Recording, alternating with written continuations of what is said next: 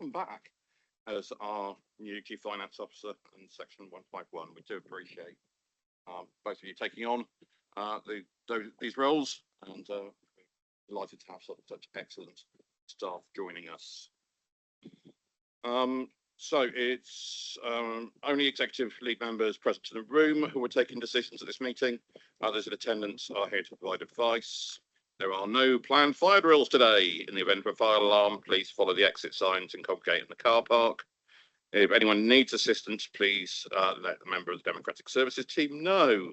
The agenda and papers have been published on the Council's website in advance of the meeting, and we strike a balance between providing opportunities for the lawful expression of views, but unacceptable behaviours or actions which cause disruption can lead to our meetings being adjourned. The Council will be making a recording of the meeting. This will be published in due course. So today's meeting will be run using a hybrid format. Executive lead members and key officers are physically present in the Luttrell room. Other elected members and officers may physically or remotely join the meeting to speak on specific agenda items or observe. And the meeting is being broadcast, and therefore other members of the public and partners can observe remotely. If you are online, please can you refrain from using the chat function only for the purposes of the meeting. If you wish to speak, please use the hands up function. Unless that's not working, and then put your name in the chat, and I'll endeavour to take you. Only speak at the chair's invitation. Say your name before speaking, and microphones and cameras turned off at all other times, because it helps our bandwidth. So turning to our agenda, we've got apologies for absence first. Councillor Theo Philip is on holiday in France, but is online, I see. Okay. Not sure how long the internet will hold up, but I'll be here when I can. Okay, it's good to see you, and hopefully you'll be able to be here for your agenda item. I'm not sure about introducing it in French, but we'll see what we can do. And I've just seen apologies that Councillor Mike Rigby will be 30 minutes late. So hopefully he'll be here in time for his responses to questions. If not, we will pick them out as we can. We've got the minutes of the last meeting. Has anybody spotted anything that needs amendment, correction, clarification, or any change at all? Not seeing anything from lead members or associates. Any other members? Again, not seeing anything. Proposer, please. Councillor Liz Lishon, seconded by Councillor Heather Shearer. Those in favour, those against, that's clearly carried.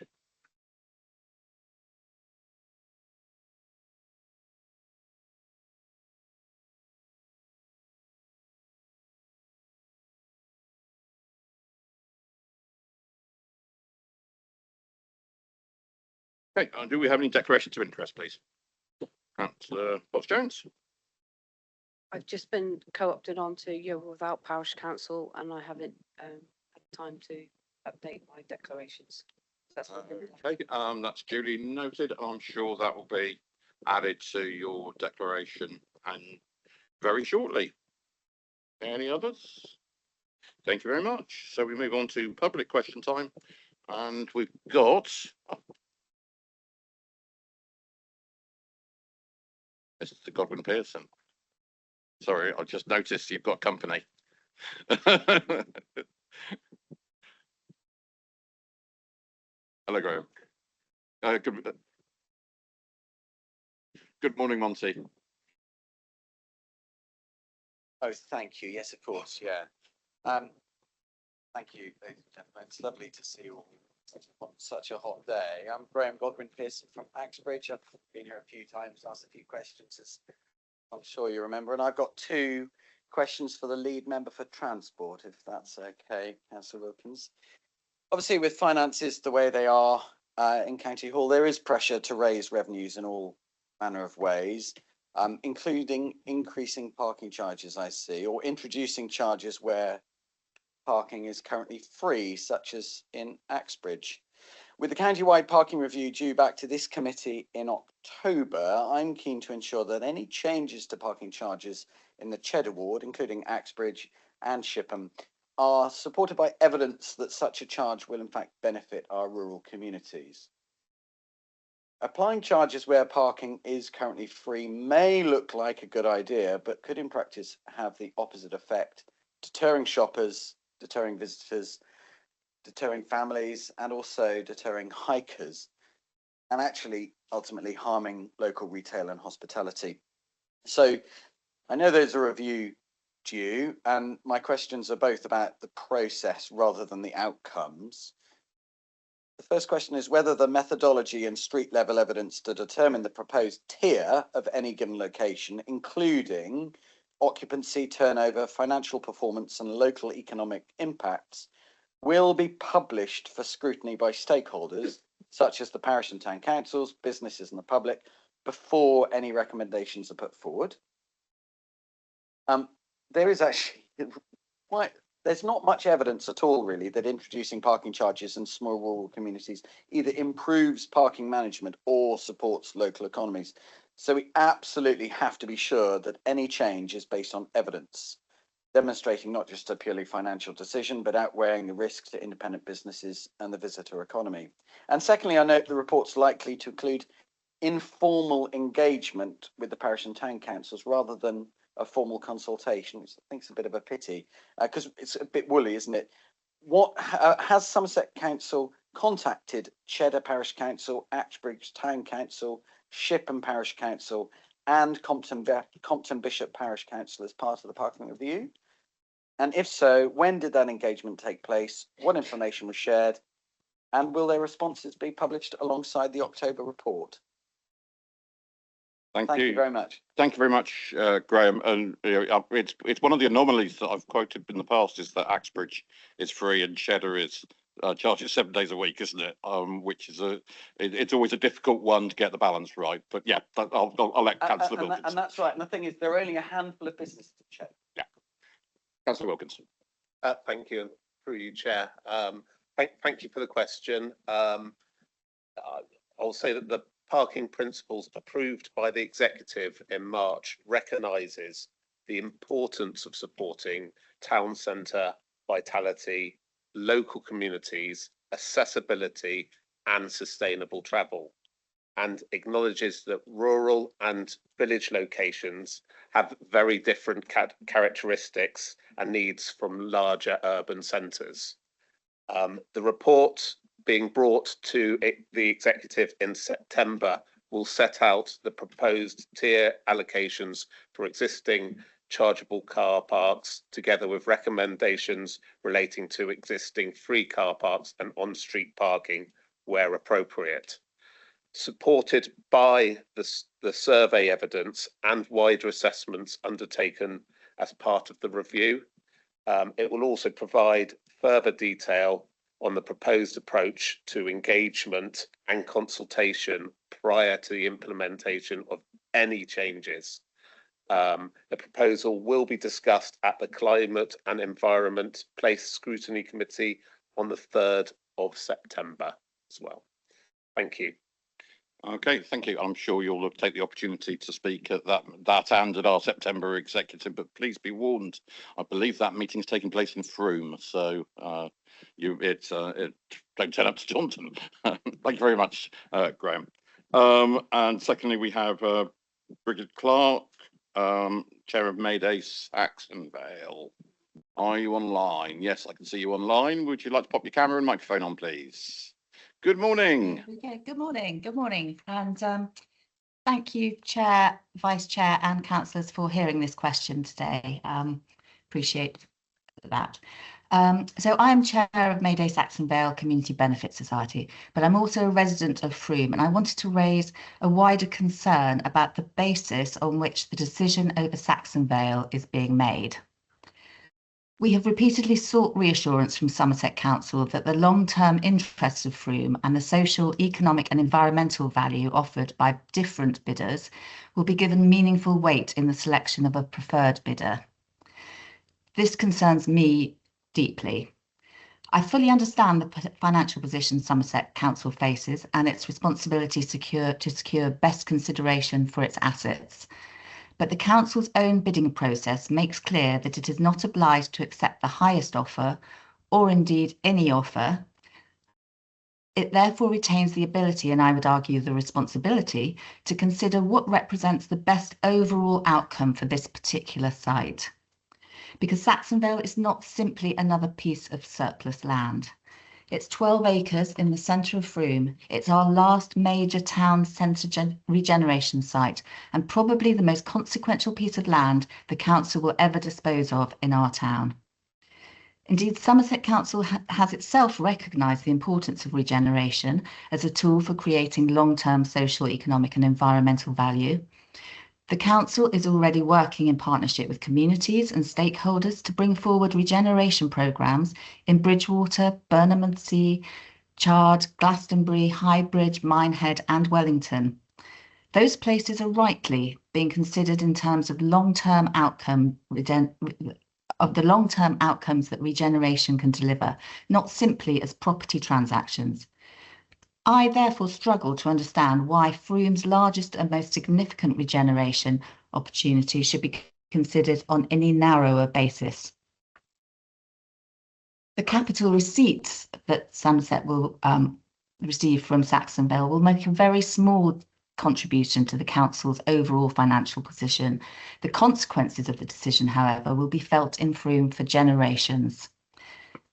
The choice of purchaser will influence how quickly the site is developed, the quality and the type of homes that are built, the jobs and employment spaces that are created, the public and community spaces that survive viability negotiations.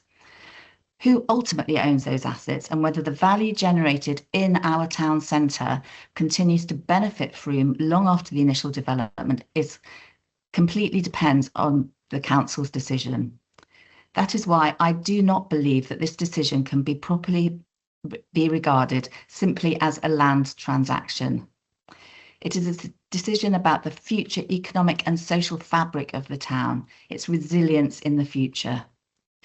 So my question to the executive is this: will you ensure that Somerset Council determines the future of Saxonvale, when it determines the future of Saxonvale, it does not do so simply as the disposal of an asset or a comparison of capital receipts, but as a decision about the long-term future of Frome, giving meaningful and demonstrable weight to the social, economic and environmental value each proposal will create for the town over the generations to come. Thank you. Thank you so much for your question. And Councillor Rigby has entered from stage left, and I'm just checking whether he is ready to answer it before. With the good offices of Mr. Hall, I am Thank you. fully prepared. Thank you. And thank you for the question. The council is in the assessment phase, having received 8 bids for this site. The process has ensured any bidders that wish to come forward have been able to do so. In order to give maximum flexibility to bidders and bring forward the long-standing desire to see action on this site, the council is seeking unconditional offers. All bids received are being fairly assessed with the support of our independent advisors, CBRE, and we anticipate a positive outcome from the process being put forward as a recommendation to the September executive, which we have committed to hold in Frome. We're unable to enter into specific questions in this committee from a bidder now that the process is underway. But members, please be assured that we will meet our best value obligations by assessing the financial offer received for the site alongside its deliverability. Thank you. Thank you, Councillor Rigby, and thank you for the question as well. And we now move on to questions from councillors to the executive. And I've got Councillor Rodriguez first. Good morning, Diogo. Morning, Chair. Thank you. Last year, the Chief Finance Officer advised me that the Coal Orchard disposals made up of multiple packages over 2 financial years generated receipts of 1.683 million against a net book value of 5.389 million, resulting in an accounting loss of over 3.7 million. However, in response to my question in June, the executive member advised me that the sellable assets cost 9.2 million, generating capital receipts of 6.3 million and a loss of 2.9 million. The figures provided by the Chief Finance Officer at the time and the executive member today do not match up.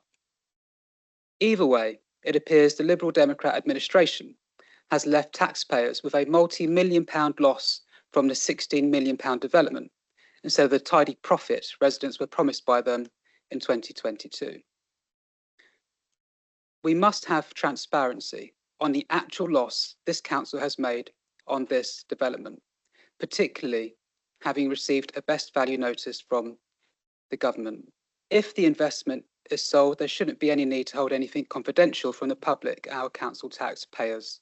So my question, therefore, is can the executive publish a schedule of every Colne Orchard disposal, including any disposals made as part of a package, showing the assets disposed of, the date of disposal, the cost, the net book value at the time, the sale price achieved, and the profit or loss on each disposal? Thank you. Councillor Rigby to respond, please. Thank you, Chair.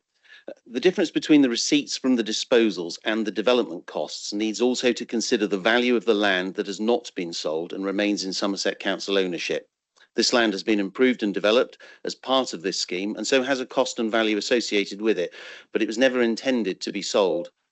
This retained land was last valued at £2.6 million and remains on the Somerset Council books and asset register. The response provided in June was that the difference between cost of development and sales is £2.9 million. Within that £2.9 million, the retained land makes up £2.6 million, making a realised loss of £300,000. While it would technically be possible to produce a schedule of all of the costs and disposals, this is a very considerable piece of work, and whilst I'm sure it can be achieved, I frankly have more pressing issues for my property team to be getting on with, and I'm sure our new 151 officer has more pressing things for her finance team to do as well. Okay, thank you very much for the question and the answer. Moving on to Councillor Tom Power. Good morning, Tom. Good morning, Mr. Chairman. We've been hearing from a number of business owners in Yeovil Town Centre that there appears to be an increase in street drinking, antisocial behaviour and begging. There are also concerns that this is discouraging to visitors from coming into the town centre and may also be contributing to shoplifting incidents. Many residents in Wincanton and Bruce and the surrounding villages regard Yeovil as their principal town centre for shopping and services. Increasingly, however, residents are telling me that they find the town centre less welcoming than it once was. Whilst the police work incredibly hard to keep people safe, if these orders are not up to date, it would be hard for them to deal with the related incidents. Having looked at the information available on the council's website regarding public space protection orders relevant to these matters, it appears that the orders were made on the 20th of October 2022. The previous orders state under Section 60 of the Antisocial Behaviour, Crime and Policing Act 2014 that these PSPOs remain in force for 3 years unless extended. The council website also states that PSPO's page was due to be reviewed in January 2026. So my question to A are, has the website simply not been updated or have the PSPOs now been lapsed? And question to B, please could you confirm whether the relevant PSPOs for Yeovil Town Centre has been extended and remain in force? If so, it is important to update the council's website so they accurately reflect the current position. Thank you. Thank you, Tom. And Councillor Federica Smith-Roberts to respond. Good morning, Federica. Morning. Thank you for your question, Tom. The PSPO in the Yeovil area have lapsed. There is ongoing work to reinstate a dog fouling PSPO for the whole of Somerset. This is yet to go out to the public consultation. However, the teams have been speaking with city, town and parish councils about this, and it's expected that work will continue in the autumn. The website does require updating and the community safety and environmental health teams will work together to do this. In relation to whether or not the Yeovil PSPO has been extended and obviously remains in force, whilst it's lapsed, at this time, we have also not received reports from the public nor our partner agencies that support the need to reapply for a PSPO in the Yeovil Town Centre area. We will, however, keep this under review, and it would be remiss of me not to add that people should continue to report incidences to the police via their online portal. If it's not a life-threatening situation, you can do that on their website. We also have the ability to report antisocial behaviour on our website as well. It's those reports that help build up the picture and the data that then helps out build whether or not what levers or methods that we use to tackle antisocial behaviour.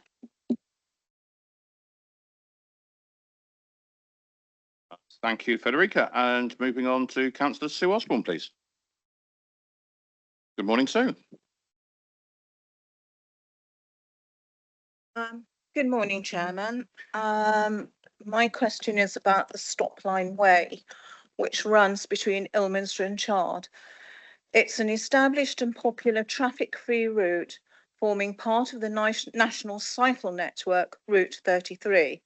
But residents are concerned about its condition and the absence of a clear long-term maintenance and improvement plan. Can the executive lead member confirm? Question 3A, whether the route has been formally assessed for capital and revenue support through the Consolidated Active Travel Fund. 3B, how much of Somerset's CATF allocation has been committed and spent, and whether any of this fund remains available. Question 3C, whether the Stopline Way is included in the Council's Active Travel Programme and Local Transport Delivery Plan for 2026 to 2030. And question 3D, what practical steps, evidence and partnership arrangements are required for the route to become funding ready?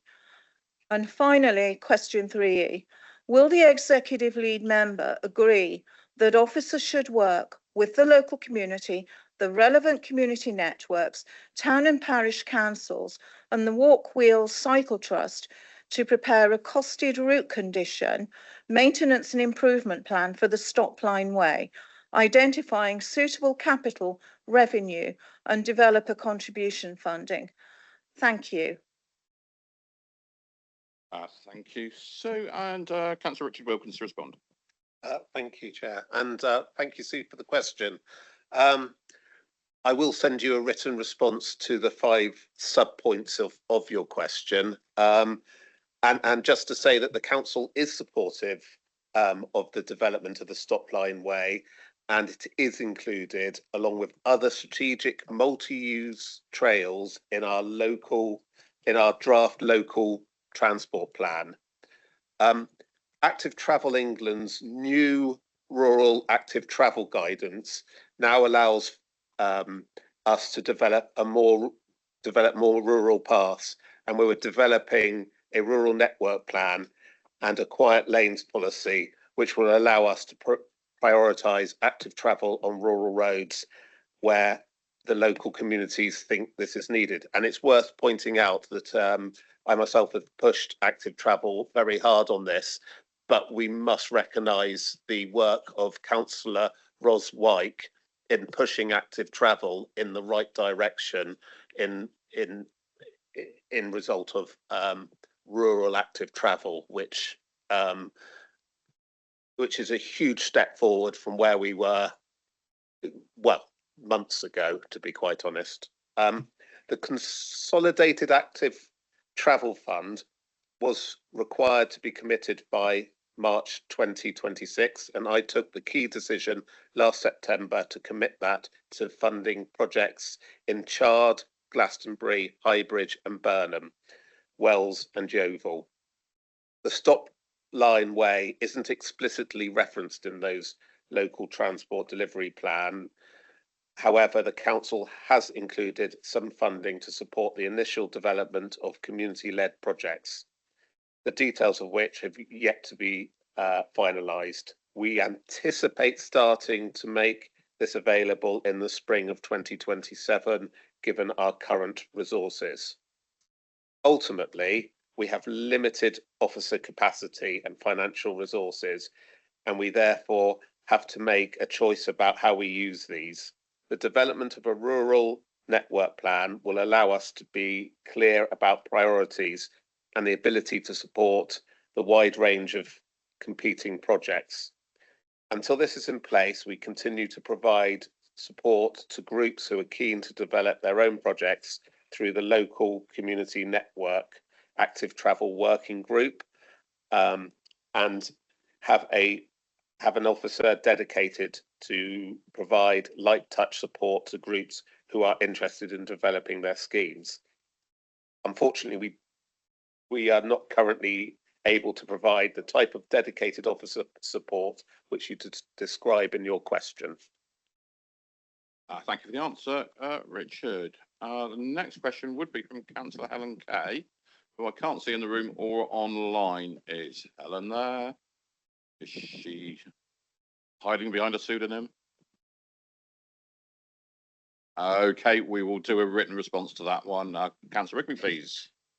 And last but not least, we have Councillor Lucy Trimnell.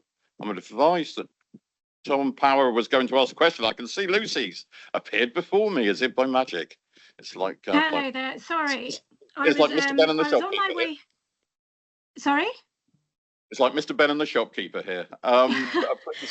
Please, I was on my way in and I got called by the doctors to have an appointment at 11, so I'll be coming over after that. So we will look forward to your arrival with great I'm interest. Sure, I'll bluster in, make a load of noise, fall Okay, over. carry on with your question, please, Lucy. Right. Okay, so in 1979 and 1982, Bruton suffered severe flooding due to summer rains, heavy summer rains. As a result, a dam was constructed in 1984 to prevent the town being so badly flooded again. This summer, the Environment Agency have commenced improvement and maintenance works on the dam, for which we are very grateful, as it will hopefully ensure that we're not affected for many years to come. Now, we've so far enjoyed a long, hot and dry summer, but this will not last and periods of heavy rain will return at some point soon. With the ground so dry, unless we are given a gentle reintroduction to wet conditions, it's possible that rain will run straight off the ground, the hills, for example, and into our roads. Now, last year, having looked at the condition of the drains in some of our most flash flood-prone areas in Bruton, I asked the council to inspect them as many appeared blocked. They had plants growing out of them, but was told there was no issue. As we approach the autumn again, I'd like to ask what work has been done to ensure that drains and gullies across the county, but particularly along the A359, where it runs through the heart of Bruton, are clear and ensure that rainwater can drain freely from the roads. My second question, with the extra £50 million funding which we are due to receive from the government, will any of it be allocated to flood-prone areas in Wincanton and Bruton, as very often these incidents can be prevented with simple measures such as clearing drains and maintaining culverts? Thank you.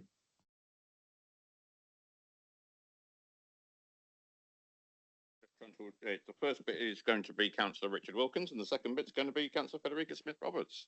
Your questions are so good they need two councillors. Richard. Thank you for the question. The council has an ongoing programme of emptying gullies and treats each drain annually, biannually, or every 4 years, depending on the location and the particular gully in relation to flood risk. This approach was introduced in 2013, and gullies on the A359 through Bruton are emptied annually, except for the High Street section, which is served every 4 years as a lower risk area. We have an online annual works map where you can look up the gully emptying cycle and the date of the last treatment, and it's rather disappointing that you've not used this app, because it is a fantastic piece of work that's been put together so that you can self-serve these very questions you are asking. But in addition to the plan cycle, anyone can report a blocked drain at any time through our report it function, and it will be inspected and treated as necessary. The council has allocated additional funds to empty an extra 65,000 gullies this year in flood risk areas. So we do listen to the public, and we do get it. Okay, thank you, Richard. And Federica, the second part. Thank you, Lucy, for your question. We plan to channel a significant amount of the 50 million funding we've received directly towards local communities and flood-prone towns and villages across the county through the My Community programme. This programme is working at parish and town council level to better identify local flood risk and put measures in place to eliminate or reduce it. The large number of communities at risk means that action will be prioritised according to the greatest risks that need addressing and where the most benefits can be achieved. If communities have issues or suggestions they would like assessed and addressed through the programme, they can contact flood resilience at somerset.gov.uk. That's our new email address. I believe that went out on a members briefing note as well. Indeed, and we could have spent that £50 million, I think, several times over with the level of interest we've had. So there will be difficult decisions ahead, but let's also remember we've got the Somerset Rivers Authority precept, and hopefully we'll be able to include some of those that are disappointed at the outcome of the 50 million into their forward plan as well. Thank you very much for your question, Lucy. Thank you.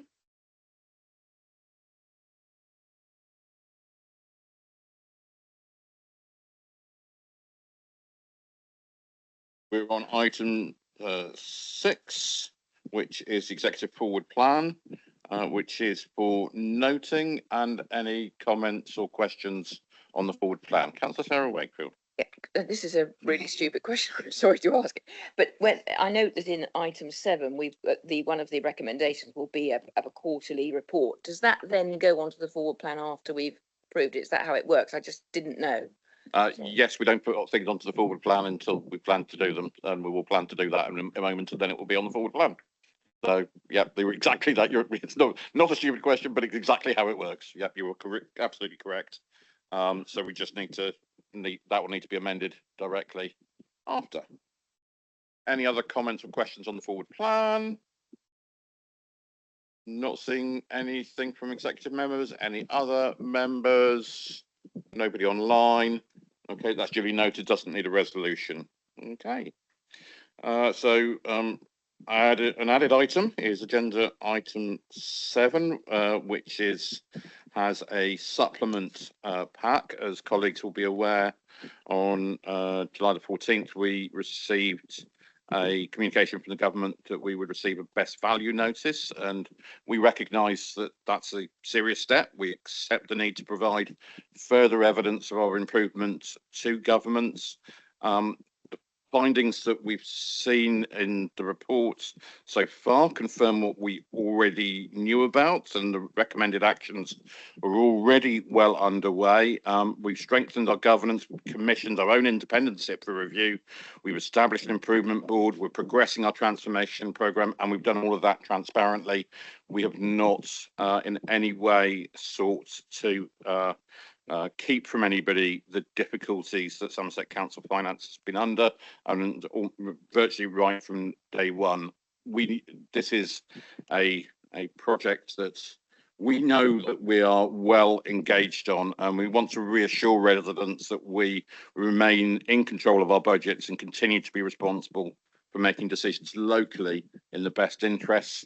Right from the start of the declaration of the financial emergency, we set out to keep control locally rather than going down the route of having commissioners, and that is what we are still determined to do. And I'll hand over to Chief Executive Mr. Duncan Sharkey to introduce the report. Thank you, Leader. So I think, as you just said, this is a serious position. Best value notification from the department is effectively the highest level of intervention the department have before they start to intervene directly and appoint other people to come and either take on the commission roles or instruct us on what to do. So it really flags up the serious concern the department has regarding the overall position of the authority. If you'll allow me, Leader, I'll just go through a few details of the notice itself. So the notice itself is based on the findings of the May 2026 SIP for External Assurance Review, which was carried out at the department's request. That is now public. It wasn't when this report was first pulled together, so if people haven't seen that, I think it's in the pack, but it's also on the website, so that's out there for people to have a look at. Underpinning that is the evidence that the SIP for Review offers that despite receiving financial support, we are still in a fragile financial position, and the scale of the financial challenge is still very significant.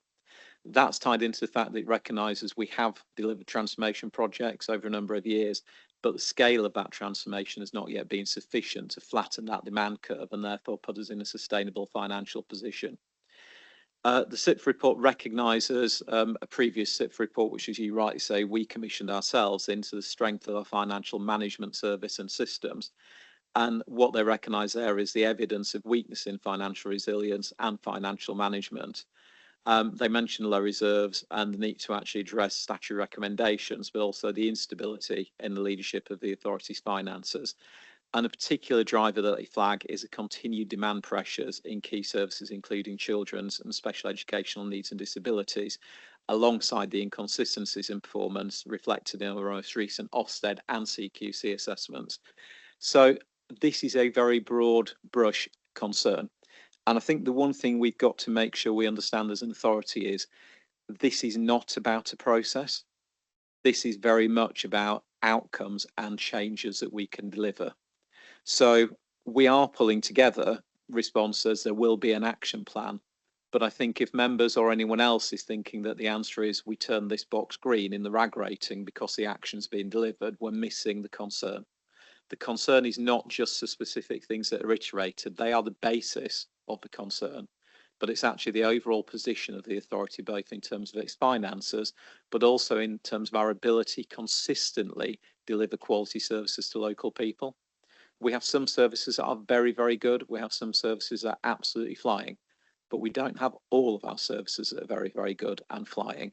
And what we need to understand is, while these are the things that have been expressed in the SIPFA report, if other things go wrong whilst we fix the things in the SIPFA report, we're not actually solving the problem. This is about how we turn the authority into a normal, if we can use that phrase, organisation where we consistently deliver to a high standard services across the piece, where we have some financial stability going into the longer term, and where as an organisation we are able to change, we are able to transform without it taking the entire focus of the organisation to just do those things. So this is very much about how do we bring together all of the things that we've been working on for the last couple of years and really start to make sure that they've landed and they are now embedded in the organisation, rather than they are still considered as in addition to what we do. So the department itself has said in the notice that they expect us to continue to take urgent steps to improve financial sustainability. They expect us to make sure the financial capacity and capability is in place to support financial management decision making. They expect us to continue to address, and they do recognise that we've had a lot of external audit findings over the last few years and other reviews that we've commissioned many of ourselves, and they can see we are delivering against those actions, but there is still more to do.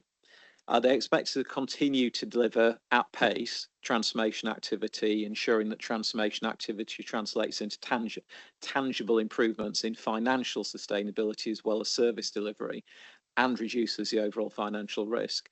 And they particularly expect us to make sure we continue to strengthen key services, including children's, adults and SEND especially, to improve outcomes and see better management of demand, and therefore that link to the financial pressures and financial risk. So there is a lot in there that we need to digest. There's a lot in there we need to consider. And as ever, of course, the council has been incredibly transparent, as you said, Leader, over the last few years.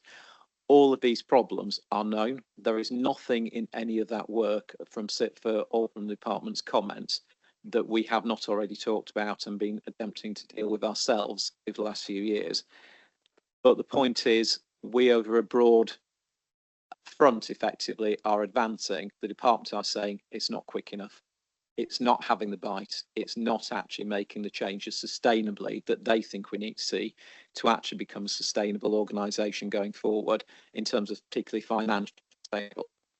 So I come back to the point that it is not about having an action plan and we're targeting the action plan, therefore that will be the basis of coming back to the department. That will be something we do, and I'll come back to that, something that's really important. But it's the impact of those actions that we take on the quality of services, on the financial stability that we need to be really conscious of, that we need to be cognizant of. So for example, in the notice SIPFA report, it talks about having low level of reserves. I am very confident at this point in time that we will hit our reserve target of 10% by the end of this year.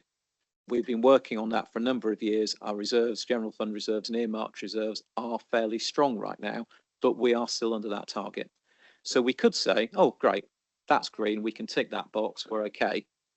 That's not the entire story. That is a measure government are using to express the concern.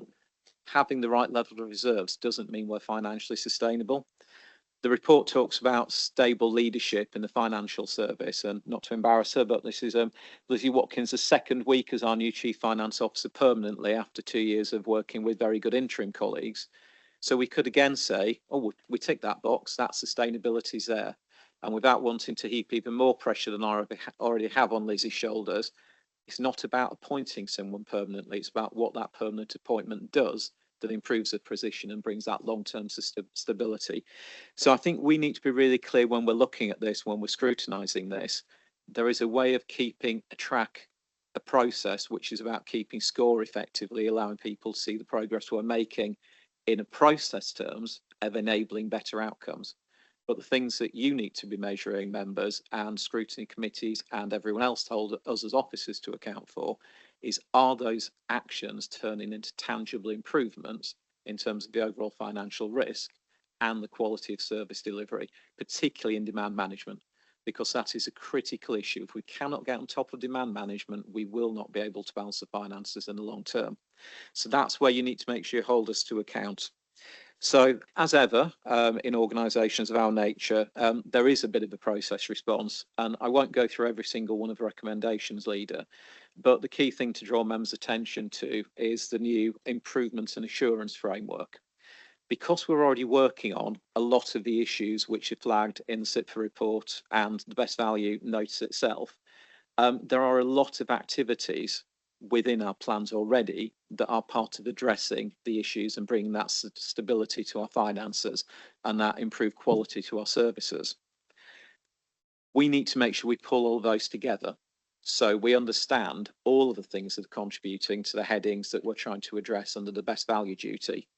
So the improvement assurance framework is a new reporting mechanism effectively that tries to pull those together.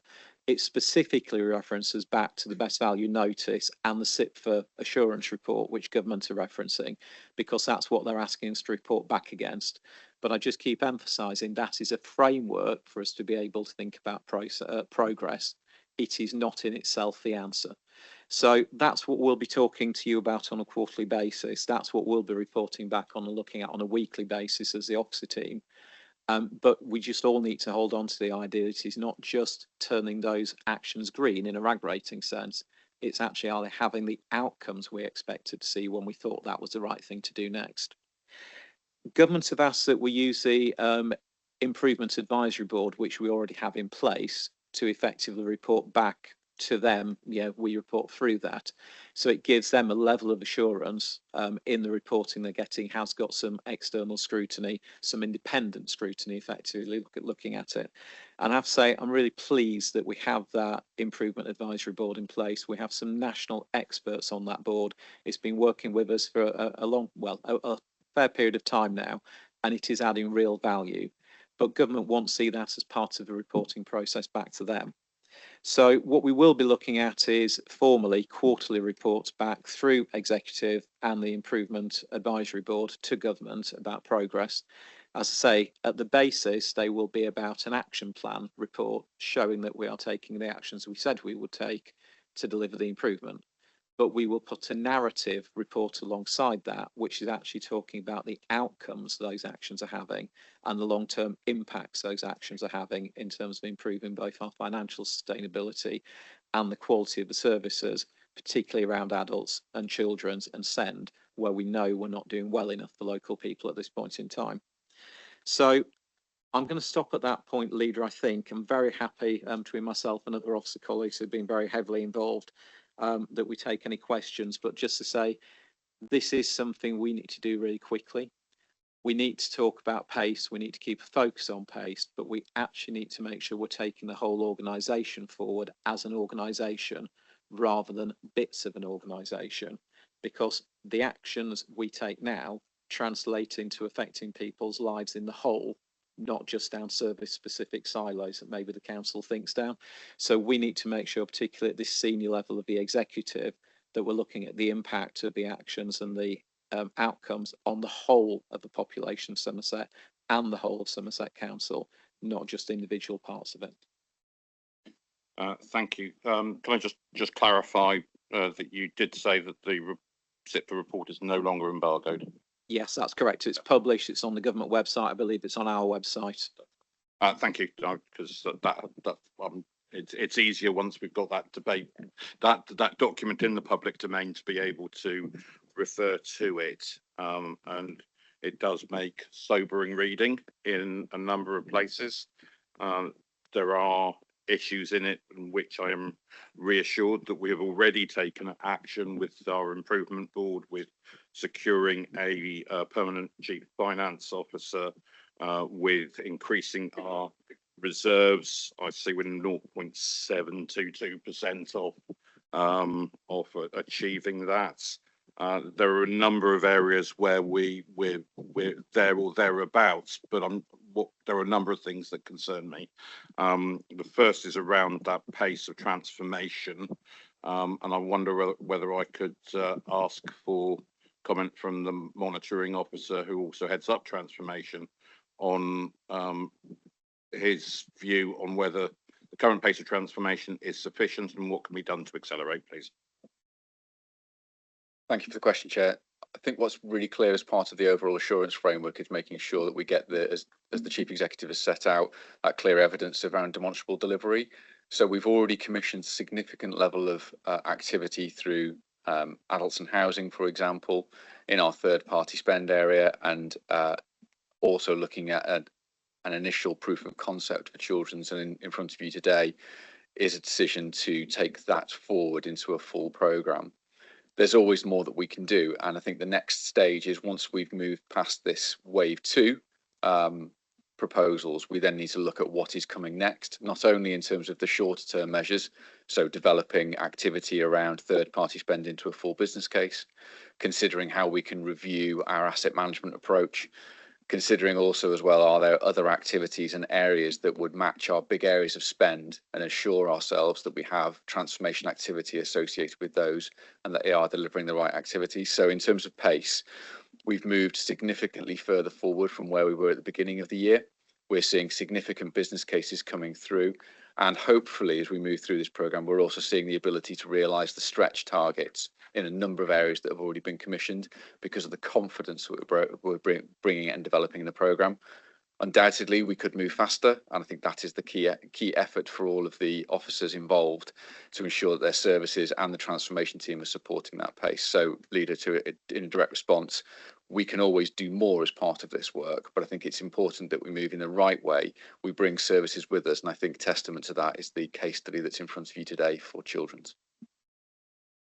Thank you for the response, and we look forward to discussing that case study for Children's in due course. Would you say there are any obstacles for us being able to achieve transformation at pace which we would be able to mitigate, please? I think there are a couple of things that we can start to look at. So underpinning all of the transformation work, and again, it speaks to what the Chief Executive has said in terms of not just about delivering the activity or the action, it's actually about the culture of the organisation. So underpinning the work that we are doing as part of the transformation programme is a sustained culture programme to address that working, understanding that all officers have that view about how we are supporting that activity.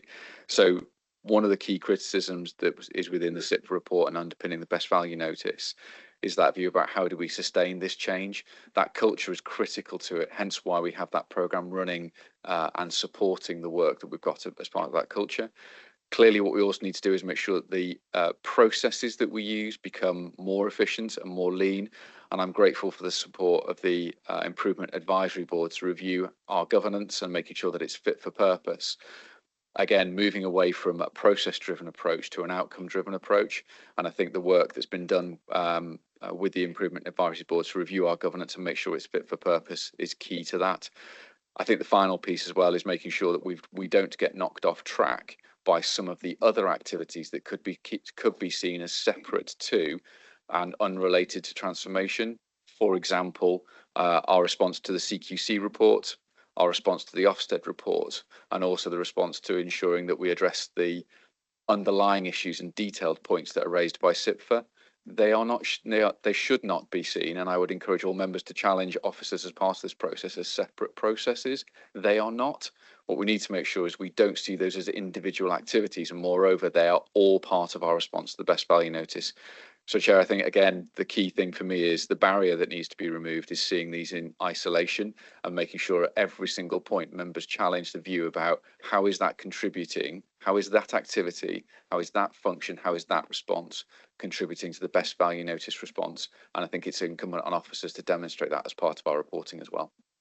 Thank you. And my third question regards some sentences that were in the September 24 report and in this one about the business case for unitarisation, not being able to not having accurate estimations of the timescale of delivery of the benefits of that. I'm very aware that there are a whole host of councils that are now joining us on the unitarisation journey and following where we have gone. I wonder if there's any lessons that we could share with those councils about what's gone well and what could have been improved. And I think there's two hands to my left. Who wants to go first? I think we are sharing lessons that we've learned. There are a number of issues that we've encountered, which other councils who went through the same process have encountered. So speaking to a group of people through the LGA yesterday, day before, who are going through that process in the next few years. I think government's also learned from that process. There are, I'm not sure any authorities who are going to be continuing authorities in the way we are. So there are issues though about people having expectations. So on day one, when we vested as an example, I think we had 7 different planning systems. The earliest date contractually we could bring together all of those planning systems is the 1st of April 2028 in terms of operating a new single planning system for Somerset. I think the expectation in lots of parts was that we would have sorted that out within the first couple of weeks. We've just launched our new single unified revenues and benefits system, which, really pleased with the work that's gone on there. But we had a contract with an external partner, which ran until I think it was very late last year, earlier this year, which meant that we couldn't have brought together a single system until that point. Those things weren't really well understood in the original business case planning.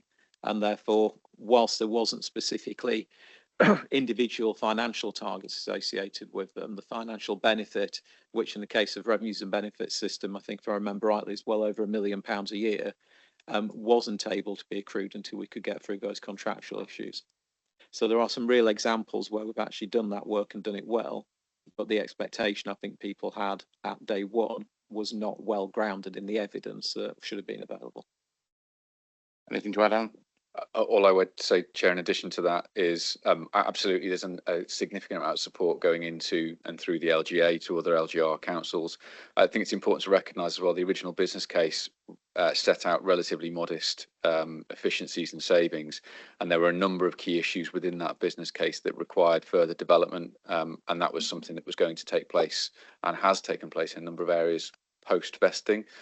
It was taking to a particular point. I just remind members as well that as of April the 1st this year, we were on track, and we still are on track to deliver £135 million worth of savings since vesting day. The business case didn't envisage that as part of that process. And we've gone further and faster than originally envisaged. What's quite clear, though, is that the pace of change and the pace of pressure within the budgets isn't keeping up. And that wasn't envisaged as part of that business case. And that's something that we've had to deal with since vesting day. Thank you, Chair. Indeed, it's what I've described as running up the down escalator, isn't it? That we can only achieve if we're achieving savings at the same rate at which demand pressures are increasing. We put ourselves in a position where we're standing still, or even going backwards, in spite of the huge amount of effort that's gone into that. Thank you for the answers to those questions. Lizzie, I don't know whether it's fair to ask you questions immediately. The paragraph that my eyes went to was the paragraph about Microsoft Dynamics and its introduction. I wonder whether you had any comment at this stage about that. I'm pleased. We will understand if you can't answer the exam question at this stage. So thank you, Chair. There are elements of the items that are already included in the Best Value Action Plan that were already built into the Building Better Finance Plan. So it's not a surprise that actually many of these actions are already underway. Significant progress has been made in quite a lot of areas. Doesn't mean that we haven't still got some way to go in terms of that. It is really important that the Finance Service support the organisation in terms of better financial management, in terms of that financial grip, and we've got to make sure that we do all that we need to in that space. So it is absolutely in the action plans in terms of addressing still some of those weaknesses that exist. Okay, thank you. And really pleased also to see in the report recognition of the improvement in our treasury management, particularly our borrowing levels, as well as that improvement in reserves. So that it's good we've got that basis from which to move forwards. I wanted to just move on to a paragraph about children's social care. I wonder whether just get a comment from the director, please. So Somerset's children's social care expenditure per child aged 0 to 17 is 16.2% above nearest neighbour averages, ranking 4th highest within the comparator group. Expenditure relating specifically to children looked after is 27.1% above nearest neighbour averages, while safeguarding expenditure is 32% above comparator averages. The benchmarking analysis also identifies a theoretical notional variance of 34.3 million against comparative performance levels within children's social care. While this does not represent directly deliverable savings, it demonstrates the scale of financial variation currently existing within Somerset's operating models relative to comparator authorities. Would you be able to give some context behind that paragraph and what actions will be needed to move forwards from that situation? Because that one stuck out to me as one that keeps me awake, shall we say. Yes, of course. So I think that the biggest issue relates to children looked after. And the issue there is that, as we know, we have too many children in residential care, which we've reported significantly. The national average percentage of children in care who are in residential provision is 10%, and in Somerset that is 23%. And the costs of residential care are obviously hugely disproportionate to the cost of foster care. So our costs in terms of children looked after being so high relate largely to the huge numbers of children in residential care at very high cost. The work that we're doing in that, because that was identified by Ofsted in the recent ILACS report, a lot of the work that we're doing with Newton, which is in the My World, My Tomorrow item in this agenda, focuses on children looked after and trying to move children where it's appropriate, which it is for most children, from residential provision to fostering provision, or for those children to be able to go home to focus more securely on those children's reunification and being able to remain at home. In relation to the safeguarding figure, I don't understand that figure. When I've looked at we have regional data about the number of social workers across the system and the by local authority area, a sort of rate per 10,000 children in the population, and we are the lowest in the southwest region for the number of social workers across children's services, children's social care. I can't imagine that the cost will be anything other than staffing costs in safeguarding, because we're not looking at provision, we're looking at staffing to support those children. So I'd want to go back and interrogate that a bit further, because it doesn't make sense to me from when comparing it to the regional data. It would be interesting to understand some of the analysis there and make sure that we understand the point that CIPFA are trying to make in that, and so that we can explain it.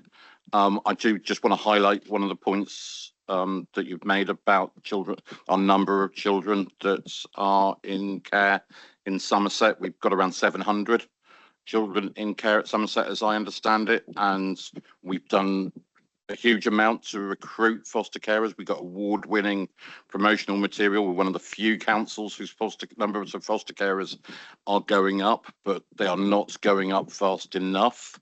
And there is a huge need for us to be able to expand our foster care provision to make sure that we've got Somerset homes for Somerset children. Recruiting more foster care is not only the right thing to do for our children and young people, it'll also be absolutely the right thing for us to be able to get best value for council taxpayers as well. And just to emphasise that all the different types of fostering, long-term care of a child to occasional care to emergency for a couple of weekends. This means there are lots of different ways in which people can get involved depending on their lifestyle and skills. And really looking forward to working with the service to make sure that we can recruit that number of foster carers going forwards. I think if we found a significant number of foster carers, we would be in a very different place financially. And if we could prioritise that as being something that we do as a whole council, I think that would go a long way to addressing the concerns that are within this report.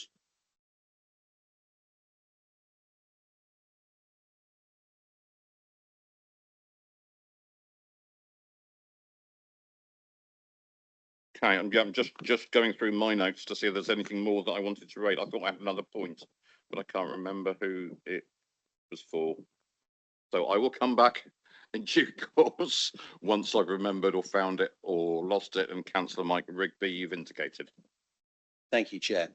I was pleased that a couple of weeks ago we finally managed to get representatives from the police and National Highways to come and sit in those chairs there and talk to us via the scrutiny committee about the problems that we've seen on the M5. I was underwhelmed by the response they gave because they largely rattled off a list of things that they were already doing. And the problem is that the things that they were already doing weren't good enough. We had continual problems on the M5 and it's been probably the worst period ever since they were here. What they're doing isn't good enough. What we need to hear from them, and still need to hear from them, is what they're going to do to fix that problem. What are they going to do differently from what they're already doing? I read the papers, the background papers to this item, and I got the same feel really. And the bit that kind of concerned me was the phrase that I can't remember who used it, but someone used the phrase, they were struck by quite how much of the work required was already underway. The problem is it isn't working. So I think what we need to focus on and what we as an executive, I hear what Duncan said about needing to hold them to account and to challenge. The thing that I want to see going forward in these meetings to see how we're making progress against the concerns raised in the best value notice is what are we going to do differently? Because what we've been doing so far has not impressed government. And we need to see what the change is going to be in order to remove the best value notice and to move forward. So that's where I think we need to see the focus. I don't really want to hear we're doing all of this already because it isn't working. What's the change? Where's the difference? Duncan. Yeah, thank you. Thank you for the question. And I think I agree. That's the point I'm making about this is not about a process. This is about the outcomes. So what I don't think there is a whole set of different actions that will deliver some of the very specific things that government and CIPFA are talking about. So, we already have a very comprehensive review, which actually we commissioned CIPFA to undertake ourselves before the best value notice of our financial services and financial management. And we have an action plan, which is to address that. We need to deliver that. There isn't another action plan of different things that would make a different outcome that we're aware of. What we need to keep measuring is that we're not just delivering the process, that the actions we're taking are actually having the impact exactly as you're talking about. If the actions we're taking are not good enough, we need to do different things. We need to do them better. We need to find different ways of putting things together. But in some areas, we're still in process of doing that. So I've got confidence, for example, in the Building Better Finance plan, that will deliver the improvements because CIPFA helped us specify those and we've got good people working to deliver those. So what you need to be doing as members, as you just said, Councillor Rigby, is holding us to account and making sure we're not just going through the process, but the actions are delivering the outcomes that we want to see that are making things better. I think in some areas, particularly around demand management, we do not have sufficient actions on the table to actually catch up. There is a bit of a fallacy potentially somewhere in everyone's thinking that just because demand pressures are going up mean that we can take actions which we can then financially address and the two will balance out. That's not logically got to be true, but there is more we can do that other councils have already done to manage demand better. And when I say demand, it's not just about the numbers of people coming in. I think in both children's this year, we have fewer children in care overall. if I remember rightly, about 20 than we did at the start of the year. In adults, it's not the number of people coming through which is driving the pressure. It's the price of the cases we're having to deal with because of the complexity of the individuals.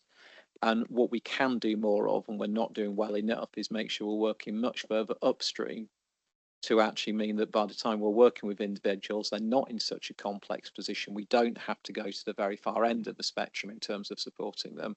We can actually get intervention early, which helps them, gets better outcomes for individuals and reduces the cost of the taxpayer.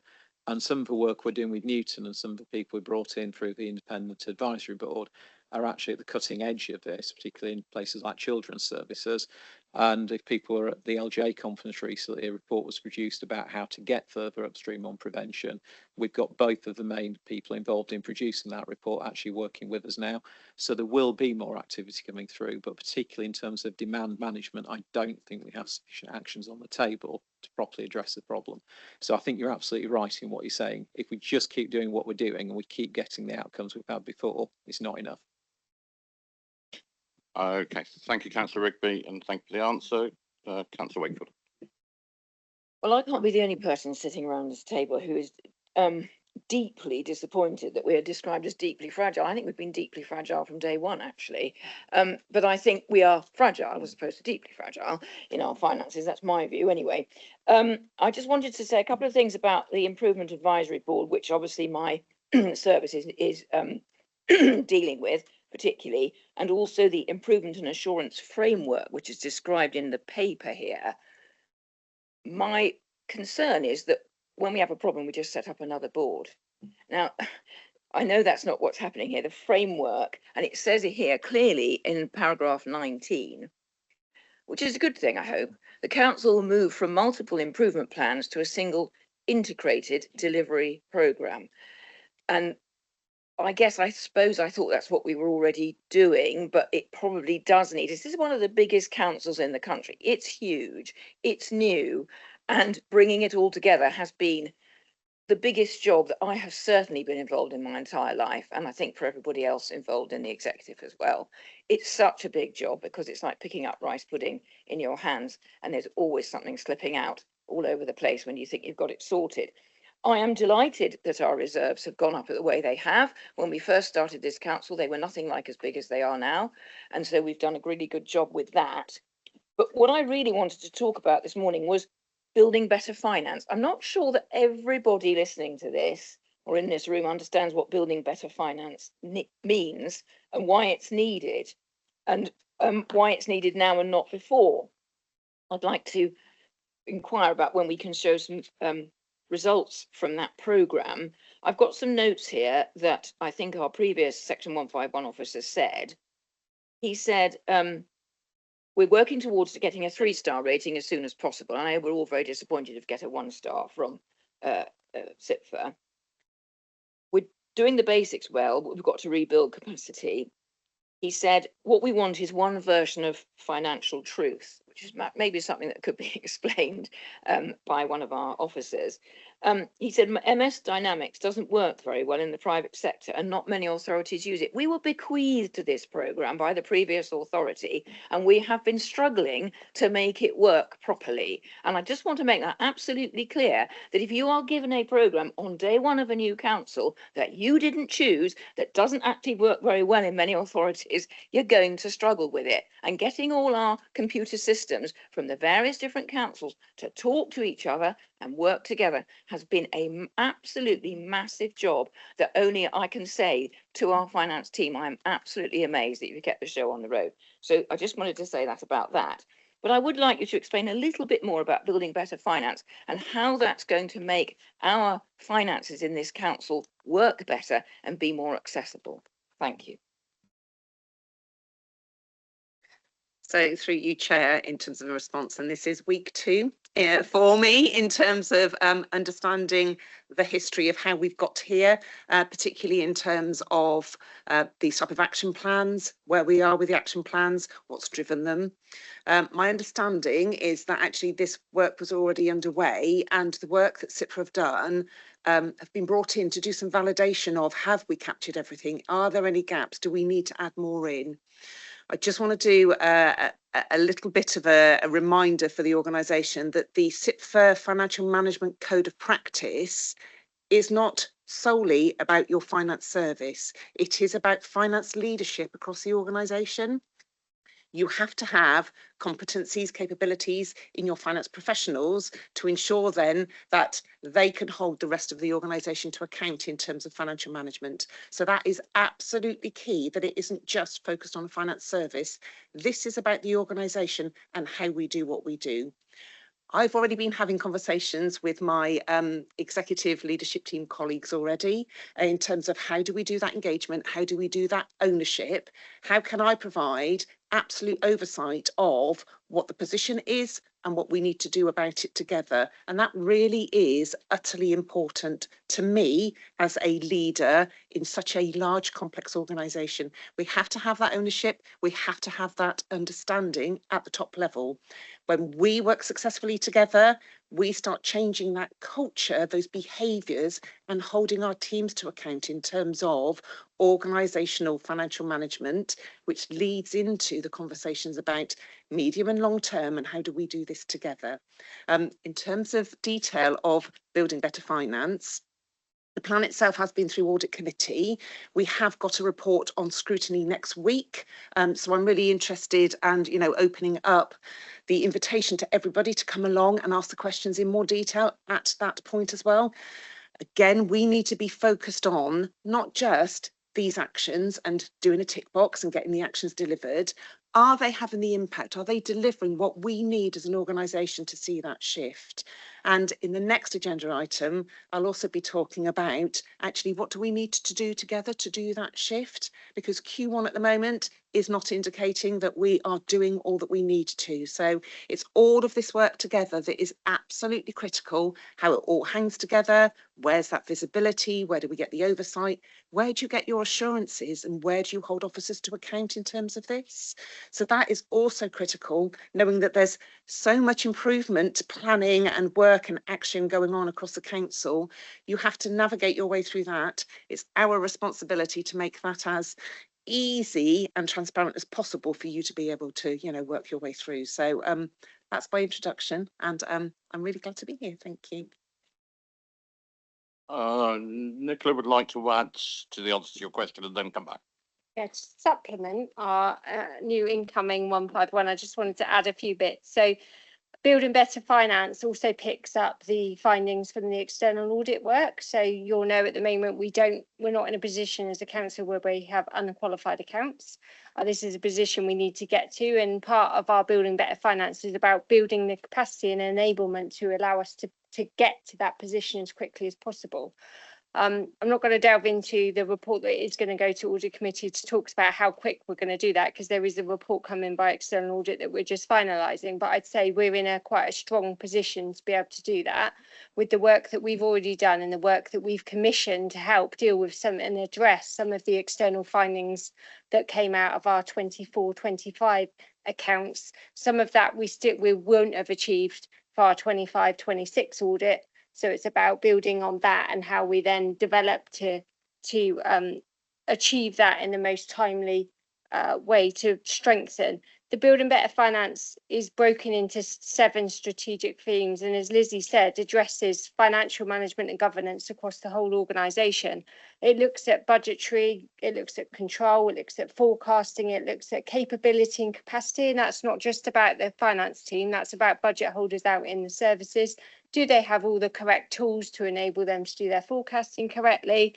And in terms of governance, is the decision making, does that all go through the correct governance? So it spans many themes. And when we talk about the programme, we do talk about an 18-month to even spanning longer than that delivery programme. But some of that we are going to do in-house quite quickly. So when we start to report on the developments and the achievement of Building Better Finance, you will see some things we've done quite quickly. Other things we will need to commission some external help to get us to do that. When Sarah, you mentioned about one version of the truth, I think that's mentioned in terms of not everything is through our system reporting as we would like it to be at the minute. There's many feeder spreadsheets that are used, which we need to eliminate and get rid of. It's certainly in children's and education team. We need to make it more slicker. We need to use it through the system. We need to look at all those feeder systems that are going into Dynamics. Unfortunately, Dynamics was purchased as a system that was not frequently used by other councils, so it didn't have some of the reporting tools that we would have liked. The team have worked incredibly hard to build that. First of all, we had bolt-on systems that we were using to try and do that. We realised quite quickly that that wasn't working for the organisation. So actually, through our AI team and BI team, we've developed our own reporting, which has really developed how users get information, how they're seeing their information quicker. And as you will see, we're starting to try and bring our quarterly reporting to executive much quicker. So the development we have done so far has enabled some of that. And I'm quite excited now with Lizzie here as well that we can get on and really deliver on building better finance. Yeah, I was only going to come back on what you've just been answering, which is about the one version of the financial truth. All I would say is that I know that our leader is helping other councils who are going through LGR. And I think what you need to say to them is do not put 5 councils in the same organisation one day and give them a new MS Dynamics or similar system on that day as well, because it does not work. Indeed, we could go down the rabbit hole of Microsoft Dynamics for some considerable time, and similar rabbit holes, I think. Yeah, suffice it to say, I remember very vividly Councillor Rigby and Councillor Lysholm pretty forensically explaining to the previous administration why this was a really bad move. We are where we are. You know, I wouldn't start from here if I were you. I'm at the least helpful direction you could ever give someone, in it. Anyway, Richard. You've kind of stolen my thunder a bit. I was going to say I'm not going to rehearse the well, frankly, insanity of Robert Jenrick going through LGR in Somerset whilst Microsoft Dynamics was just being, you know, started, to be quite honest. It doesn't take a genius to see that it was a really bad idea. But but to be clear, we play the cards that are handed to us, and it's really important that we understand that we've been handed these cards. We are playing them. What I slightly struggle with is the wording, you know, in the report or in the reports where we need where it demands more stability but faster movement. That's always I always find that a bit of a counter argument in many regards, and what I'm very clear about is that not only have we got to play the cards that we've been handed, but actually we have to change what game we're playing consistently with the changing of goalposts that constantly seems to come from the changes in government, fairer funding, and more recently the interest in how we go about social care from a government standpoint. And I know that yourself has been instrumental in demanding that we look at how social care is funded. And it seems that the current government is going to take that seriously and is bringing actually all parties to the table on that. But I just want to make sure that that our team really understand that we've got to be dynamic when the goalposts change, which they will consistently and have done, that we are able to meet those new demands as they come along. Thank you, Councillor Wilkins. Mr. Sharkey to respond, and then I'll want to move on. Yes, thank you. And I think we'd absolutely agree, Councillor Wilkins. I think the point is we need to move at pace because we need to see that the outcomes bite. It's not about taking the actions and then the outcome turns up 3 months, 6 months, a year later. We need to keep going. But I think the leader said many times that it's about the right pace, not haste. So we need to do things properly. We need to take the whole organisation with us. We need to make sure that things land and make a difference in terms of the concerns that the best value notice is covering.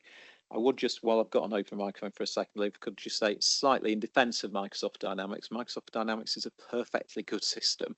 Actually, what we're saying here is that the way it was implemented has not worked for us, and we've got lots of workarounds that it's taking lots of time. And to be fair to everyone, on day one for the new council, 80% of all the predecessor councils were getting a new financial system, whatever its name was, because they were all on different finance systems.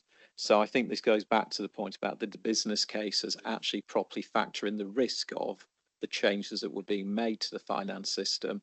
And I know there's lots of questions about whether it was the right finance system at the time, but just want to say in defence of Microsoft Dynamics, it works perfectly well for lots of organisations. We need to make it work well for us.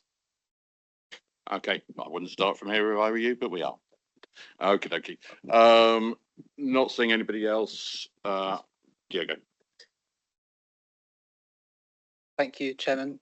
I've got maybe 4 or 5 questions I've written down on this one. So just firstly, Lizzie mentioned, and hi Lizzie, by the way. Lizzie mentioned about obviously this not just being about the finance team itself, but really about it being finance across the organisation. And I know there's a piece of work being done around culture as well, but I do ask how much of that piece of work around culture is being done with those responsible for budgets too, because sometimes I get the feeling and the sense that what a service does, or the work that the service is doing, the demands, the finance sometimes comes second as part of that thought process. And I'm just wondering if that's part of the culture change and encouraging budget holders to be thinking a bit differently, as important as it is for those services to be delivered, obviously, in the way that they wish. And maybe I'll ask 2 more, Chair, and then I'll pause if that's easier to take it in. Okay. Who'd like that one? I'll do. That one. So yes, the culture work is about actually making sure we have good leaders across the organisation. We have lots of good leaders, but we know that we don't have enough focus sometimes across the organisation on the basics of what a leader's role is. So, you know, we get lots of people who feel they're under pressure because we have capacity issues, we have demand concerns, and, you know, we have taken out a considerable amount of cost from the salary budget since vesting day.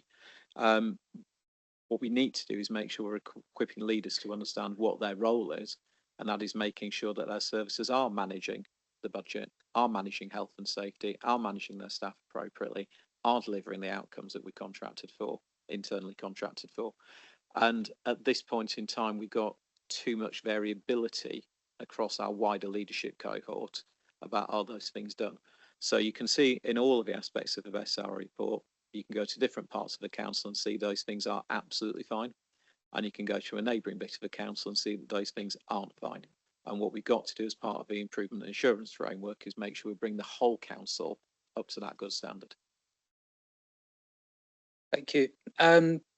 So a couple more on the best value, and then I've got 1 or 2 on the SITFA, which is also part of this one. What I'm wondering, and obviously Duncan mentioned about not just the actions that are being put in place, but then what happens and the outcomes of those.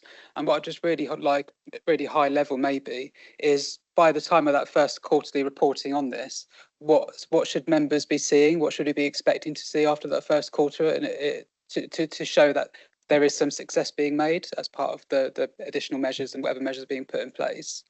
And I'm also wondering what would cause MHCLG to escalate a best value notice to something else, and how close are we to that? Do we have confidence that enough work can be done to avoid whatever escalation might look like? So I won't give you a detailed answer because there's lots of activity, but for example, I would be expecting you will be able to see that we've got the implementation starting for the assuming the case goes through executive in a second, around children's transformation. So, you know, will there be huge amount of savings logged at the end of the first quarter because of that? Of course not. It's about building to a run rate, but you should be expecting to see that all the actions are being taken, that you've got confidence that that is going to be delivering over the next year, 2 years, 3 years. and there are a whole range of other things within there. So the action plan is quite detailed.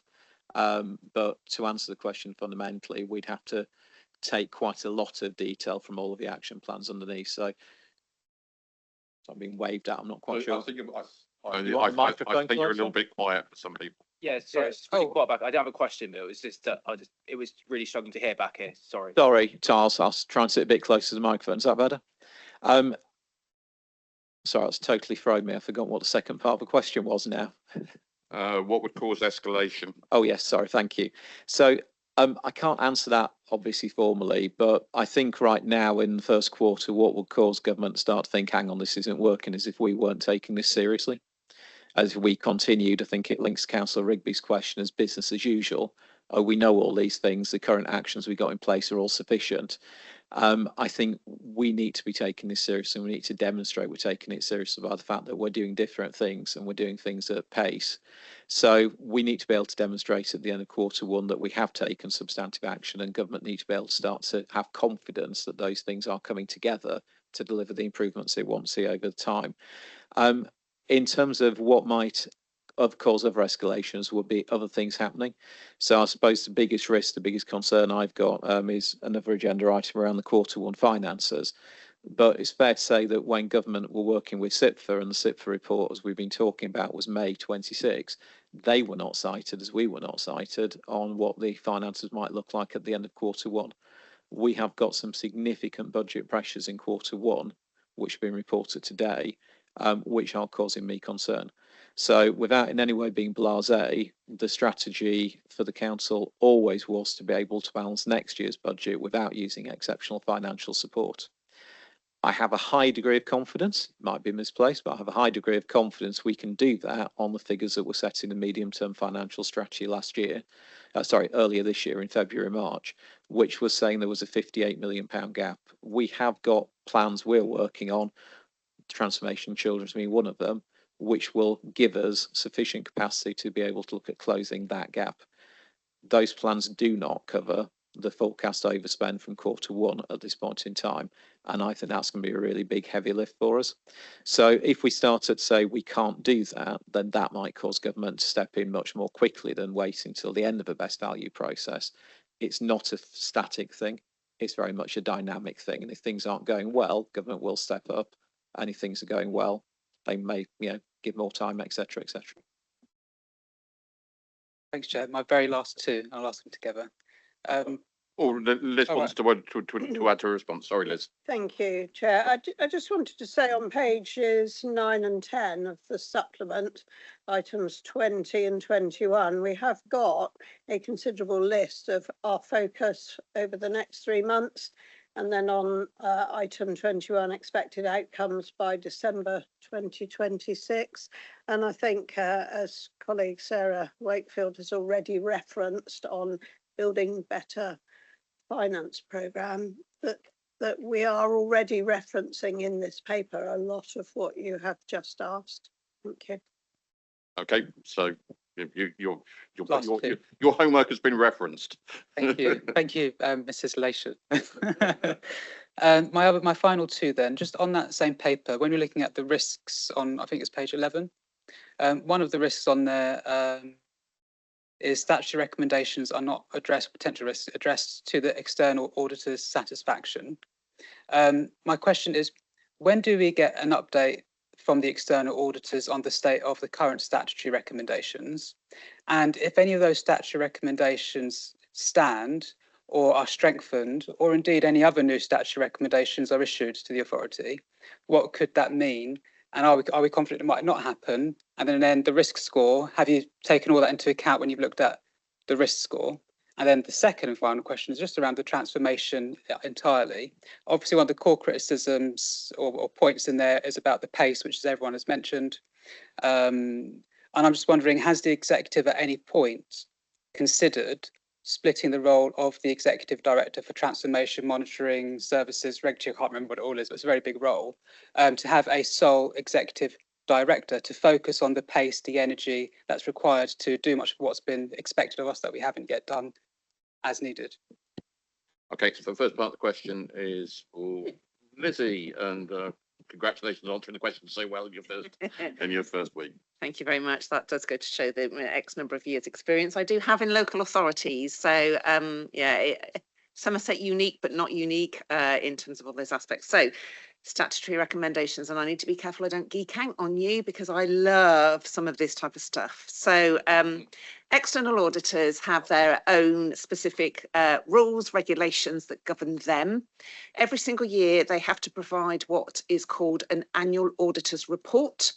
And within that report, they could include some recommendations, some key recommendations. You could even have something that they have found in the year that's been reported to them, or through their work they have noticed that becomes a public interest report. So they have escalations that are very dictated through their regulation about what comes through, what's reported and how it's reported. Now, they report to those in the organisation charged with governance, so audit committee. And if you have an interest in terms of, some of that technical stuff, really important. The annual audit report is expected to come through in November, so audit committee in November. That is the point that they will do a formal update to any statutory recommendations that have been issued. The reality is that they do this every year. So your statutory recommendations may be reviewed, but they aren't necessarily something that just rolls forward. It's almost like a brand new statutory recommendation every single year, but based on where the organisation is, what action's been taken, what impact have we had in terms of addressing the weaknesses identified in the statutory recommendations. So you'll be aware that last year we had 3 statutory recommendations issued. They will all be reviewed through that audit process and we will get updates. Now, I understand that the chair of audit committee has meetings regularly in terms of external auditor, unfettered access to ensure then that they understand where the risks lie. Has the auditor been made aware of, items that chair may be aware of? Same with me. My role is to the organisation. It is not just solely to the executive. I am the 151 for the organisation. So I have to be really clear in terms of being honest and frank in terms of my assessments, and I will be in terms of that relationship and that reporting. So it is a watch this space. You will get updates. We, of course, are doing an awful lot of review and monitoring in terms of the actions to address the statutory recommendations. And again, we'll come to are they having the impact? Are they having, delivering the outcomes that we're expecting? If not, what more do we need to do to ensure that? The statutory recommendation, in particular, statutory recommendation 1, is likely to stand for several years because we will need to evidence some really significant shift in the organisation around that financial sustainability element. So that's one thing that I am expecting still to stand for quite some time. And the reality is auditors, if you think, section 151s can be a little bit tough in terms of, some of our assessments and some of our language, auditors are on a whole other level in terms of that. They will absolutely be clear about what evidence we need to provide. What does that look like? Where are their expectations? So anybody interested, come along to audit committee. It's fun.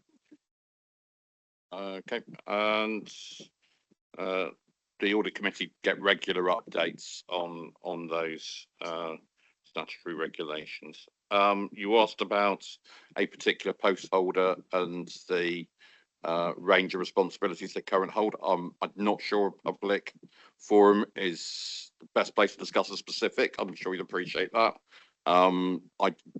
I think probably the best way I can answer that is to say I have conversations regularly with the chief executive as head of paid service about all officers, about their capacity, about the support in the teams to make sure that we've got the right people in the right places.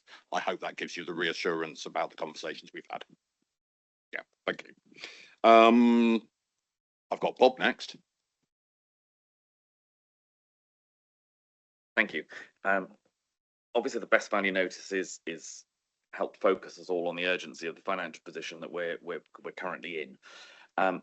I'd just like to say, in all the efforts that have gone into this, there has been no lack of effort from officers and this council in trying to address the issues. It's been talked about as if there are some new things that have happened. I think it would be worth just casting your mind back to when we were talking about the unitary and the scrutiny that was going on at the time. There was a real concern raised about if we didn't get a grip of our demand-led services, that the cost of those would eat the rest of the council, and that was a question that was raised repeatedly, both all the way through the scrutiny of the whole process.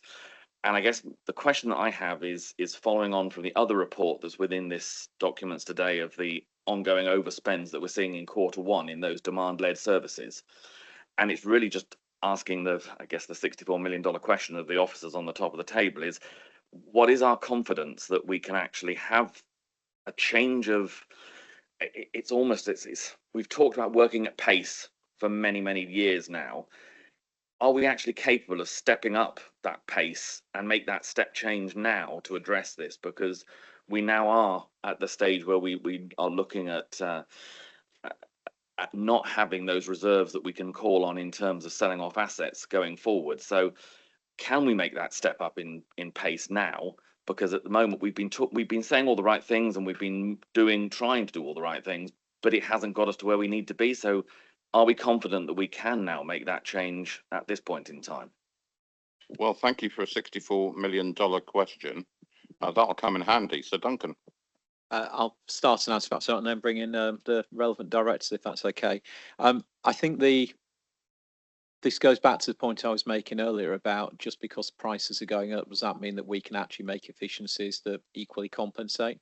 And I think that is to be proven. There are some very different reasons for the overspends forecast in Q1, I think it's fair to say. So I'll let the directors just explain what's driving those figures.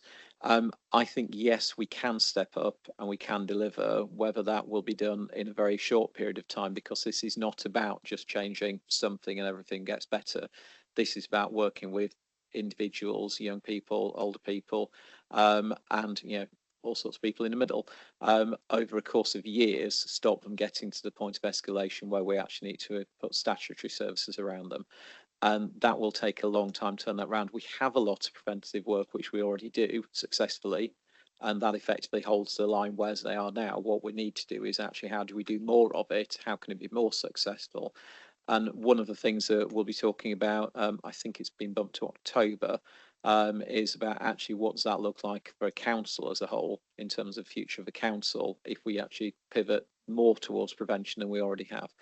One of the things as an example, leader, would be that I want to stop us seeing transformation programs that have got service titles, so children's transformation, adults transformation, whatever it might be. That's the wrong way of thinking about the issues. The way we need to be thinking about the issues is, what is it we're transforming across the whole council that drives prevention? What is it across the whole council that we are transforming that drives our neighbourhood work, which stops people coming into statutory organisation need as quickly as they do? Those are the things we need to move towards. They won't be quick fixes. So my worry is, does that timeline tie up with the financial timeline? And that's where we've got to work really hard to make sure we have enough time to deliver the things we've already got on track and the things that we need to bring forward even more. So if it's okay, leader, I'll bring in David Coleman-Groom and then Claire Winter. Thank you. Yeah, and I think if you look at the overspend forecast for adults and housing, it is quite eye-watering. But I suppose just want to put that into context. That's due to a changing income, not a change in practice, not due to a demand-led issue or anything. So if we this is linked to a joint arrangement we have with the NHS called an LD pooled budget that's been in place for a very long time, for a number of years, where we were given no end that arrangement where they were contributing 25%. It means that all of the individuals in that arrangement have to be reassessed, and we have to consider whether or not the 25% was a sufficient amount that the NHS were paying, or whether or not we should be looking at something called continuing healthcare. So we're continually working through all of those individuals, and what I want to be really open with Councillor Wakefield and the elected members was, as it currently stands, this is £11.8 million pressure that will go down. So in next quarter, it will be lower, it will be lower. If we didn't have the change in income in terms of the NHS contribution, adults would be forecasting about £3.9 million underspend.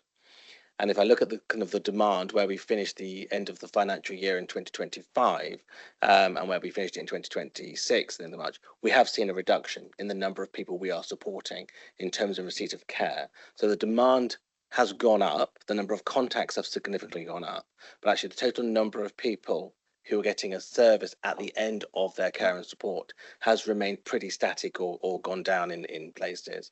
But we also noticed in the last week that the Prime Minister has recognised that social care, particularly adults, they need to do something fundamentally different. The kind of current arrangements don't work. Demand is outstripping the current supply, as we know that the element of council tax goes towards contributing, which was meant to be a short-term fix, which has been in place for a number of years now. I'm confident that the work we've got in terms of our transformation projects, so we have My Life, My Future, the work we're doing on prevention, and the other work we're doing in working age adults we will see great dividend in terms of that response. But I have also written to the Chief Executive and the Chair of the ICB saying that I think it's about time we reset the conversation. We need to take a deeper dive into how some of the arrangements that have been in place in Somerset for decades, how we now need to have an open and honest conversation about those. So hopefully we'll be having those within the next 4 weeks.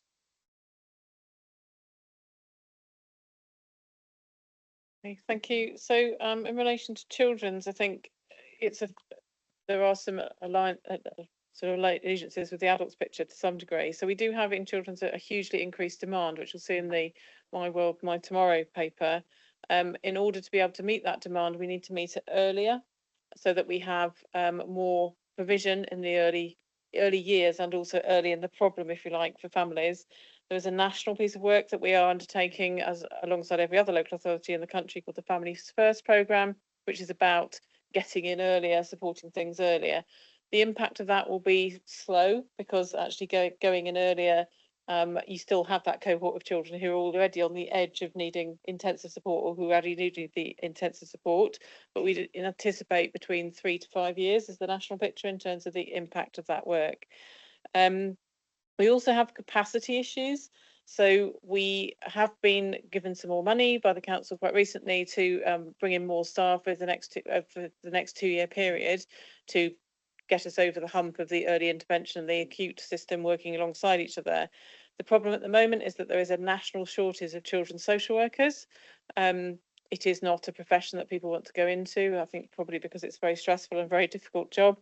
And that means that we are struggling to recruit the social workers that we need to do these jobs, which means that the caseloads for staff who are doing those jobs are higher than we'd want them to be. We are reconfiguring that staffing at the moment to try and have more differently qualified staff. But when you've got people with caseloads that are too high, they are automatically not going to be able to put as much time and attention as each child needs to hold that child down at the lowest possible level and preferably to keep them at home. We also have in Q1 the impact of the 5 Homes and Horizons homes that had to close. So the children in those homes have had to move to more expensive provision because the Homes and Horizons was supporting children who are at the most extreme end. Those costs are now higher. And also we don't have access to the about 12, 13 beds from those 5 homes. So the children that would have been going into those homes are going into other provision, which is also more expensive. There is mitigation for that in that we are working very quickly with the market. We've got a soft market testing event next week to try and pull around that system to make sure that we do have the right provision for those children.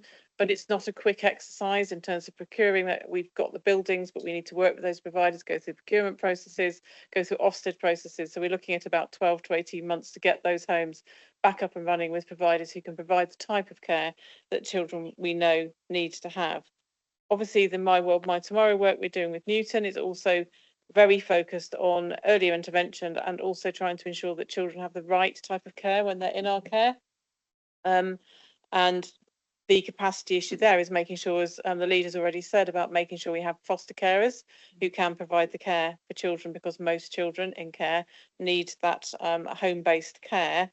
And we also have ongoing work which is starting to have an impact on from the Wave 1 business cases in relation to supporting foster carers, so reducing the number of foster carers who move out of the foster caring profession and also trying to support children to be able to go home and remain at home.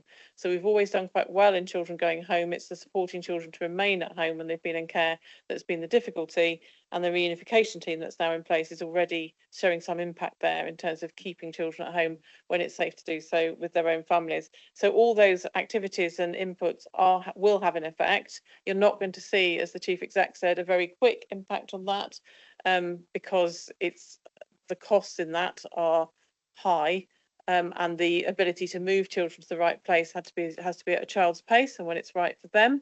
And we also need to sort out the sufficiency of both staffing and foster carers in order to be able to move that forward positively over the next period. The Newton work, as you'll see in My World, My Tomorrow, does show a significant financial saving over the next 3 to 4 years. But again, it won't be immediate, so you're not going to see that in the next quarter. Thank you, and thank you for the question, Bob. I've got John, Tom and Sue was on my list. Tom's now shaking his head, which makes my life a lot easier. So could I just ask John and Sue briefly, please, because I do want to move on. We've had a fair good airing of this and we need to get the recommendations done, and we've got a long agenda. Thank you, Chairman. Yeah, it's a question for Duncan said earlier that we're moving from a process-based culture to an outcome-based culture, which is very welcome. But I would just, and that's in light of the best value notice. I just wondered if we could have an example of that so we can better understand it. Yeah, thank you, Leader. So just to clarify, that's not in reaction to the best value notice. The work we've been in on culture for the organisation started over a year ago. So it's an ongoing piece of work. So a good example would be in the way we assess business cases, for example. When we started out looking at business cases, very much it felt like it was a process where people were going through and saying, you have to tick that box. If you tick that box, what does this look like? And we have an organisation which, I think driven particularly by a couple of our predecessor councils, the culture was very, very risk averse. So actually, when you ask the question now, which we do, is it more important we tick all the boxes, or is it important we have the honest conversation about what the best outcome is? Is it worth taking a risk to get that outcome, which means that maybe not all the boxes get ticked before you start? It's about working much more like a business would work. It's about working much more dynamically, but effectively it's trying to build a culture where people feel it comfortable to start thinking about taking good risks rather than feeling uncomfortable taking any risk. And that's not something that's been driven by this organisation, the leadership team. It's something that seems to have been inherited from predecessor organisations where people weren't comfortable taking good risks. So things like that language, just that simply, is part of the culture work we are talking about. How do people feel empowered? How do they feel safe? How do we get them to focus on what the best outcome is, rather than defaulting to going through the process to feel that they're safe because they did everything right, even though it didn't get the right answer at the end of the day. Okay, thank you, Duncan, and thank you for the question, John. And lastly, Sue. Thank you, Chairman. Last but not least, I guess. So it's back to the paper, and on page 14 of the written report, not the CIFA report, our own report, there are 5 key messages that the Chief Executive actually has distilled from that report. But perhaps the most significant of those is point 5. We need fewer plans, clearer priorities and tighter grip with fewer overlapping action plans and recommendations. There's no shortage of leadership intent, there's no shortage of energy, and there's no shortage of activity. But I think our leadership now needs to act more visibly as one, move faster, grip delivery much harder if we're serious about financial sustainability. And that moves me on to my actual question, which is how do you propose the assurance and improvement framework, sorry, I've got that slightly wrong way around, is going to simplify and strengthen that delivery, because there is very much a weakness that comes through as a theme through all the papers. So how are we going to simplify and strengthen delivery rather than just creating an additional governance framework alongside our existing programs such as transformation, building better finance, corporate plan, or audit improvement plan, best value improvement plan, and also the CEPA recommendations themselves. And they've given us a pretty clear roadmap on that. The framework actually should be the servant of the delivery. So it should not be the master of it. So how are we going to do that? I think Alan's going to take on. Thank you, Chair. I guess the simple response is that the whole purpose of the assurance framework, and it leans on best practice from other authorities that have been through this process and successfully addressed the issues. The key here is that not replacing or duplicating any effort, but making sure that all of the things that we are already doing, and to Councillor Rigby's point earlier, are having the right impact. Do they need to be adapted? Do they need to be enhanced or changed in some way, shape or form? And it essentially reports into that. But overall, it's about creating one compelling narrative of how the authority is addressing the challenges that have been set out in the best value notice, how we are evidencing that, and clearly setting out, importantly, how we're sustaining it. So they're the core elements of that framework, but it doesn't look to duplicate or essentially put more layers of governance. Moreover, just ensuring that in easy reach, we're able to respond quickly to the challenges that government would put forward, and also provide that compelling narrative to you as members, to scrutiny, to audit, to our improvement advisory board, and importantly to government. So it's coalescing all of that information easily and quickly. Okay, thank you for the questions, and thank you everybody for the responses to them. Do appreciate the detail and that we've gone into on this, and I know that we'll continue to revisit this through scrutiny, through audit, and through executive over the coming months and maybe beyond. I particularly want to thank all the officers who've worked hard since July the 14th on this, but also would like just to draw colleagues' attention to a couple of parts of the report. First of all, we're on page 44, where CIPFA say that we are open to advice and open to external support, and that's described as a particular feature. And the LGA peer review is specifically quoted as to how much progress that we have already made. It's very easy to look at the tricky parts of this report, but that's particularly noted that we have that openness and we have made significant steps forward. I also just wanted to read one paragraph regarding members and members' leadership.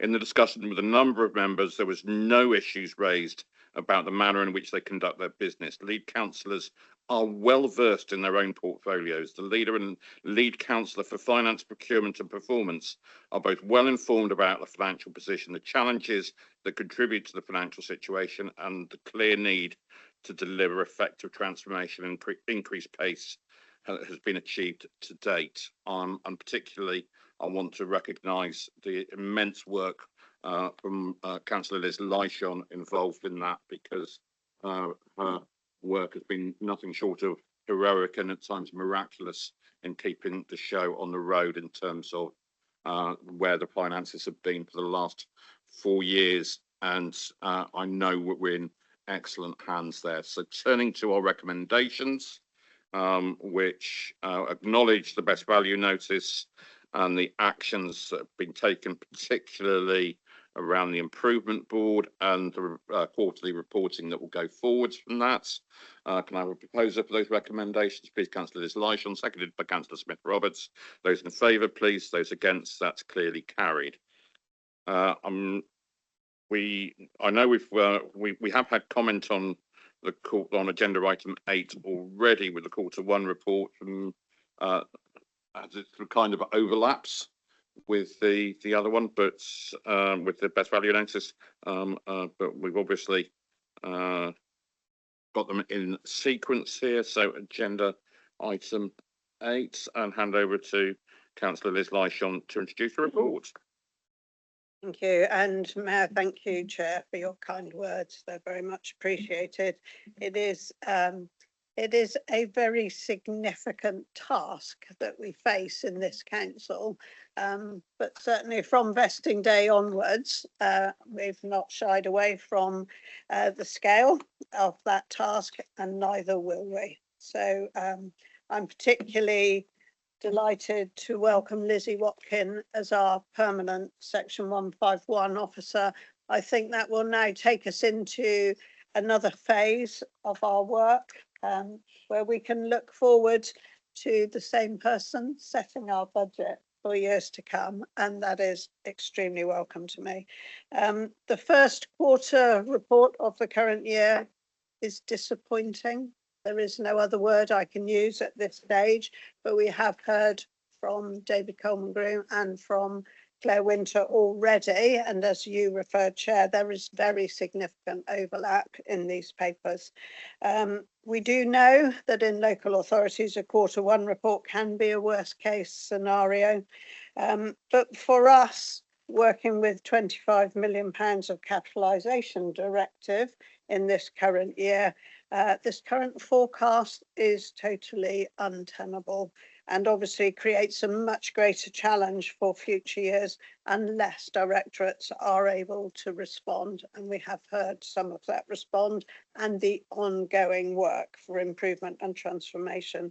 So as in the previous paper, by Q2, I expect directorates to have valid mitigations to bring their forecast overspend back to as close to zero as possible and to be reporting on their progress through transformation programme.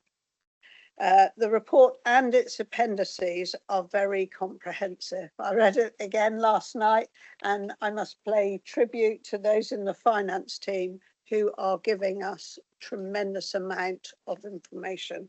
I know that we're reporting quarterly now as opposed to reporting monthly in the past, but I particularly welcome that these reports have every appendix we could possibly wish for. So I'm just going to pick up some points, if I may, Chair, where other colleagues won't be picking up. So on page 34, the detail on the collection fund. So we're back on the full set of papers now. Council tax at Q1 is below the target due to that final stage of the migration to the NEC cloud-based software. And I'm absolutely certain you and all of my colleagues will be jolly glad when I stop talking about this very significant piece of work, where the press release has now gone out to say that that work is complete and we're on the single platform. And we have already referenced that in the previous paper about why that work could not commence on day one. Business rates for the same period are above target. On page 35, chart 2 gives us the overall debt value and shows the receipt of the £50 million grant from DEFRA in April of this year. That also has a positive impact on the financing transactions, and that was not included in the budget setting. Elements of slippage on the capital programme are shown on pages 36 and 37. Please note, colleagues, that the transformation programme is included in the directorate summary, funded as it is by capital receipts in the main. Table 9 on page 38 shows the majority of the funding for the capital programme is from either SILS or Section 106, from grants and from capital receipts, with a much lower percentage from borrowing, reflecting our stated intent to reduce the impact of borrowing costs on our revenue budget. A purchase order compliance, I know, is always of interest to members, and compliance at nearly 75% is shown on page 39 and in Appendix Q. This item is regularly included in the agenda for performance risk and budget board meetings, where it is very clearly a priority for improvement. We're waiting, as we know, on response from government on our SEND reform plan. We now have an earmarked reserve 10% of the deficit at the end of the 25-26 financial year. So that's an earmarked reserve of just over 10.5 million. And should the high need stability grant be received as hoped, this would also, of course, reduce the need for the council to borrow in both 26-27 and I believe 27-28 too. But there are 2 more financial years to complete before that grant can be deployed if received. And we still have to consider the current and the next year's overspends on the DSG, Dedicated Schools Grant, where we do currently have 7 million set aside, but we don't yet have the government's approach on those 2 final years. I'd like to, if I may, Chair, hand over to Lizzie Watkin. And I know we have already had a summary from some of the executive directors, but I'm sure you'll be asking for more. Thank you. Thank you, Liz. And over to Lizzie. This is not going to get confusing, is it? Thank you very much, Chair. And I'm not going to go into much detail. I know you've got quite a lot of agenda items and we've got quite a lot of detail in the report. I do just want to do some kind of high level initial concerns that I have with this position, and it is a concerning position, but it isn't unusual in the sector in terms of having significant overspends identified in Q1 that then get addressed through the year. The important thing for us is that they are addressed and we bring forward what those mitigations are and give you transparency and oversight of what they are. So although not unusual, absolutely not acceptable going forwards, as Liz has said, in terms of being untenable. And we have to bring forward those mitigating actions as a matter of urgency now.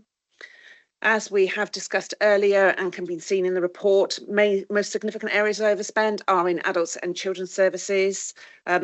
They actually present a risk to next year's budget, as Duncan has already alluded to in previous conversations and debates this morning as well. What we need to do is make sure we don't lose sight of the DSG deficit and the impact of that across the medium financial term plan period, and ensure that we absolutely understand what that means in financial terms for the organisation moving forwards.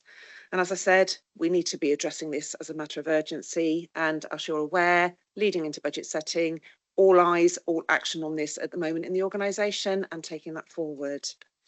I just wanted to flag a few things in terms of actions that are underway. So interim section 151 in his last week doing handover to me, he did implement some enhanced control measures, and some of you will be aware of the detail of those.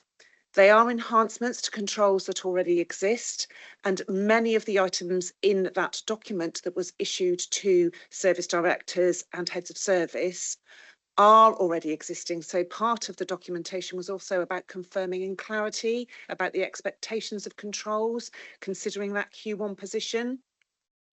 I wholly support issuing those type of documents. It is absolutely clear that we have to give that clarity to those who are committing spend to the organisation, the expectations, so there is fairness and it is applied consistently across the organisation.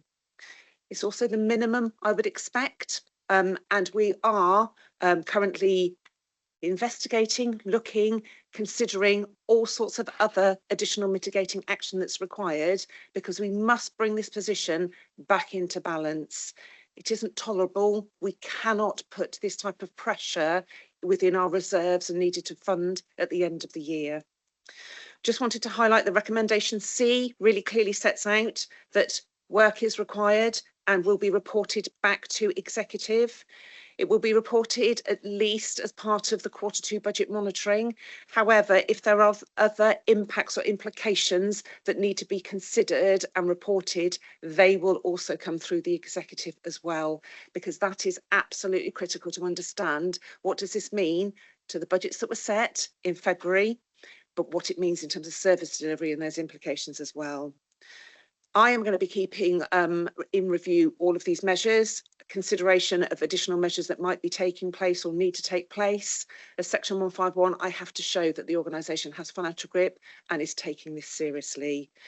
I will be doing this alongside my executive leadership team members as well. It's absolutely critical we understand implications, impacts of any additional measures that might be needed and any additional actions that leadership need to take. And of course, as I've said, we will be bringing that back through executive as and when, but at the latest it will be included in the Q2 report. Thank you. Thank you, Lizzie. And just a reminder, mitigation either means reducing the pressure on the budget or finding compensatory savings to offset the pressure as well. So there's two routes that budget holders can go down in order to achieve that mitigation. I just wanted to ask, Liz mentioned it, and it was the bit that struck me was about purchase order compliance, which seems to have been a running issue, and wondering where we are with addressing that part of financial management. Apologies, I know there was an item that was scheduled to go to Performance Risk and Budget Board, but I know the meeting was called, so I don't have a latest position. My latest position on that is that I had a meeting with the new head of procurement and we discussed what could come forward to the next PRB, Performance Risk and Budget Board. She completely understands, and I understand, having worked in the public sector, that sometimes the person placing an order is not the same as the person who is the budget holder. And so I'm going to work through with Tanya, our new head of procurement, so that we have a better understanding by the time we get to the next PRB. Thank you. Okay, thank you very much. As usual, just go to portfolio holders and to exec directors to address where there are overspends and what mitigations are in train. And Sarah is poised to start. Thank you, Councillor Wakefield. Thank you, Leader.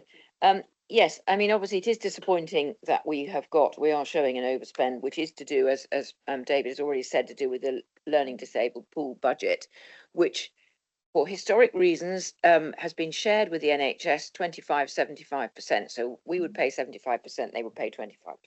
Now, it's not common across the piece, across other counties, as far as I understand it. People have moved away from it. So and they served notice and said, we don't want to do this anymore. Now, we all know that the NHS is trying to reduce its costs or keep its costs under control, perhaps I should say. So we know why they don't want to do that, because that was just a rule of thumb without looking at each individual patient. We've asked we've asked other authorities. I think we asked Baines and they said, well, we've done each patient separately. Well, that's what we're doing now. We're working through each person separately to work out what the shared budget might be. Some people in our care might become continuing health care, so they would get a full payment by the NHS. Some may be a shared payment because there is an element of care that they're getting, and some may be completed to us. We don't know what the answer to that's going to be. We've got a new team in that's doing with extra staff to get that through as quickly as we can so that we know the result of it. We have got underspends in other parts of our budget, which is a good thing. And I would also point out that our strategy for adult social care has been relaunched. It does every so many years, and it does talk about prevention and early help. Now, that is the way forward. It must be. The NHS recognise it in their reforms that they are putting through. And prevention is about health and well-being, keeping people in the best way they can be kept, looking after their health and well-being from the start in life onwards, so that they don't come into our care. And we're also, obviously, with the NHS working hard on their other issues to do with people coming out of hospital. That's another issue we're working with them on.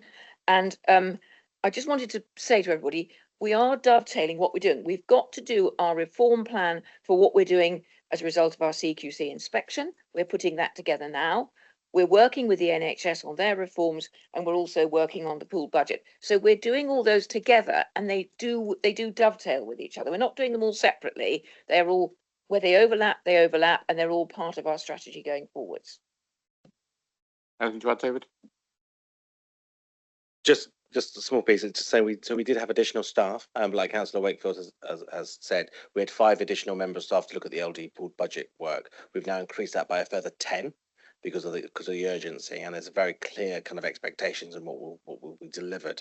But we are now, like I said earlier, having those wider conversations in terms of how do we move forward in terms of CHC, how do we make sure that we're in a clearer position of understanding that if someone does have a primary health need, and that is what's driving their needs for care, that it is funded by the NHS, where it is not driving their need, but they have support needs, that we move into that more of an agreed arrangement on what we mean by joint arrangements, and also restarting the conversation around 117 aftercare, which is where we support people who have been released under the Mental Health Act under Section 3 and how we work together. So I'm engaging with the other 5 directors of social services, DASs, across the Wessex footprint about how we will work together with the ICB to make sure that we have a collective voice so that we're not played off against each other. It sounds like we're tag teaming. Excellent. And children's, Heather. Hi, thank you. I'm sure Claire will come back in again after I've spoken a little bit, but I just want to say a couple of things really, and Claire explained things very well. I think we understand where we overspend, I think, quite well in terms of understanding the numbers. However, what we do need to be careful about or lean into the work we're currently doing is to understand how we can actually mitigate those. So things like there's we've reported in the ones today an actual overspend, which normally we have an underspend on. And that's on the cost of fostering and kinship, because we were not being as successful in getting numbers in. We now have a £2 million overspend on the fostering and kinship line, principally because the kinship figures have gone up tremendously in terms of how many families are supporting our children. So there's something about understanding what the numbers are telling us and where the gaps and issues are.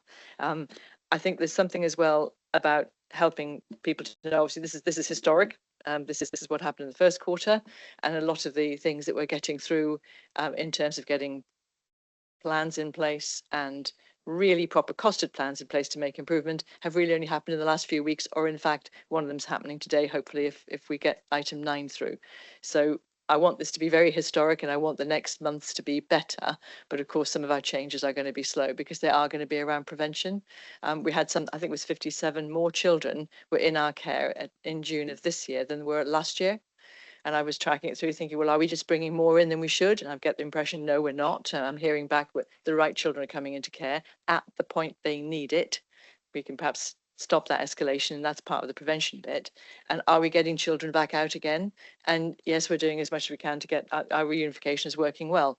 So it's understanding what we're doing and understanding where we need to put our efforts. And that's what I'm really grateful to the improvement advisory board member that we're working with, who has a really clear view and really clear sighted challenge for us. And I lean into that. I know Claire does too, incredibly well. We've already taken a deep dive to the advisory board so that we can really understand all of the numbers behind every bit of cost, every bit of workforce, so that we understand where we are and we can actually bring those costs down and improve the outcomes, more importantly, for children, because at the moment we're not doing that.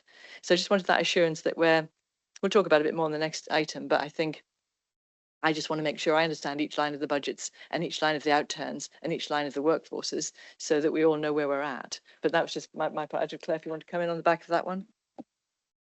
I don't think I have anything particularly to add in terms of the finances. I think I described that earlier. The only thing I would say in terms of the effort that we're putting into fostering, and thank you very much to all the councillors who are supporting that. I know communication's gone out this morning with a toolkit for councillors in terms of supporting residents to think about fostering.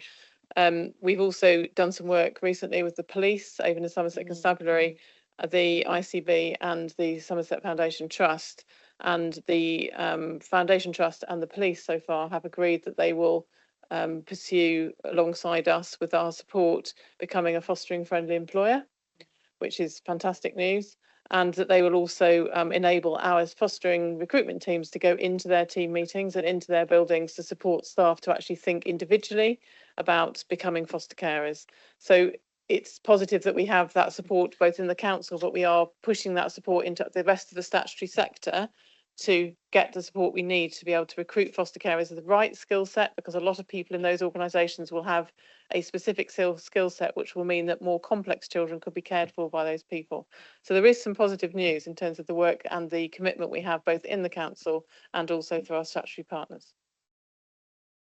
Thank you very much. And I'm looking forward to that work being rolled out to employers across the county in the private sector as well as the public sector. I think there's a huge value, the skill set that people would gain, the employees would gain from being foster carers as well. And I also wonder whether there's work we can do around social value in that area, particularly when we're procuring.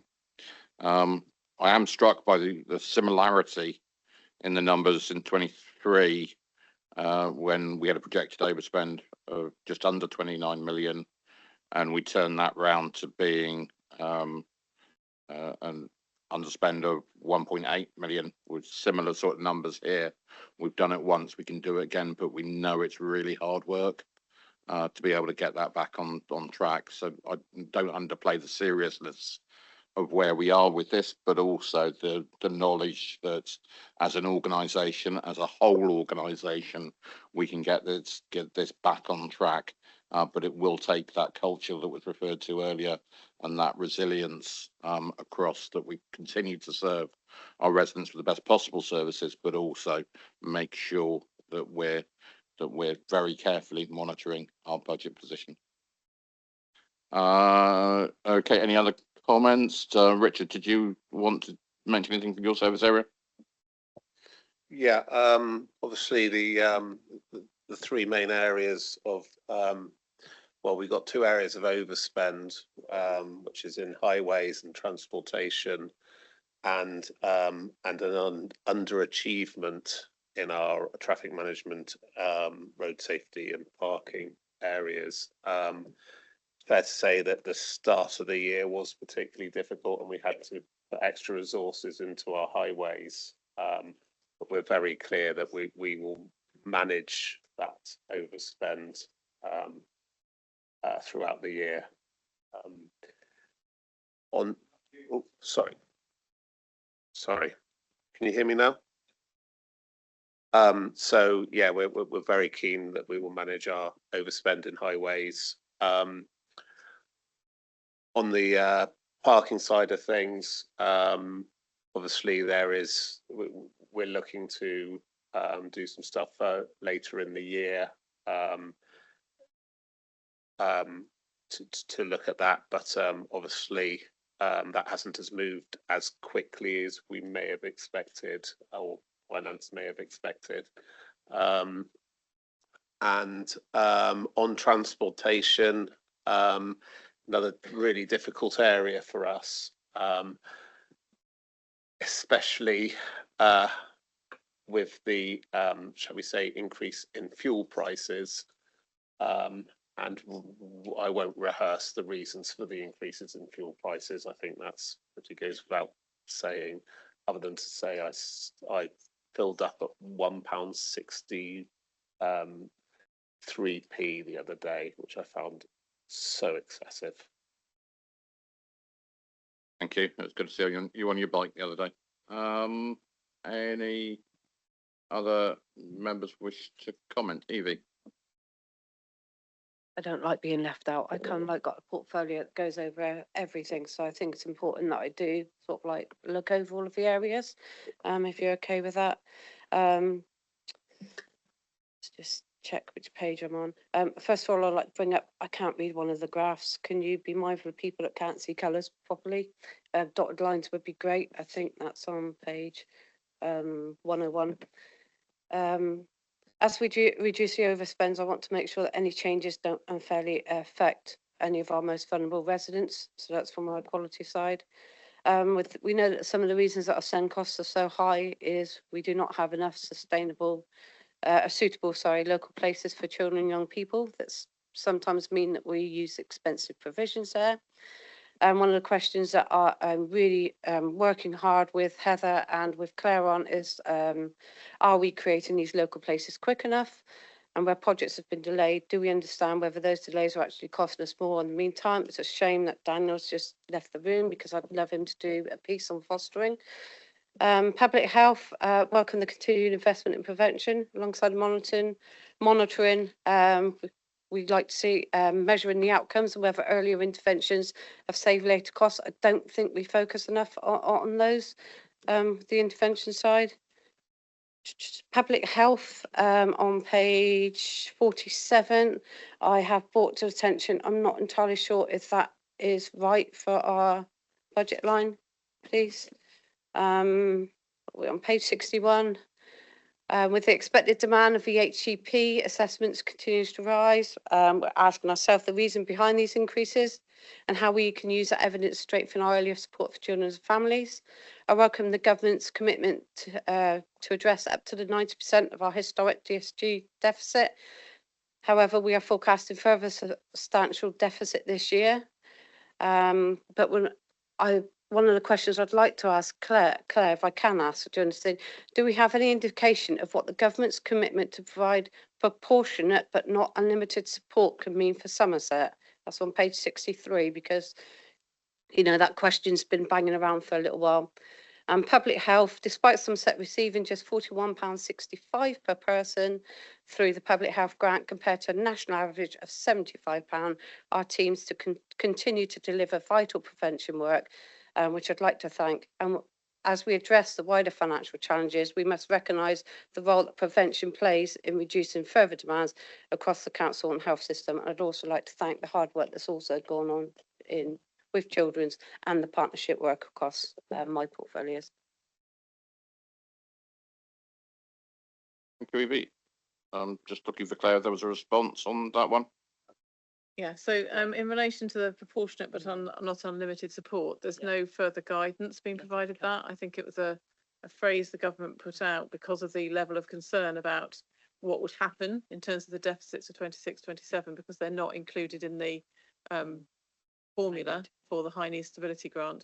We haven't had any confirmation about what that means yet. Once we get the outcome of the application for the SEND Reform Grant in September, hopefully there will be some further communication, which obviously I'll let you know about immediately, in relation to the 26-27, 27-28 deficits. We are in a position at the moment, you'll have seen in the finances for SEND, that the high needs block, we are at the moment on track for that deficit that we predicted for this year. We're almost exactly there. We're about £6,000 out of something. I would be cautious about that at the moment, because with the delays in EHCPs, which we've had funding for in terms of the additional staff and the additional education psychologists, there are a significant number of backlogged EHCPs which may require funding. So that funding envelope, the funding need could go up.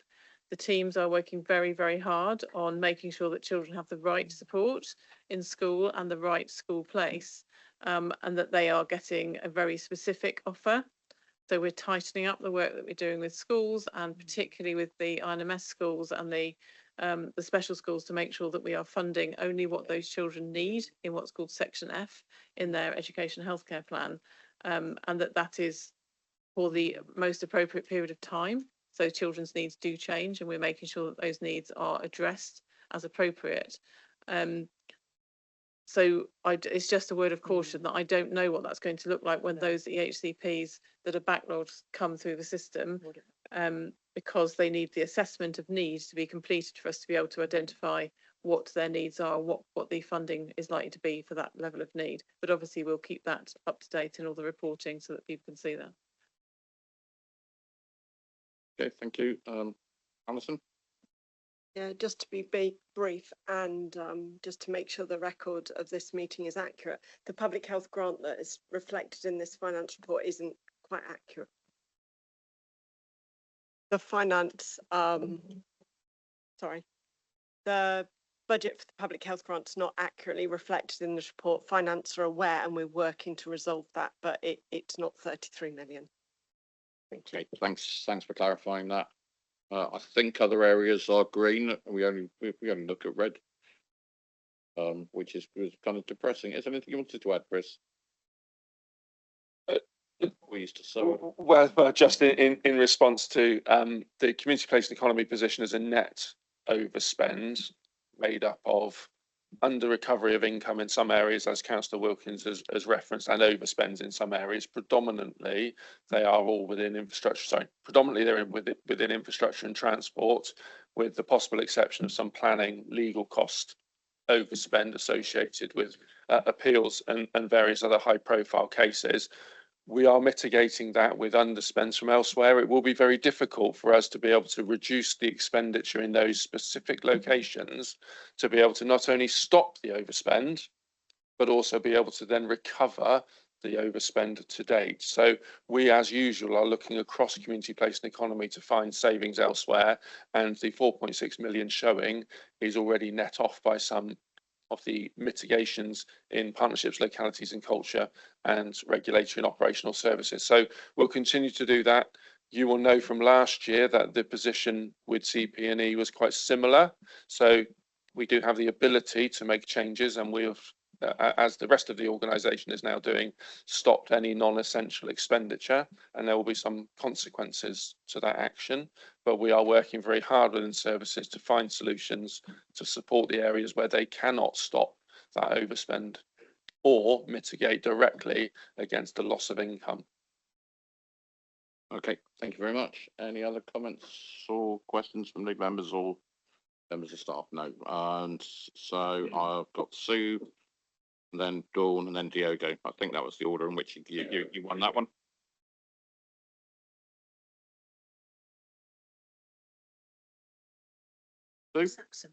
So would you like to ask a question, please? Thank you. I wasn't sure whether you were quite ready. My question is one of them is going to concern Appendix N, page 119, which is the capitalisation, which is the forecast of capital projects and funding. I note on that the transformation budget, capitalised support, capitalised transformation costs is currently a budget of 19 million in just round figures, but it's proposed to be a 25 million pound spend for 26-27. That's actually an increase that's actually an increase of 5.38 million pounds, a 27% increase. So I'm curious to know what is actually causing that overspend in inverted commas. So what items are now being capitalised? Has the government approved it if it's coming out of the capitalisation directive? And what benefits are members going to see for the extra spend? I'd like to say that one. Well, at the moment, we're just asking to see whether the team actually have to hand that information. It's quite a detailed question in terms of where that spend is. Can I just get clarification though? Are you talking about the capitalised budget support, the EFS, or are you talking about transformation line, the 19.681 million? It was just, I thought it was the capitalised transformation costs line on 119. Yeah, so the 19.6 million up to Capitalised 25. transformation costs, so it's line 2 in that table, which has probably got a name somewhere, and it's the 19.681 in the budget. I know we haven't spent very much of it to date. I think about £100,000 in We might need to come back in terms of quite a detail to make sure then that we're capturing the query and can come back to you with the detail with confirmation of that, if that's okay. Yeah, that's absolutely fine. I'm happy to accept a written response on that. Yeah. And I do have another question, which was on the procurement report, Appendix Q, which is adults is the standout that they're achieving 31%. So what action plan is in place to bring performance back up to the targeted expectation of 95%? I do have something else on that as well. And when do you expect all the directorates to be complying with at least 90% with the purchase orders? Because we have been working on this for 12 months, and it's actually disappointing to see that purchase compliance has only increased by 3%. So, why is that, and what are we going to do to remedy it? David, would you like to take the adults question? And I hope someone from my right will take Thank the you. So purchase order actually, question. even though it is only Lizzie's second week, we've actually discussed this conversation last week. There are a number of purchase orders that are going on for adults that are late, but they're actually attributed to our DFG, so our Disability Facilities Grant, where we already use approved suppliers. So we're shooting ourselves slightly in the foot by going, actually, we now need to raise a purchase order instead of doing a collective purchase order and drawing down. So there's a practice issue in terms of some of those. Where they are not purchase or linked to DFG, I'm going through those with our finance colleagues line by line to understand why are they attributed and reinstating the guidance to the staff that nothing should be ever committed and nothing should be in place without a purchase order in place. But the majority, I'm led to believe, are linked to our Disability Facilities Grant.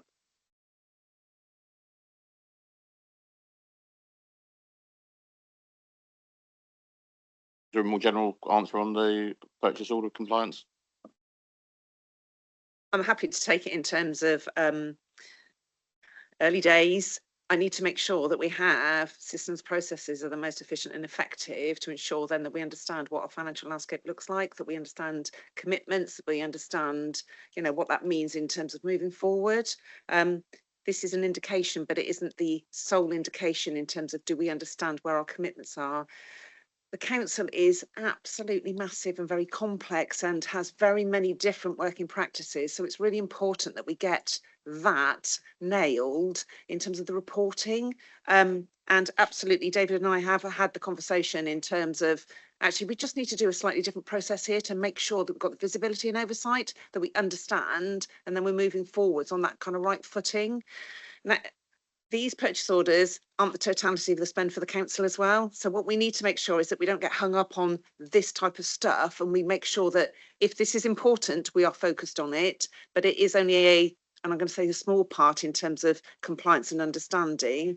The bigger picture really for us is about that financial sustainability. So that's just my word of caution about, yes, it's important and it absolutely is critical in terms of efficient, effective processes and systems and better reporting and insight, but it isn't the only thing that we need to be, you know, really focusing on. So thank you.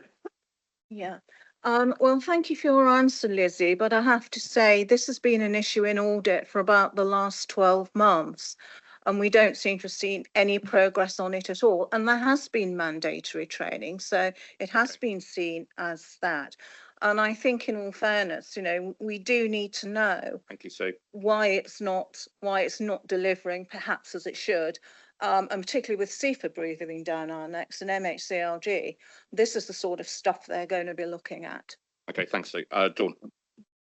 Thank you very much. I'm surprised to see that 1.777, well, 37 million has been earmarked, as the request is to earmark it for the Saxonvale fire. And I understand that these are only estimates and we don't have an estimate and there's only potential costs. But I'm just curious to know what will fall on the council and what will fall on insurers, considering it's quite close to the time of sale and it seems like quite an extortionate amount in relation to the fire. Thank you. Chris looks poised to give you an answer. Yeah, at the suggestion of the previous Section 151 officer, the allocation was made on using the remainder of the contingency. So it's that number because that is the remainder of the contingency. And at the time of making that contingency, we had no real understanding as to the level of financial contribution that would need to be made. We've been going through various survey works on site. We've had health and safety surveys. We've done asbestos and air testing surveys. We've also had structural surveys coming back. So we don't expect the real cost will be anything like that. But at the time, it was an allocation of the remainder of the reserve or the contingency pot.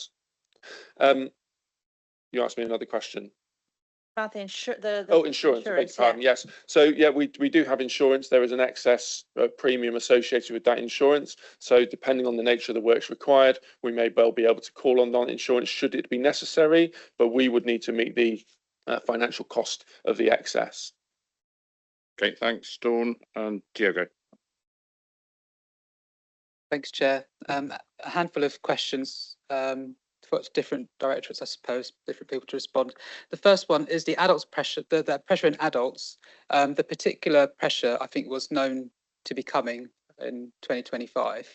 And so my question is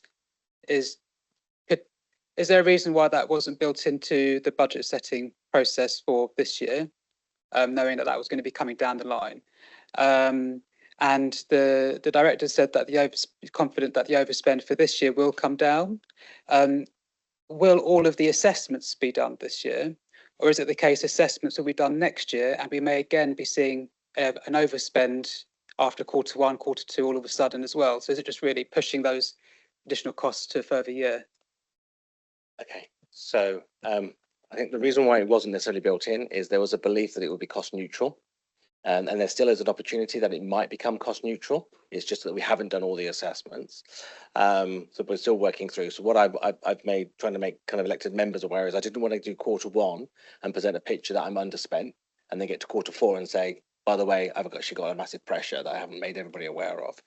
So we've included the extra staff. They're absolutely clear. Every individual has to be assessed this year. And I'm pushing that everybody's assessed by Christmas. The challenge that we've got is it's not just an assessment by us, it's some work that we have to do with the NHS. The current deadline that the NHS have given in their original letter that they submitted February last year was that they want to exit the arrangement by the 13th of August. So my letter back to the Chief Executive is saying that isn't feasible. That leaves us in a precarious position, and that's why I want to reset the conversation with him once he's back from leave, hopefully next week. But the reason why there was a strong belief by my predecessor that actually this would be a cost neutral element. There will be some individual who have got low level need that absolutely we would pick up, but there are a number of individuals who've got very complex needs that we would expect the NHS would pick up. Therefore, they would pick up our 75% of that overall cost. We're just kind of going through working out where we are with some of those cases. I know off the top of my head, I think there's either 6 or 8 that have been confirmed as fully CHC funded. There are another 11 who have got joint funding. And I think there are roughly about 6 or 7 where we're disputing some of the cases as well with the individuals.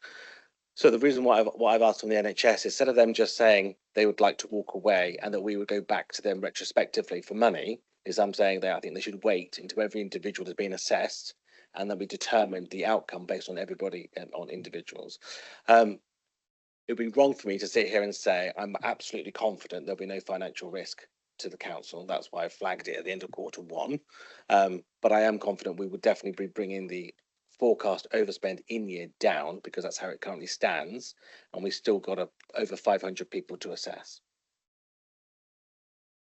Thank you for that explanation. The other couple of questions I have is around the additional measures which was mentioned by Lizzie that Clive put in place. Is that available to all members? Because I know it's been available to some, but not all members. And I'm wondering if that can be circulated so we know what those additional measures are. I'm also conscious that some of those measures seem very similar to stuff that were implemented during the financial emergency. And I'm wondering, are we in a financial emergency again? Considering the report talks about the £58 million gap and the potential to rise up to 87 million. I don't know how, at this moment, how believable that 87 million figure is, although it's in the report, because I'm hearing from the different directorates that they can manage that, so it may not be such a pressure, but perhaps I've misunderstood what I've heard in the room. And I'm just wondering, is there really a realistic path to closing that gap without needing any additional support from government when we're looking at next year's budget, the rolling on pressures too? And the 2 other finance ones, the debt management on paragraph 50, I'm sure there's a very good explanation for this, but I think I've just missed it. The overall debt value is reduced from from the last quarter to the first quarter by about 40 something million. And I'm just wondering, is that all by recovery or is that written off, etc.? It may have been reported somewhere, but I may have just missed it. It's just quite a big decrease. And the last one is on the capital programme, paragraph 51, the 37 million of slippage already in Q1, which includes Wilstock School. And I was wondering, have we not got, was not one of the things we were doing, implementing a capital programme board or a board to look at the capital programmes? And how is that? I was just wondering how that's working and who gets to see what they are talking about and kind of the recommendations, if there are any, that comes from that as well. I am bound to miss something, so please pick me up if I've missed part of your questioning and haven't responded. So in terms of cost control document, I'll have to take advice in terms of how far it is shared. It is a management tool action in terms of how we are going to address. The important thing is that there are cost control measures or enhanced cost control measures. And as I said earlier, some of those already existed across the organisation. We are not declaring a finance emergency. We don't need to at this stage because we need to then be addressing and identifying those mitigating actions. If we cannot address and find them by Q2, then that is a very different position for us as an organisation. And as I said earlier, it isn't unusual. The local authorities do this. Oh my goodness, we've got a significant overspend. And then we do, you know, some additional work to ensure that we identify and manage to bring that back into balance. What we don't have necessarily is those natural underspends that occur during the year, where you reprioritise some of the resources. As you know, leaders of the organisation, we will be doing that naturally anyway. So those might not be fully reflected in the Q1 position at this stage. So I'm not concerned more than I've set out already about this position. The debt is the DEFRA grant, so that's why it's significantly shifted and presented as it is. Obviously, you're aware that we do get significant cash flows between us and central government, as we do with some of our other public sector bodies, as we do in terms of things like some of the Section 106 and SIL contributions. Those things are disproportionate in terms of those debt positions. So it's really important that you understand where there is some shift, why that shift is there, and it's not underlying normal activity that's seeing some of those kind of movements, unless they are preferential for us. Capital Board, yes, we have additional officer governance in place. My first week last week, I chaired one of the, I think it was the second board that the organisation has had. It's about setting the officers that are responsible for capital spend and managing those capital schemes and being really clear in terms of how do we get better oversight, how can we make sure that we are prioritising, where are there opportunities to learn from one another, but also synergies in terms of, you know, potential synergies across the commissioning activity, the purchasing, and making sure that we're really clear about that. So it is early days, it is an officer board, and I have said that I'm treating that as a gateway before it then goes through any further governance through to executive and then onwards in terms of decision making. It's really, really important that people understand that capital isn't free money, and it will invariably have some type of revenue impact, be it additional running costs, holding costs associated with assets, actually the support of the delivery of savings and changes to the way we work as well. So it's really important people understand that it's not just, I'm talking about the capital scheme, I'm talking about the totality of the impact. And of course, capital helps us in terms of better infrastructure, more efficient and effective ways of working, as well as helping in terms of that service delivery and achieving those outcomes for the public sector. Have I missed anything? No, just my understanding of the capital board, whatever it's called, was to try and manage so much of the slippage which we've seen in previous years. Yeah. So just concerning to see such a high number of slippage already in Q1. I would have thought that would have been done a bit differently. So this will, so seeing slippage this early in the year, my view would be, without dipping in and understanding the detail, that actually the profile of the budget was incorrect in the first place, and that's part of the capital board's responsibility in terms of the challenging one another. Have we got the profile right? Often in capital programmes, there's a delivery optimism bias that we think, yes, we're going to get this. But actually, the reality is they're very complex schemes with many external factors that then impact in terms of delivery. It's really important that we get better at doing that profiling at the outset, so you don't see some of these slippages at the scale that you do. So the board will help in terms of some of the rigour and challenge in that space. And it's really important because of those revenue implications that I'd already spoken about.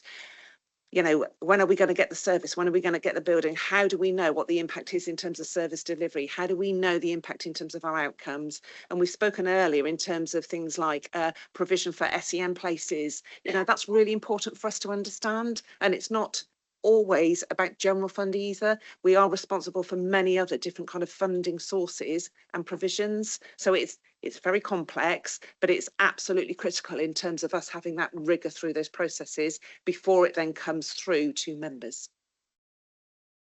Yeah, just very briefly, I'm just agreeing with everything that's just been said about the Capital Board. Just for absolute clarity, the Capital Board is not responsible for delivering the projects. The services are.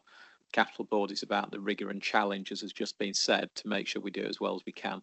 So you should start to see a benefit of it, but it's not the Capital Board that chooses to deliver it and so on. In terms of the control measures, there's no issue. We can't share something more widely. What I would say is, though, we've had some questions back about how the document that's been shared internally already actually works in practice. So I think we are doing some rewrites just to clarify. And there were a couple of points where it was just wrong, because I don't think the author realised some of the controls that we put in place 3 years ago are still in place. So therefore, as has been said by Mr. Watkins, it's about enhancing those controls rather than them being new. So we're just clarifying some of it. So when we got the updated version, there'll be no issue about sharing that more widely. Okay, thank you very much. Thank you for the questions and the responses. So we have recommendations A through O to note the position on all of the papers for the Q1 reports and actions associated with that. I don't think there's a need to go through them in detail.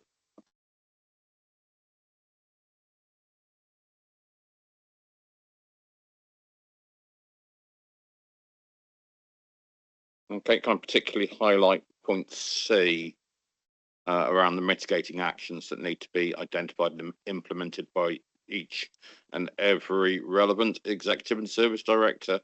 And I'm sure lead members will be tenacious in holding colleagues to account on that as well. Okay, can I see a proposer? Councillor Liz Lyshon, seconded. Councillor Wakefield won that by a short head. Those in favour, please. Those against, that is clearly carried. And we are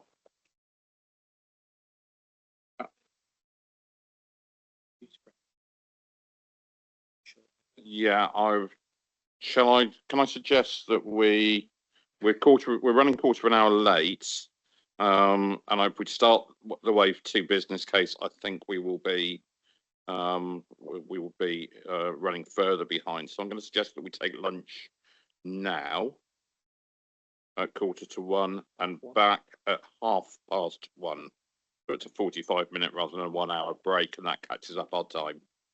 Okay, everyone happy with that? Yeah. Okay, meeting adjourned until 1:30. Thank you.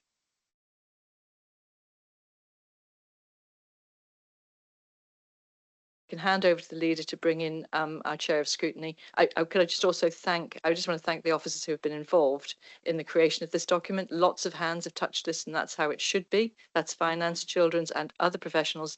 And I also want to thank scrutiny before Lee comes on, just to say I'm really indebted to the good work scrutiny did just on Monday and in previous times, and the recommendations that have come forward. Thank you. Thank you very much. And as if by magic, Councillor Lee Redmond has appeared, but I don't recognise the background as Bridgewater, so I'm not quite sure where you're zooming in from, but it's delightful to have you. Your feedback, please.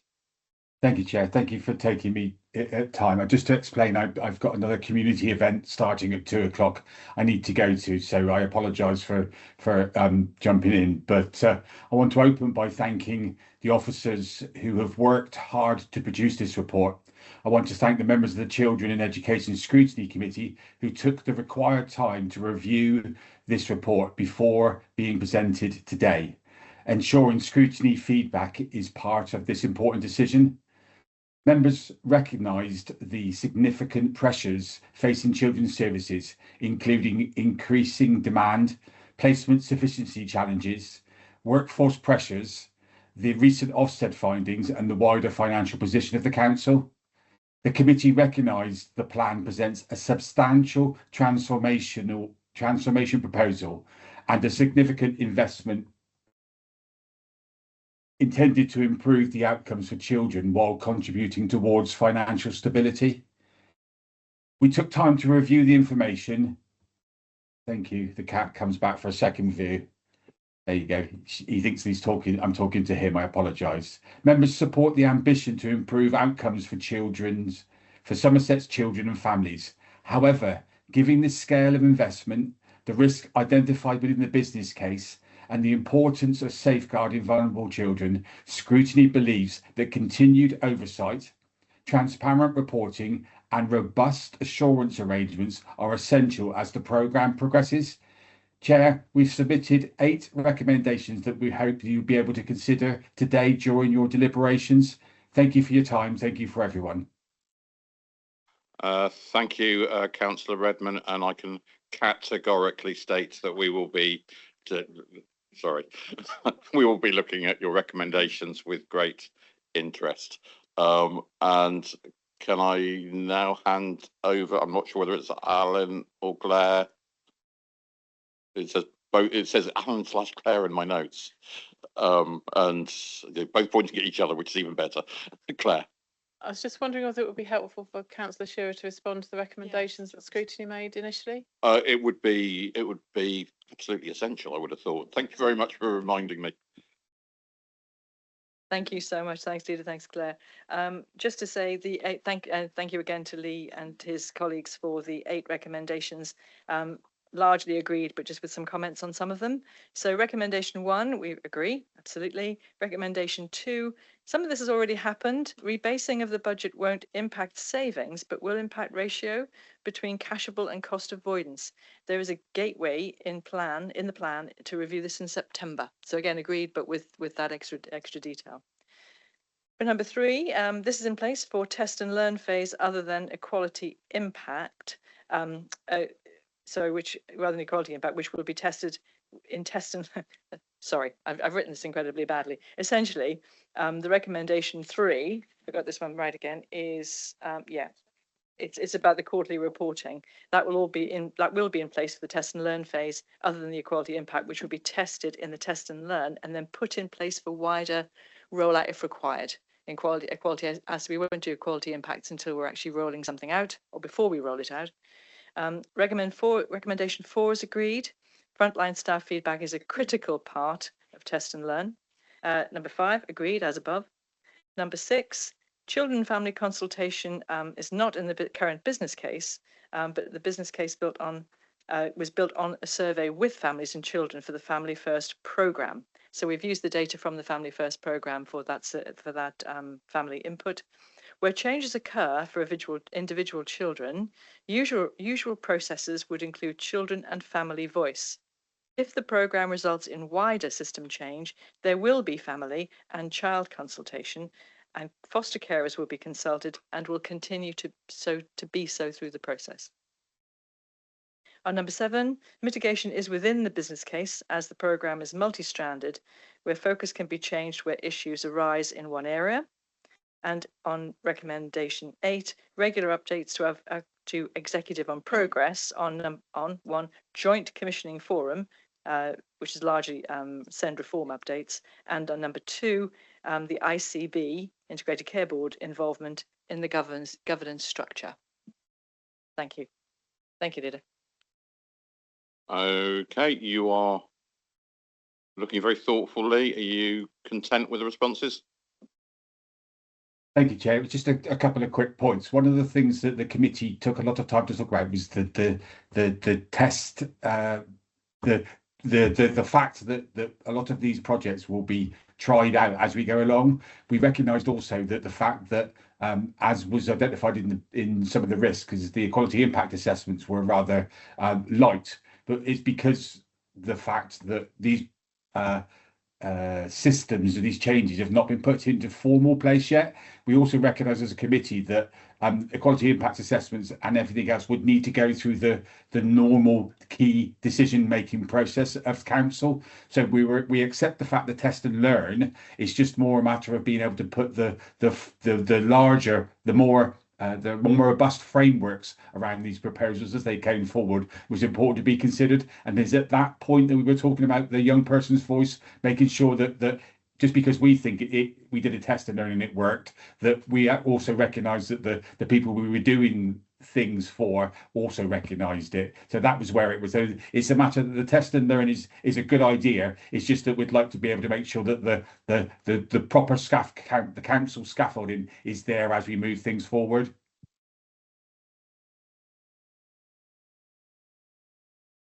Okay, thank you. Thank you very much, Lee. And I presume you're heading over to St Matthew's Field, so have a good afternoon over there. And thank you very much for your feedback. And then pass on to Claire. Thank you. So I intend to just take you through the key elements of the business case so that people understand what we're trying to do and what the impacts and the outcomes are that we want to change for children and the consequent financial impact and benefit there will be for the council. So I'm largely going to take us through from page 155 in the agenda, which is the transformation project business case, and I'll explain which pages I'm on as we go through it.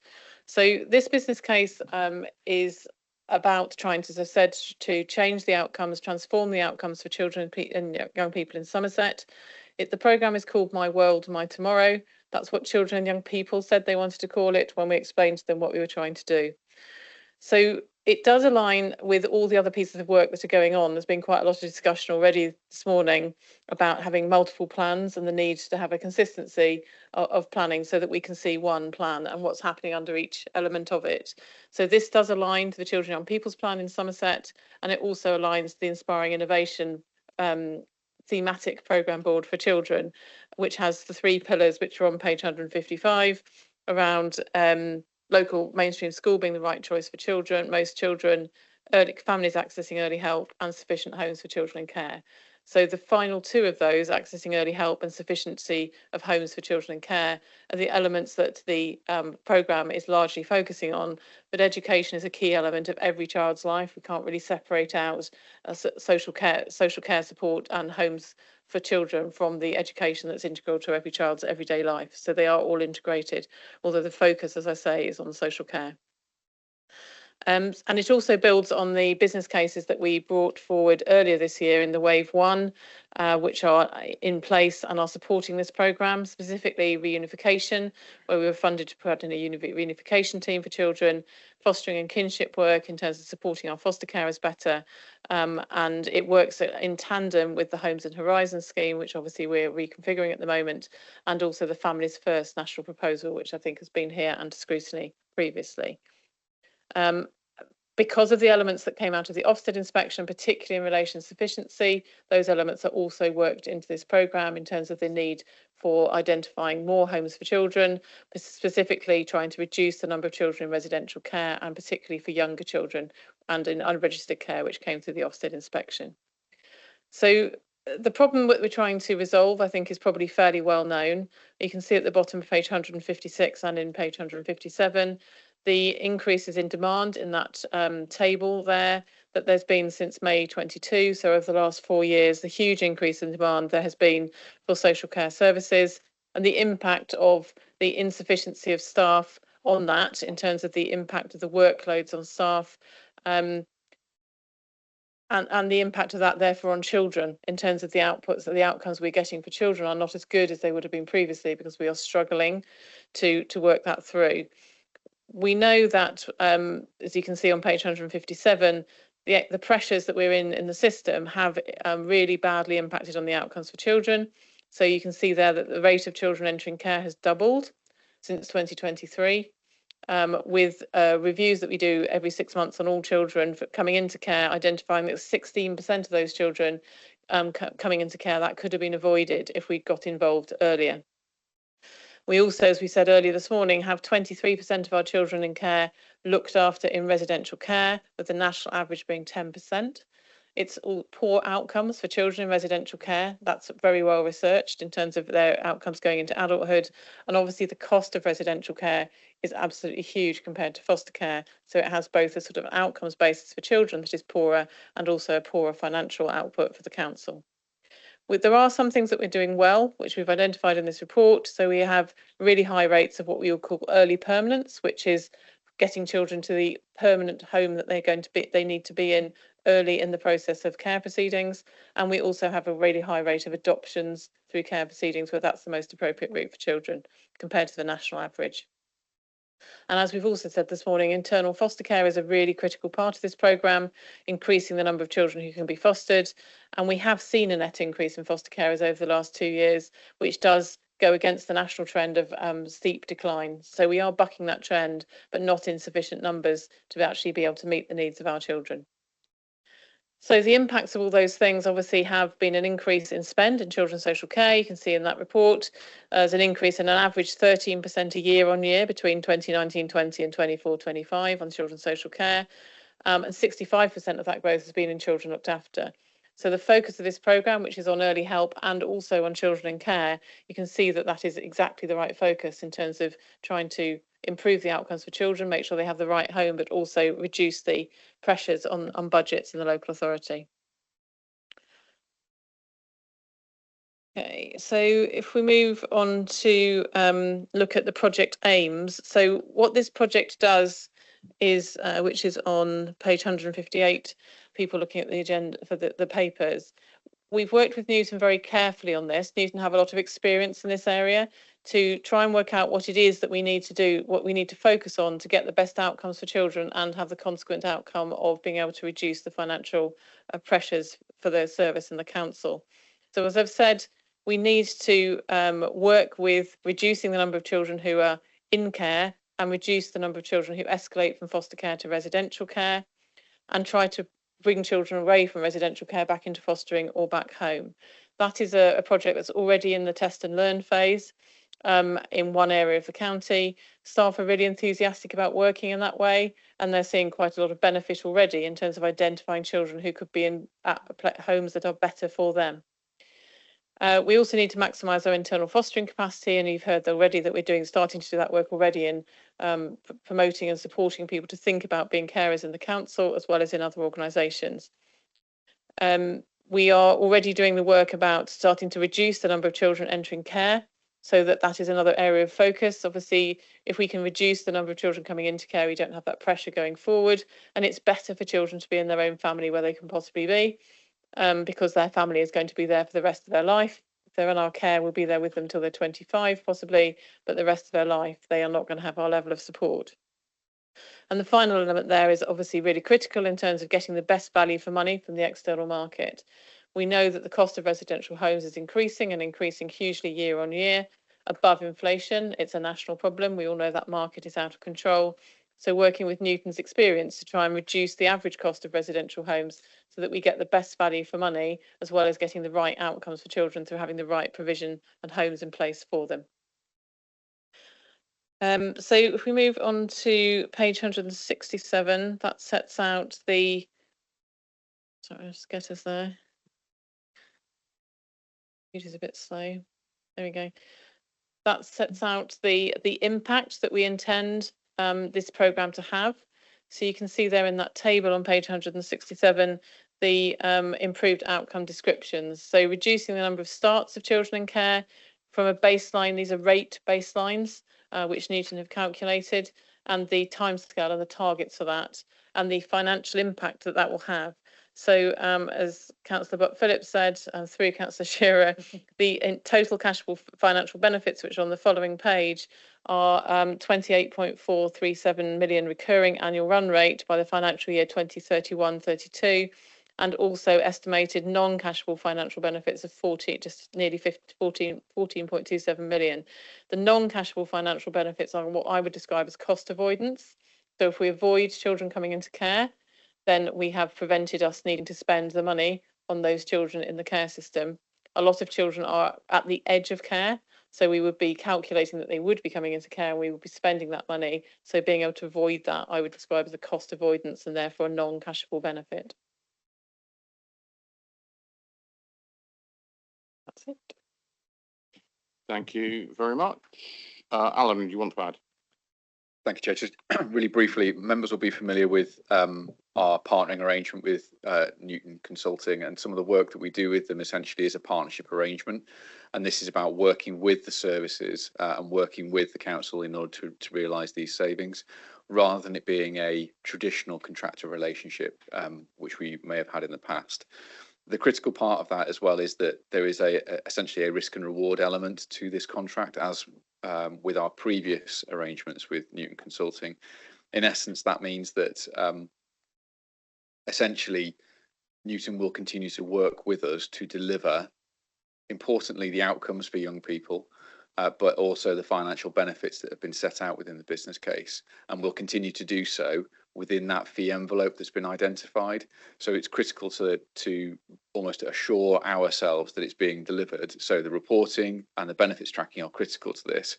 But also from a perspective of risk for the authority, it also means that we have a partner that will continue to work with us until this is delivered, rather than simply carrying out the actions and activities. It gives us the ability then to ensure that they are continuing to work with us. This is exactly the same arrangement that we had with My Life, My Future in terms of the work that was going on with adults. And it's similarly the same work that we've got currently running with adults and housing as well as part of the transformation programme under this contract. So it's the same contracting arrangements and the same elements. It just means that we have that assurance that we have a partner that's going to work with us and committed to work with us until the benefits are seen through. Thank you, Chair. Thank you, and thank you for bringing forward this transformation paper. It was obviously a significant and ambitious programme of change. It does hope to produce both better outcomes for children and families and also reduce costs, and links in well to our overall transformation and inspiring innovation programmes. As we've seen earlier today, that's absolutely critical for delivering our response to the best value notice and addressing those issues that have been raised by government. It's well rehearsed the increasing demands and costs that children's services have undergone.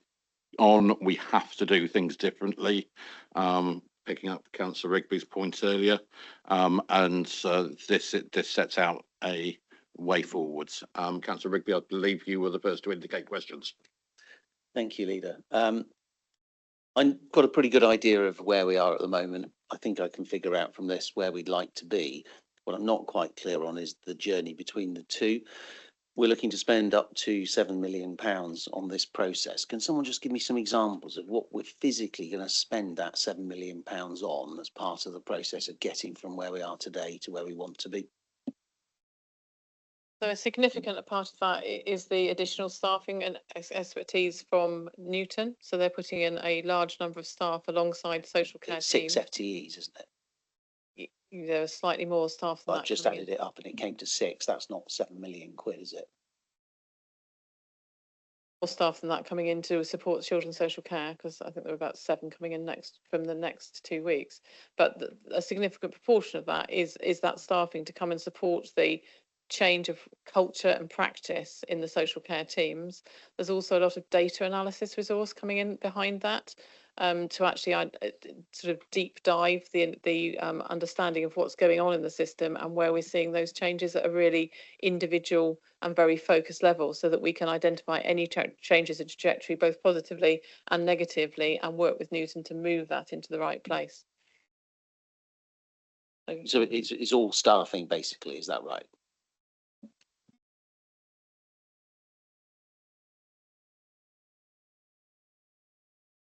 I was just going to say it's sorry, closer to the microphone.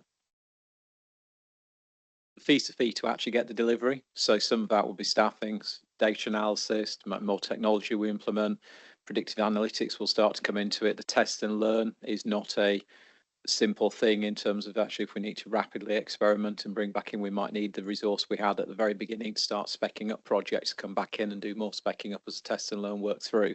And obviously there will be other costs in terms of staffing, etc. Newton's costs themselves, including any profit element that they're taking as well.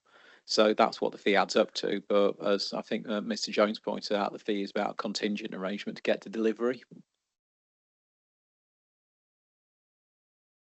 Okay, thank you. Any other comments, questions? Councillor Lation, please. Thank you.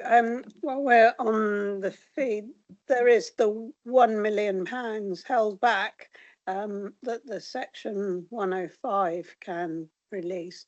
And I just wondered if we understood what would kind of allow that further £1 million to be released. Because we're agreeing it today, but I don't understand from this paper what would allow that to be released. Through you, Chair. In terms of confidence of delivery, progress, and making sure that it is having the impact. So we have been talking a lot today in terms of, you know, a bit of the so what. So there's lots of action, but it's not about the action, it's about the impact of that. So there will be need to evidence that kind of progress in terms of delivery of the outcomes of the impact and making sure that we're really clear before we do that. What we don't want to be doing is continuing to spend money on stuff that actually might be good stuff, but it's not actually delivering what we need it to deliver. So there will be a need for some of that evidence. Yeah, thank you, Chair. Just to say, I thought in your introduction you didn't talk much about things which I think we are doing well, which is reintegration of children back into their families, and also kinship care as an adjunct to foster caring, where you can get children looked after by people in a family, which is also a good thing to do. I'm more interested in the kind of upstream effort situation, because I believe, and again, I don't have anything to base this on except what I've listened to, that children excluded from school are more likely to end up in care because the home situation may become more difficult. They may not get the home schooling in the way that we'd hope. And obviously, because they've been excluded from school, one would expect that they probably have had some difficulties with relationships of some kind, even if it's just the school ones. So are we including in this, and forgive me if I haven't seen it, some upstream effort to try and stop those exclusions happening? So that isn't specifically an element of this project, but as I said, because all the work in children's services is sort of in one big envelope, if you like, the work we're doing with Newton on this element also has strands that pull out into the other areas of the business as usual work. So we're doing a lot of work on preventing exclusion. We have a team that we put in last year whose sole focus is preventing exclusion, and they have reduced the number of permanent exclusions from 153 in the prior academic year to 128, 29 in this academic year. So they are making some headway in there. I think what we want to do is almost get ahead of that, because actually when children are in school and getting to a position where they might be excluded because of behaviours or social problems, etc., we're almost on that trajectory down that we can't really stop very quickly, very easily. So what we're trying to do is get in as early as possible with the early help system, the nothing to do with the local authority, the community support, the family support, the identification of self-help measures effectively, so that families actually can work out how to get that support, and we can identify the families that aren't identifying it themselves really early and put in very, very early support. And that works through family hubs, which is the new Sure Start government model, where we are trying to identify families sort of 0 to 5, basically, where children are struggling or families are struggling with children at a very, very early stage. So we've had the first tranche of information about the good level of development, which is what we are aiming for 2028, and we're already halfway to that target in the first sort of 6 months of that first year. So in sort of the results that came out in June. So there's been a lot of work going on that in the last 18 months, and we're making progress with that. But my professional opinion is we need to be working harder at that really, really early support, identifying people early in life, early in problem, because actually once they're in the statutory system, things are in a state that people really struggle to turn around. So yes, we are dealing with that. It is a line, I suppose, if you like, that links to this piece of work to make sure that we are filtering that through the early support system. I suppose really what I'm trying to say is I think you might have more success in that than dealing with the children who are already in the system, as it were, and on the trajectory that you just mentioned. It's the same in adults. We need to do more predictive work about falls and people who are going to be coming into our service. We have some of the tools now. We've got some great IT work going on to produce programs to help us predict. Same with homelessness. So we've got some great things going on within the council, and I'm really pleased to see that happen. But I do think the upstream effort is the main place where we will get savings. And Chair, if I may, just to add to the point, I think one of the critical parts of this business case is, rather than it being seen as a particular intervention, a particular part of work within children's transformation, it's across the piece. And I think we have a significant level of engagement with Newton colleagues and with the service and the council. So if there's a need to be agile through this programme, so to your point, if there is a benefit of intervening in that area, that's where the flexibility that we have with essentially the agreement with Newton and with the service is that we can deploy the resources. If that is seen to be the big driver of the concern, we can move in that way. Again, this follows the same pattern that we used with the engagement with adults. The critical part is that Newton will bring the resources that are required to deliver the outcome. And if those resources are currently this, that's fine. If that needs to adapt over time, and that's the flexibility of using a partner like Newton, because it means that they can adjust the type of resource, the nature of it, and the volume of that resource to deliver the outcome. And that's where the contingent fee model really kicks in as part of it. But it speaks exactly to the point you're raising of that's the key trigger that we need to address. It's using our data more effectively, greater levels of analysis, and then being able to respond more flexibly through the programme. Thank you, Evie. First of all, just an observation of ensuring that the young people's voices are captured throughout the programme. It's called My World, My Tomorrow, not Your World, Your Tomorrow. And I'd like to see a little bit more. I get it when it comes to places like this. It's got to be in terminology that we all understand and can put against finances. So it needs to be influenced by the lives that are meant to improve. I work on the co-commitments and partnerships. A slight question here, a small question, which I hope either Sarah, Heather, or Claire can answer. In terms of the early help offer given, the majority of impacts on children arise from the adults in their life. Are there efficiencies of joining up adult and children, young people, early help systems? You know, because we want to make sure that we get it right and that those partnerships are working well. So if I just answer those 2 points. So I think with the children and family voice, what we're trying to do with this programme is change the lives of individual children by changing the ways that social workers focus their practice. So we're not trying to change policy, we're not trying to change sort of model of social work, we're trying to change the outcomes for individual children. So obviously individual children and their families are consulted about every plan that is for them. It's more difficult to consult everybody, children and families, or a group of children and families when you're just looking at individual outcomes for children, because we're not trying to change a sort of a policy, I suppose, or a sort of bigger system. We're saying we're doing the right things. We need to focus better in particular ways on particular groups of children. In terms of the early help, yeah, that is absolutely true. Newton were involved in developing a national report with County Council Network quite recently about outcomes for children. And they identified in that research that 80% of the problems that children have are with their parents, effectively with the adults in their lives. And it's the impact on the children that causes the problem. So we do have a family safeguarding, which is a model of social work practice that we took on in 2020. It's a nationally recognised model. We delivered it remotely to start with. It's quite interesting in the pandemic. And it basically gives access to families, to domestic abuse workers, drug and alcohol workers, and mental health workers for the adults in a child's family, and those workers are embedded in the social work teams. So those parents do not have to wait for the threshold that you'd normally have to wait for to access those adult focused services, because they're in there as the early help measure for the adults in those children's lives.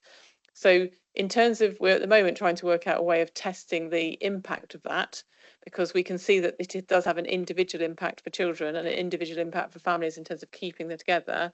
So the sort of corollary of that, I suppose, is that if we didn't have that, then we'd have more children in care and it would be worse. But we are looking to do a bit of a review of that with Hertfordshire, who started that model, to say, could we tighten this up? Could we make it even more effective with the resource that we've got to keep those children at home and get that early support in for their parents?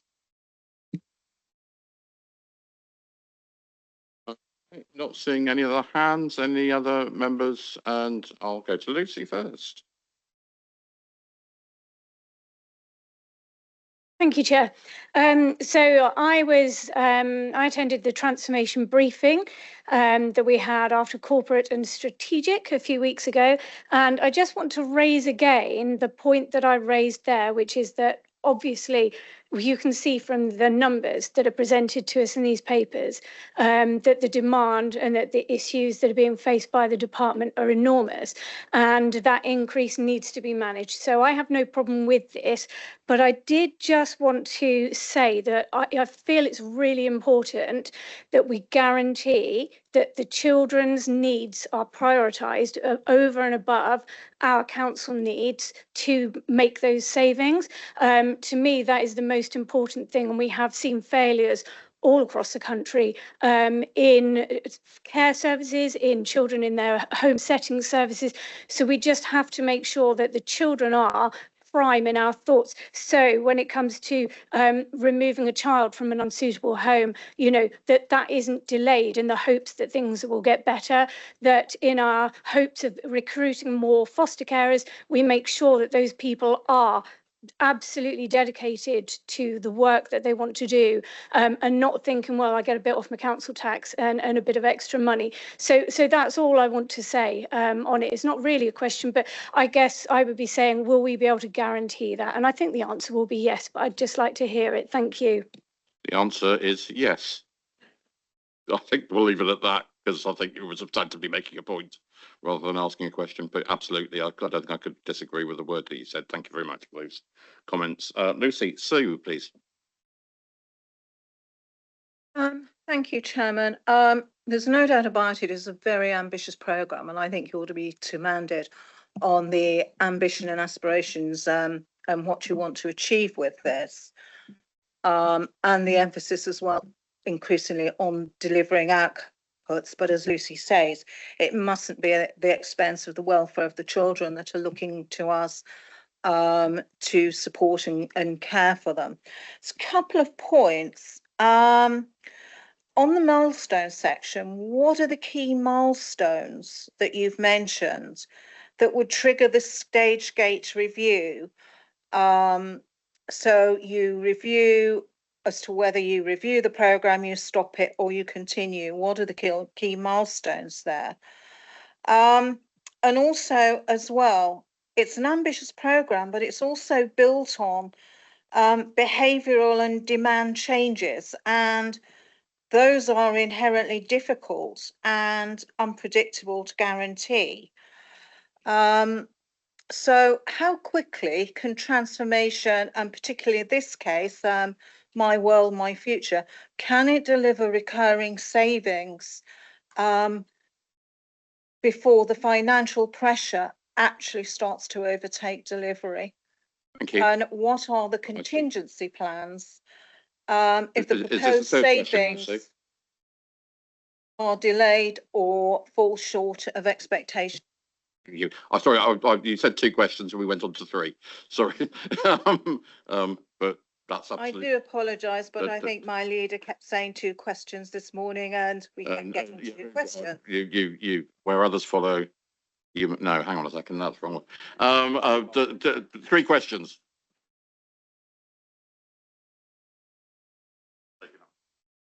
Thank you, Chair. So in terms of the stage gate process, obviously, if approved today, members will be committing to the entirety of the of a £7 million commitment to as part of the deliverable order.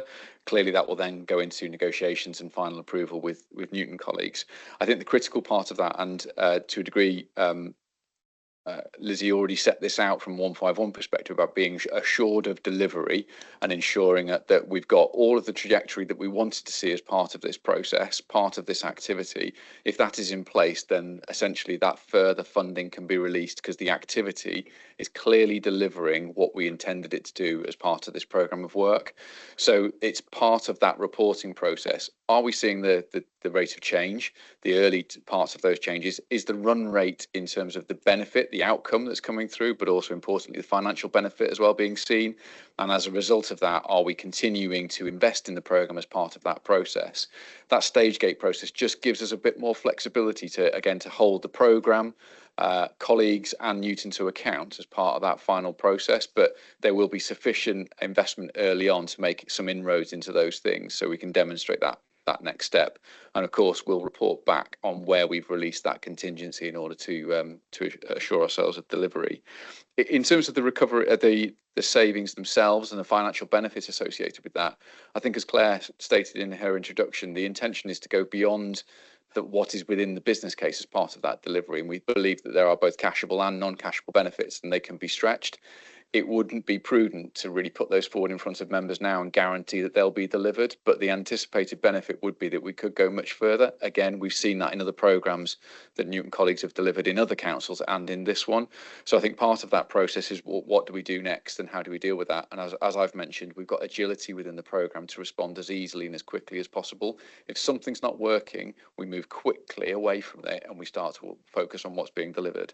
In terms of the plan B, which I don't think was exactly your point, but the kind of the essence of what you were saying is, what do you do if this isn't delivering? I think the critical part of that is a broad enough programme to make sure that we've got, again, the ability to pivot to different activities and different interventions, depending on what's having the right impact. And of course, the next point is around, and it speaks to what the leader said earlier around the question around the best value notice. It's ensuring that transformation programme has enough scope and scale to address any under delivery or over delivery as part of the wider programme, and that's our continued focus. So it's a case of finding more activity to compensate if there isn't any area that's delivering as we anticipated it to. Thanks, Alan. And Diogo. Thanks, Chair.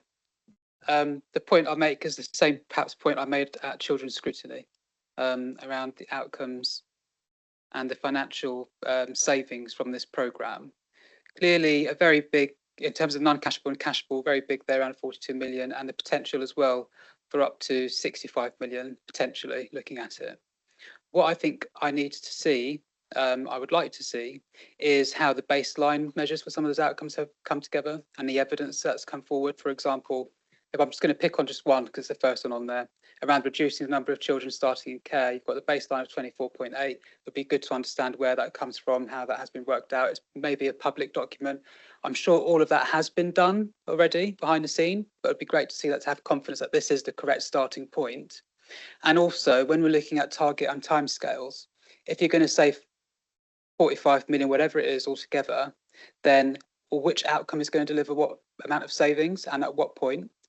If I was managing this programme, I'm not an expert, but I would like to sit down 3 months' time, 6 months' time, look back at the outcome, whichever outcome it is, and be able to say, are we on track in terms of delivering that outcome and the saving that is expected from that particular line?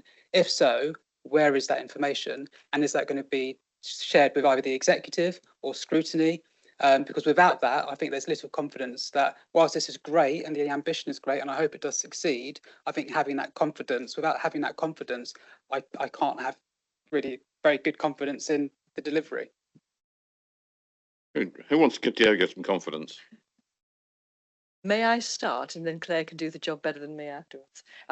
Thanks again for raising this, Diego. And we had this conversation on Monday, didn't we? If I could, if I pick the first one up, and then we can talk. I'm sure Claire will help me with more detail around the second one. But I'll make a start on the second one too. The first one is about. I think it would be helpful, and I'm not quite sure how we can do this, but I think it might be a useful thing if at some stage we could take through a worked example that explains how we do our kind of modelling or forecasting, or in this case, baselining, because it is complex. Because baselines don't stay still. If we always had 150 children coming into care every year, that'd be terrifying. But at least we'd know where we were. But actually, the numbers coming in will it's a your baseline is a variable. So I think it might be worth, not for a meeting this size or this way, but in some way, perhaps through scrutiny, to do something where we can unpack or help ask our Newton colleagues and other modelling forecasting colleagues to help us with how to just work one through, so you can get some assurance about how it's done. That was one thought.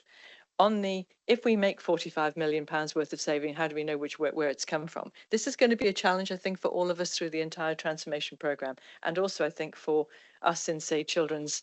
I'm not saying particularly, but if I think of it in children's, because I understand that we have we have a number of activities that we're going to do which are aimed to achieve certain outcomes. Some of that's around best practice or better practice, and some of that's about savings across, whether it's an Ofsted action plan or it's this transformation plan with our milestones and our achievements, whether you're trying to track actual savings or cost avoidance, or would it be something to do with a reunification program that's given us some cost avoidance, but that started before this program.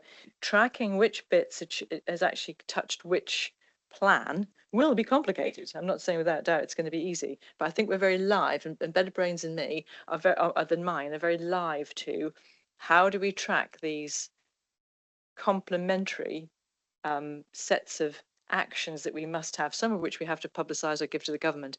How do we track those actions? How do we spot the outcomes? How do we know that outcome is only and absolutely as a result of that one thing there?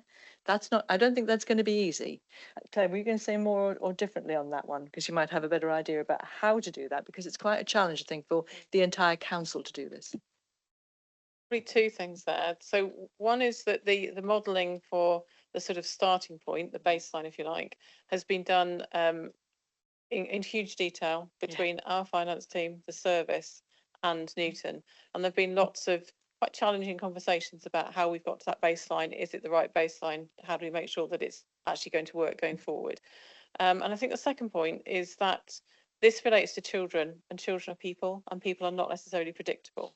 So where we're saying we're going to achieve something on one line by a particular date, as Alan said, the programme has the ability to pivot, to focus on more or different areas, or focus on more one area than another if one area isn't giving us the outcomes that we expected it to.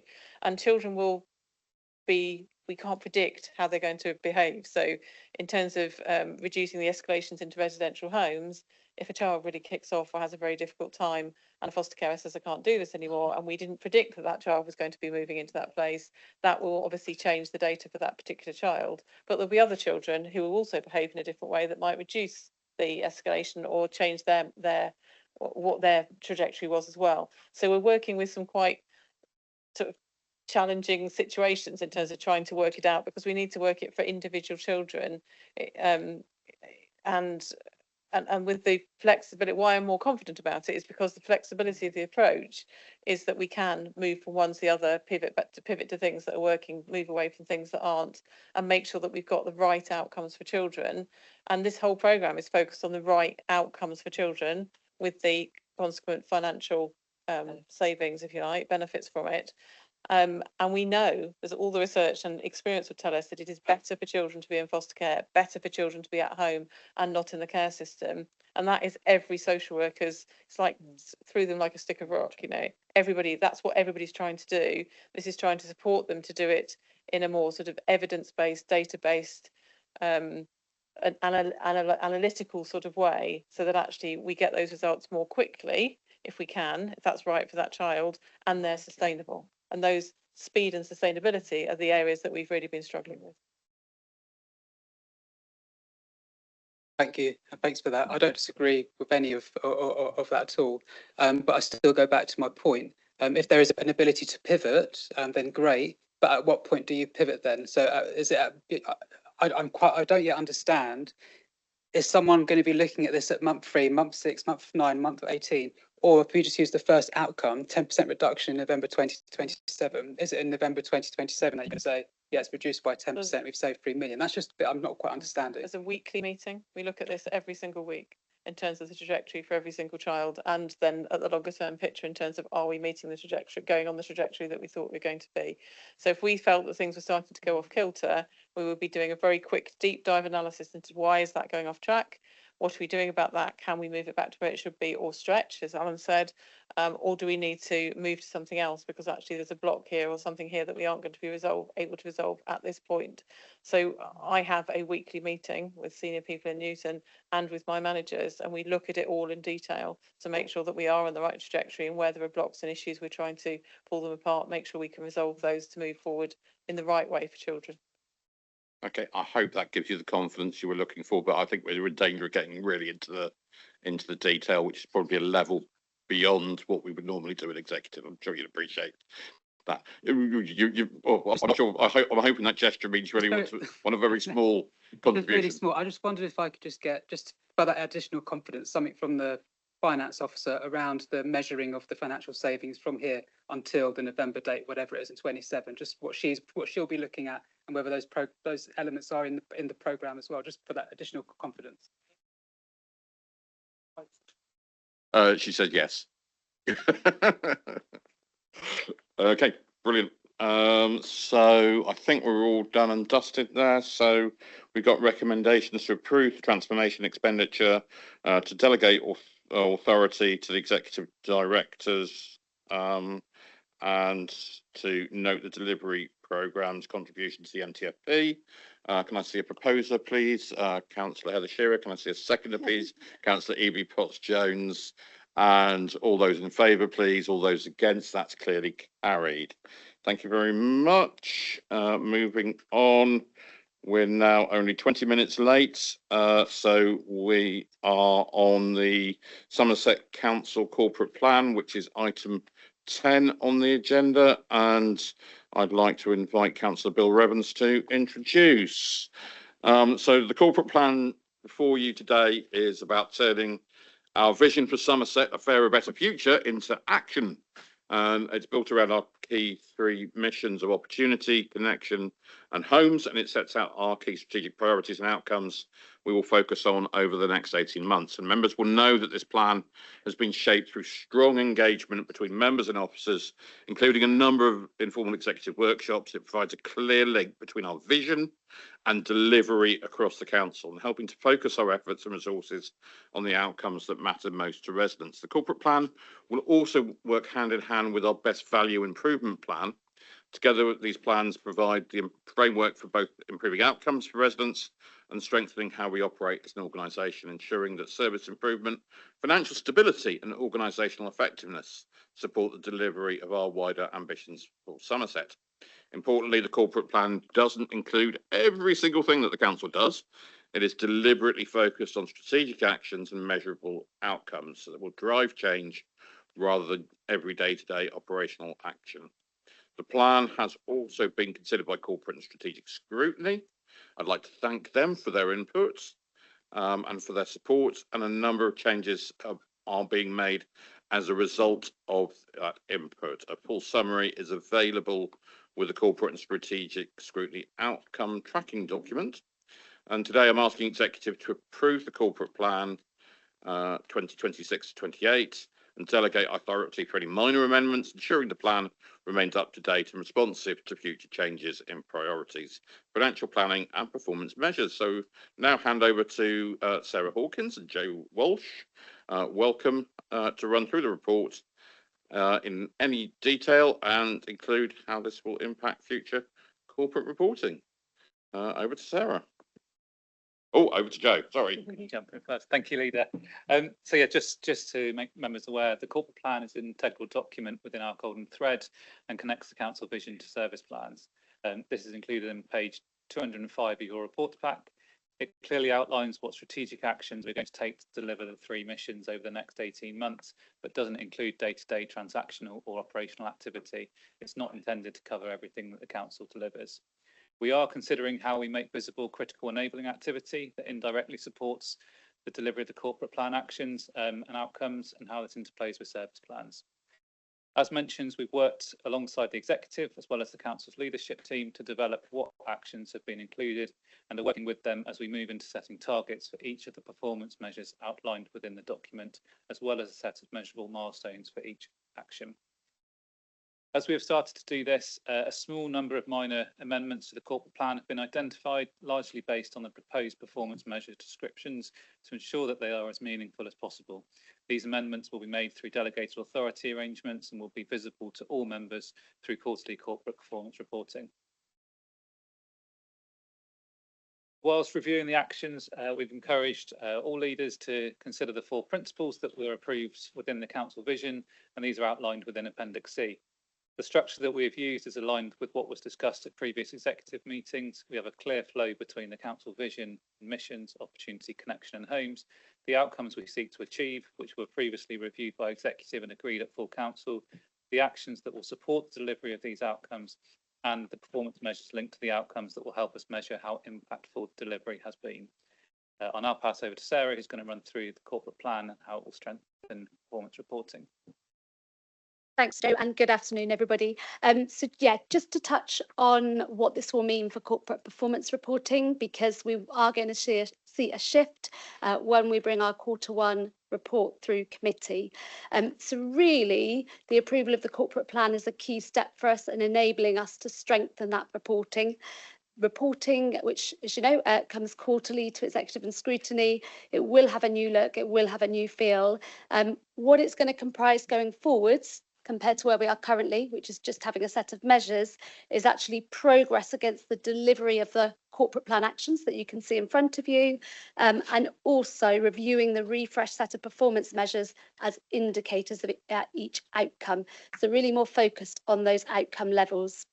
That will mean that we can really focus more on the impact. And I know this morning there's been lots of conversation around how we really improve that and how we're looking at the impact of our actions rather than just the completion of our actions. It's also consistent approach with the local outcomes framework, which is due to be launched by MHCLG. So we will be looking at that alongside the MHCLG framework when it's launched as well. You'll notice in front of you today that the measures are categorised to give an indication of what good will look like, and that's currently maximise, minimise, increase, decrease. That information is indicative only to hopefully aid understanding of the measure. It will absolutely be replaced with specific targets that committee are used to seeing, and we will use the tolerances that we currently use to inform the RAG status, if you like, of those measures. So it was because we only approved the vision a short time ago. There's a massive amount of work that's gone into this across all services across the council. We just needed a little bit more time in terms of absolutely nailing those targets, which we will see in the Q1 report. In practice, I just want to touch on, it will mean that in our corporate performance report there will be a smaller number of service measures compared to what we currently report. That's because as we shift towards these more outcome focus and really aligning them to our vision and our mission areas. Having said that though, we absolutely recognise that there are some service measures that remain of significant interest, both to our members and of public interest. And therefore you'll see in your pack, I think on pages 245 and 247 in Appendix B, a set of proposed high priority measures. The intention is they can be fluid, so things that members do want to keep sight of will also be reported alongside performance reporting against those outcomes that we've got in our corporate plan. So to summarise, so our corporate plan sets out the priority actions we're going to take towards delivering our new vision, which was approved in May. It will also help us better understand whether we're progressing towards the outcomes as part of that new vision. And importantly, it will exist alongside our best value improvement plan to ensure that our improvement of financial sustainability and organisational effectiveness support the delivery of those wider ambitions for Somerset. So I'll pause there and we'll take feedback. Okay, thank you. I'm just checking we don't have scrutiny chair or vice chair available. Not seeing them. We do have a document which gives the scrutiny comments and executive response. Has that been circulated? Is that available on the online, or do I need to go through it? Okay, it normally gets attached to the minutes. So just to summarise 3 pages of A4 if I can. So scrutiny commented about the importance of ensuring that we are outcome focused. Well, that sounds familiar. And absolutely that's fully understood by executive.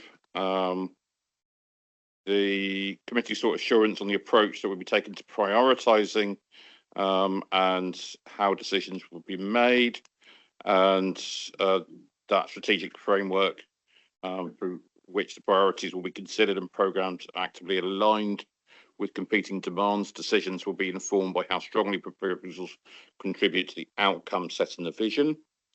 The committee requested the performance measures included clear, measurable targets and milestones. And Sarah, I think, responded to that point in her introduction that will be being worked on as part of the reporting process.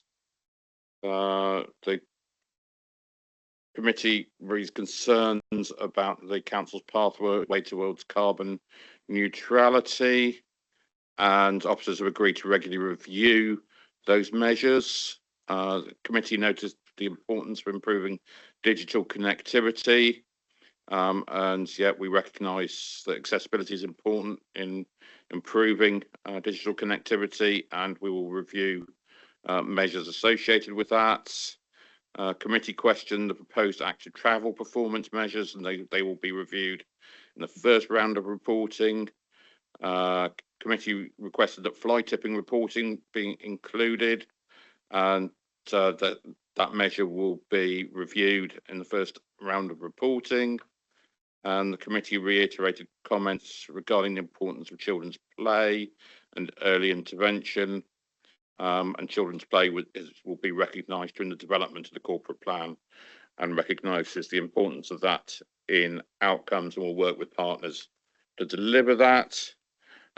Committee sought clarity regarding our AI growth zones and their implications, and it was just pointed towards the Somerset Economic Prosperity Strategy, which identifies digital and data as a key growth sector and highlights the opportunities around that we are all aware of. Scrutiny highlighted ongoing concerns regarding planning enforcement, which we've already addressed is in the system and all should come before us in the autumn. Committee asked that the corporate plan be more clearly demonstrated how the emerging local plan will deliver the council's climate ambitions. It's so just to clarify the distinction between the corporate plan and the local plan. This is a consideration in the local plan, but the two are linked but not glued together. The committee noted that the delivery of some outcomes was dependent on external partners, and sought assurance that performance and risk reporting would reflect these dependencies, and reporting will reflect the role of external partners in delivering outcomes. And officers will provide detail in the narrative to provide assurance there. That was the dozen recommendations from scrutiny, which we've adopted or are taking on board as part of that scrutiny process. Are there any members who'd like to comment on this? Councillor Wakefield first. Yes, thank you. Well, I'm pleased to see this come forward after we agreed our missions of opportunity, connection and homes. And so this is what underpins that and brings it into action. I'm really pleased to see that. For those who are unfamiliar with it, it's another quite long document of stuff, but it's really what we seem to be do a lot of in our council. But it doesn't mean it isn't really well written or anything like that. It just means it's another long document of stuff. So thank you very much for that. I'm pleased with it, and I urge that we all approve it and that we get on with doing the work. And I just wanted to say or ask, this is going along. This is kind of business as usual, going alongside all the other things. If we weren't in financial difficulty, we would be doing this. That's what we'd be doing, isn't it? I mean, I don't. It's not an additional thing. It's what you do anyway, but it's extra important for us to make sure that we keep doing the right things as a council, as well as doing the right things financially. I suppose that's the point I'm trying to make. Yep, I think we'd all echo that. Thank you very much, Sarah. Liz. Thank you. I think you're right, Sarah, in that yes, there's obviously the element of business as usual, and I think having the corporate plan now puts us in a better place than we have been since vesting.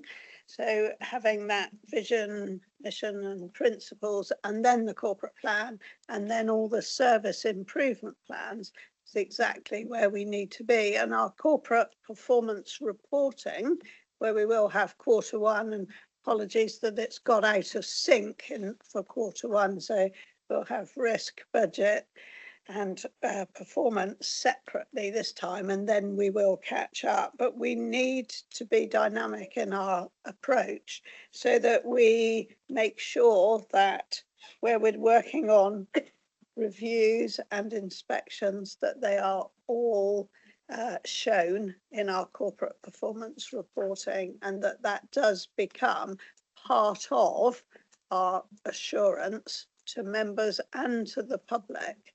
And although Sarah said that there will be places where there will be fewer measures, I'm really pleased to see the additional high priority measures, because those are what I'd call the overarching measures. And without them, we will not have an efficient and effective council. So I just want to add my thanks to Sarah and Joe for the work that they've done here. And I'm really looking forward to seeing the Q1 report when it's ready. Thank you. Thank you very much, Heather. Thank you. Thanks very much. And yeah, thanks for bringing this forward. I'm kind of hopeful about it, and for a couple of reasons, really. I think one is looking at it now, listening to what people have been reacting to it, and thinking this is actually more about how we do things rather than what we're doing. I think it's really marvelous that it's obviously thematically arranged around the three of our visions, which are visions which are brilliant. Opportunity, connectivity, and homes. And what the hopeful bit is, I really hope this will actually force cross-departmental working, because most of those things you can't do singularly in one department or in one directorate. So I suppose that's my hopeful thing, is that I think that's going to be great. It is thematic. It does make me think, because the next layer down where a lot of the detail will be sitting are in service plans. So I would hope we don't lose the connectivity and the cross-fertilization when it falls into service plans, because that would be dealt with in services. So it's just a plea to keep that kind of more tactical and delivery stuff as cross-directional as possible. And I would just like to say, I think I said it before when I saw it previously. I know it cumulatively, it's a lot of paper on top of all the other bits of paper we've had before. But I was really amazed to have like an introduction that was on one page, which is what you had on the corporate plan. It's only, it's packed with words, but the whole document. But the brevity, I think, is really welcome. But I think it belies the complexity, because this is about cross-functional and cross-working more than anything. Thank you. Thank you. Yeah, I think that underlies we're now moving to beyond the phase of forming one council into performing as one council as well. Good. There you go. I made that up as on the spot. Maybe we should somebody write that down before I forget it, because that might use that again. I don't know if there's any points that either of you wish to respond to there. I think they're all generally supportive and encouraging and thankful and appreciative. Superb. Any other comments, questions, observations from members? Not seeing anybody. So we'll move on to the recommendations if we can. So yeah, there's been a slight change to the recommendation for those of you who are really eagle-eyed, and the word deputy has been removed. So I've got to do some work instead of Liz, which is a great disappointment to me, but a great achievement for Liz not to have one more thing to do. So the executive is asked to agree the proposed corporate plan and delegate authority to the head of assurance, performance and risk in consultation with the leader of council to make any minor changes that enable the corporate plan to remain accurate through March 28. Proposed Councillor Leyshon, seconded Councillor Wakefield. All those in favour, please. All those against, that's clearly carried. And we're now 9 minutes behind schedule. Getting better with each agenda item. Thank you very much, everybody. Thank you, Sarah. Thank you, Joe. Really appreciate all your hard work on this, and please pass that on to the team. Okay, so we now come on to agenda item 11, which is the 26-27 HRA Revenue and Capital Budget Monitoring Report, Q1, end of June 26, and Councillor Federica Smith-Roberts to introduce. Thank you, Chair. Over the next 4 items, I'm hoping to claim that time back for you so that we don't overrun. So I'm pleased to introduce the 26-27 HRA and capital budget monitoring report for Q1, covering the position as at the end of that quarter. Overall, the report shows that the housing revenue account remains in a relatively stable position with a forecast year-end overspend of £273,000, representing just 0.44% of the gross HRA income budget. While we're not complacent, this is a manageable position at this stage of the financial year, and officers are already taking action to bring the budget back into balance. And we heard from our Section 151 officer just earlier on today about the general fund, how well we're in Q1. We do have time to do those changes and pull those back. The main financial pressures continue to arise from higher than anticipated void levels and the associated costs of preparing properties for re-let. The report highlights both a loss of rental income that happens from doing that and the fact that we then have to spend further money on making those houses fit and proper for our tenants. So that just reflects the challenges that we face in turning around some of our properties quickly and ensuring they meet those required standards. It's encouraging, as I've said before, that we do have work already underway to address those pressures. We have a review of our voids management process, the appointment of additional contractors, improved approaches to tenant recharges, and a continued focus on reducing turnaround time so that homes can be brought back into use more quickly, which is what all of us want here, so that we can help address some of those on our waiting list on Home Finder. When it comes to our capital programme, the report forecasts expenditure of 67.4 million against an approved budget of 87.5 million. This reflects ongoing reviews of delivery timescales that we're looking to do within our development programme, and our team continue to work to optimise that delivery while maintaining our commitment to providing new homes and investing in our existing housing stock.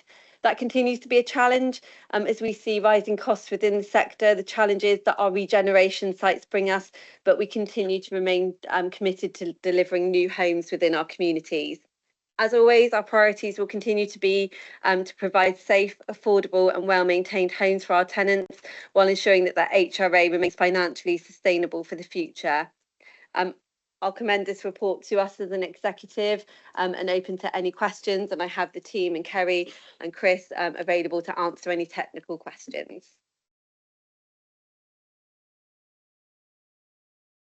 Just something of interest and something that Federica and I have discussed a number of times. I attended a webinar run by Shelter recently about their lobby to government about cancellation of HRA debt in order to allow councils to ramp up the building of social housing to somewhere near the kind of numbers that government is talking about.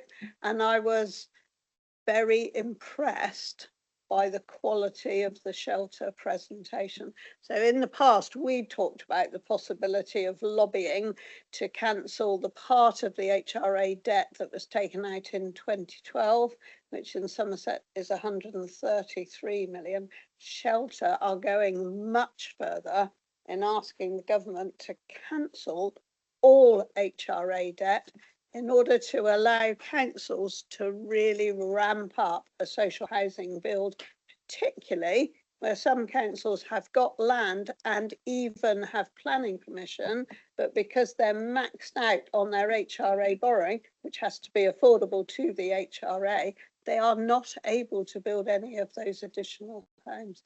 So I just wanted to make that point, Chair, that it is not just us talking about HRA debt and that stifling of our ambition. So I believe I'm right in saying we took out borrowing from the government through PWLB in order to pay off the government. And if we want to be more ambitious, that would need to change. Thank you, Chair. Thank you. Really good sum. Wait, excuse me. Really good summary of the position there. Thank you very much. And we know that's something that we've been lobbying for and have tried to get into various agendas with the government, as with other things that challenge us in delivering our ambitions. So it's good to see that an organisation with a reputation of Shelter is on board with that agenda. Anybody else got anything they would like to raise on this item? Not seeing anybody. Councillor Tom Power. Thank you, Mr. Chairman. It's just a quick one. It's just regarding the general reserve of the 273,000. So with the overspend, if it's not recovered, what will the balance of the HR general reserve be at the year end? And also it's a question to the Section 151 officer. Would he consider the reserves, the level of reserves adequate?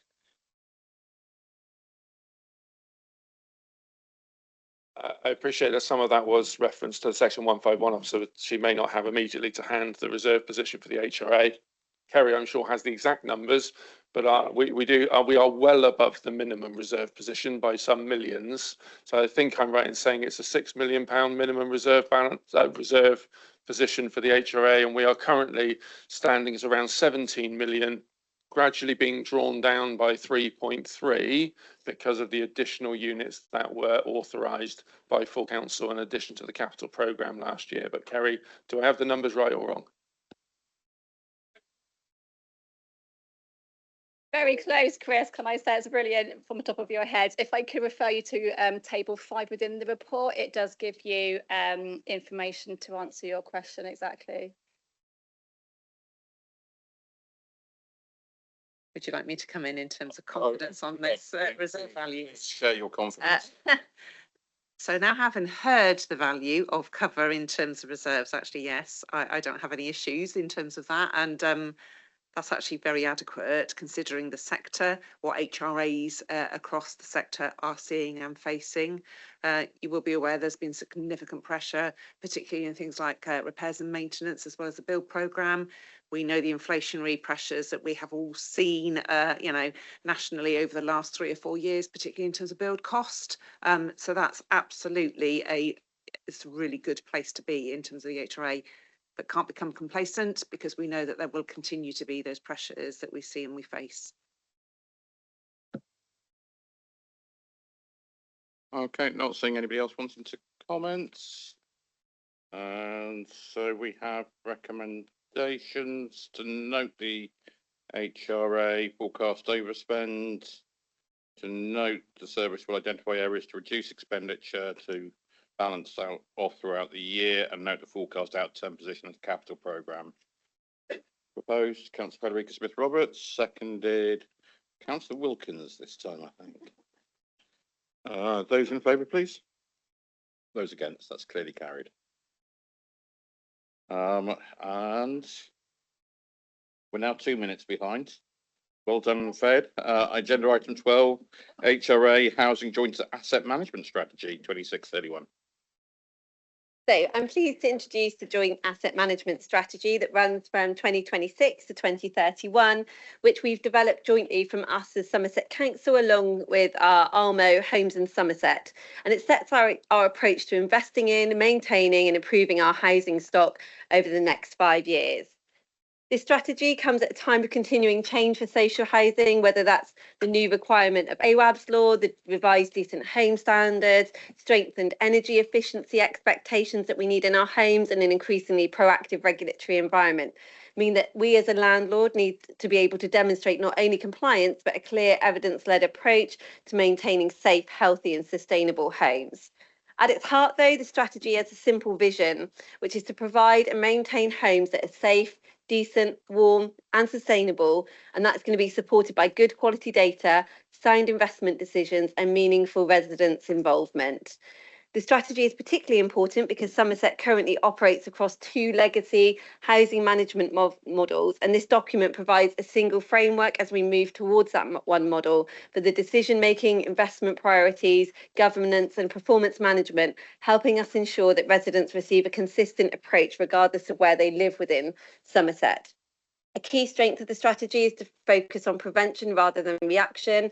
It places emphasis on understanding our homes. We've got homes that were built, over 100 years ago, all the way through to the modern ones that we are purchasing on Section 106 agreements. So we need to ensure that we understand our homes and the investments that they need, and then we can use that to obviously plan and move forward. And then that builds into our budgeting arrangements that we come back to here as executive and see how our capital programme performs. Ultimately, we need to ensure that we safeguard a significant public asset while delivering good quality homes for current and future generations, and it provides a framework that will guide those decision makings. I've got Dan here to answer any technical questions alongside Chris, if we have any. And Chris, do you want to come in? Sorry. Yeah, just a very comprehensive introduction. Just a couple of things to add is that you can see the scrutiny comments here. So the full endorsement of this was given by the Adults Health and Housing Scrutiny Committee. And just to draw your attention to the fact that this has been created in collaboration with the two existing tenant assurance committee groups. So one covering the current HIS stock management and the other covering the in-house stock management. So full engagement with tenants along this journey. Thank you, Chair. Thank you. Again, any comments or questions? Anything from you, Dan? Nothing to add, Chair, unless there's any questions. No. Oh, we've all quieted down after lunch, hasn't it? Anything from any other members? My word. That must have, something's going right somewhere, isn't it? Superb. So we've got recommendations to, hang on a second, let's not do that one again. We've got recommendations to approve the HRA Joint Asset Management Strategy 2631, endorse the governance and assurance arrangements, and note that a formal review will be undertaken in 29 to reflect all the changes taking place. Proposed Councillor Frederica Smith-Roberts, seconded by Councillor Wilkins. All those in favour, please. All those against. Thank you very much. And our third HRA paper.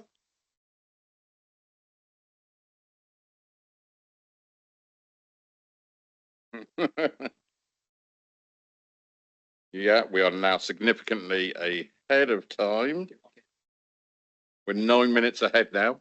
Thank you very much, everybody. Councillor Frederica Smith-Roberts to introduce. So I'm bringing forward to our executive today to approve updated housing revenue accounts compliance policies. These cover 6 critical areas of landlord safety. So we've got fire, electric, water, heating, asbestos and lifting. The policies have been reviewed and validated externally and are designed to ensure that we continue to meet our statutory duties as our social landlord, that we continue to protect our residents and our staff, and we comply with the Regulator of Social Housing Safety and Quality Standard. The updates provide a clear framework for managing those safety risks across our housing stock, which is around 10,000 in number, that we ensure that we're strengthening governance and that we've got maintenance and inspection arrangements, and that we're supporting the council's commitment to safe, well-maintained homes for residents across Somerset. And I've got Susie here to answer any technical questions on those policies. I don't know if Chris, you want to add anything? Chris doesn't want to add anything. Susie, do you want to add anything? Wow. There we go. Can I just look around the room for any contributions, any questions? Liz. Could I just say, Chair, that not only do I really welcome these policies, obviously, but I really like the way they're laid out. They're really clear, they're easy to read, and they cover absolutely everything I could think of and a lot more. So I think they're really good work and very welcome. Thank you. Yeah, absolutely, and particularly fire safety policy in terms of Westfield House as well, because we know the vulnerability there from Grenfell Tower, obviously. So really welcome this. Lucy. It's just a quick question, but I wondered, are these standards higher than the standards in any private rental? Do we have to meet higher standards? So in terms of the statutory requirements, there are some around gas, electrical, Legionella, damp and mould. Some of those are to a higher standard than you would expect in the private sector. So the private rented sector don't necessarily have the same level of regulation around damp and mould or decent homes yet. However, the regulator is talking about an extension and rollout of those requirements into the PRS, so private rented sector as well. And there's a consultation to happen on that. So some of these are higher. Others, in terms of compliance, are an element of pass-fail, so gas and electrical are the same standard across all of them. But Susie, I don't know if you had any other additional comments. No, that sums it up. Thank you. I was just interested to hear whether that was the case or not. Thank you. Thank you. Thank you very much, Lucy. Okay, anybody else? So we have recommendations to approve the fire safety, electrical safety, water safety, heating, asbestos and living safety policies. Those Councillor Federica Smith-Roberts, seconded by Councillor Heather Shearer. Those in favour, please. Those against. And we are now 20 minutes ahead of schedule. This is going incredibly well, isn't it? Agenda item 14, approval of the HRA antisocial behaviour and hate crime policies. Federica Smith-Roberts. I'm pleased to bring these forward today so that we have the antisocial behaviour and the new hate crime policy for our HRA services. These policies set out a clear, consistent and victim-centred approach to addressing behaviour that can have a significant impact on people's lives, well-being and a sense of safety. They strengthen our commitment to supporting residents, providing clear reporting routes, to responding proportionately to concerns and working closely with partner agencies to achieve and look to achieve positive outcomes. The antisocial behaviour policy focuses on prevention, early intervention and effective case management, ensuring that those affected receive the right support while enabling us to take action where necessary to protect our communities. The hate crime policy reinforces our zero tolerance approach to prejudice, discrimination and hate-related behaviour, with a strong emphasis on supporting victims and ensuring residents can live free from fear, intimidation and harassment. I also think it's important to recognise the wider context in which we are considering these policies. In recent weeks, we have seen far-right demonstrations in Taunton met by an even larger number of anti-racism campaigners and local residents standing together in support of inclusion, equality and respect. Somerset's response has shown that our greatest strength is the diversity of our communities and the willingness of people to come together to reject division and hatred. Local leaders, including Bill, myself and others, have made clear that those seeking to spread fear and hostility do not represent the values or spirits of Somerset. As a social landlord, we therefore have a responsibility not only to provide homes, but also to ensure that our tenants feel safe, valued and supported. These policies send a clear message that there is no place for hate, harassment, intimidation or antisocial behaviour in our communities, and they therefore provide a robust framework for supporting those impacted, challenging unacceptable behaviour and helping to create neighbourhoods where everyone can thrive regardless of their background or circumstance. Together, these policies support and continue to support our responsibilities as a landlord, align our services ahead of the transition to homes in Somerset and reinforce our commitment to safe, inclusive and respectful communities for all. Therefore, I recommend that we approve them. Thank you very much. Oh, we got a collection of hands and I've got mine up as well, metaphorically. We'll go Evie first. Lose the time now. So I'm on page 401, case closures. Where vulnerable residents stops reporting incidents, how do we make sure that silence genuinely means that the issue has been resolved before closing the case? Because I think, you know, looking at this, 2 weeks is such a short period.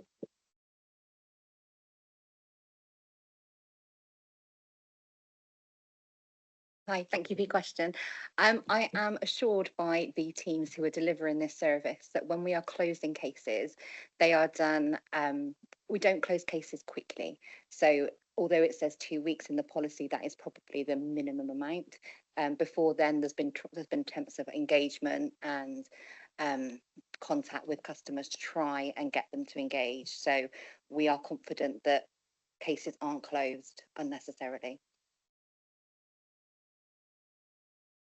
Heather.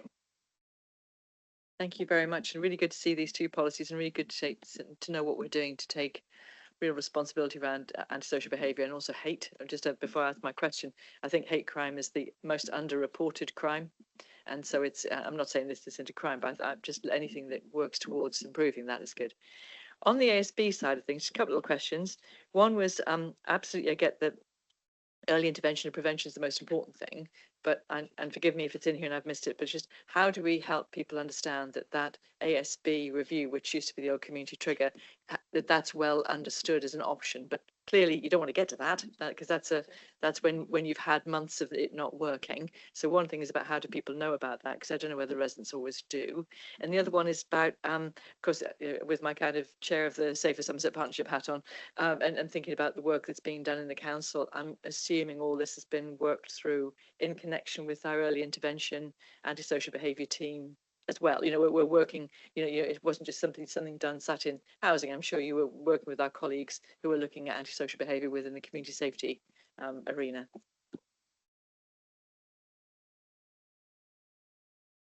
Thank you for your question. I'm assured by the operational teams that we are giving customers every option in terms of how to manage cases and how to raise concerns if they feel that their cases are not being dealt with. That will be through our officers themselves, through the partnerships that we're working with, and through the police. So I'm confident that that is happening. And yes, we've been working with colleagues in other areas. Thank you. Mine was a similar point. I get cases referred to me from MPs really about antisocial behaviour, and this is not in HRA properties. Usually it's in other properties, but it is a problem for all housing providers of large amounts of housing. And I know you do your best to put the right people next door to each other, but that doesn't always work out. My father, who worked in social housing as an architect, said that they used to have a plan to put the bad tenants next to the good tenants, so the good tenants would pull them up. But in fact, it didn't work. It worked out the other way. So everybody got fed up and they all behaved badly. So I know it's much more complicated than that.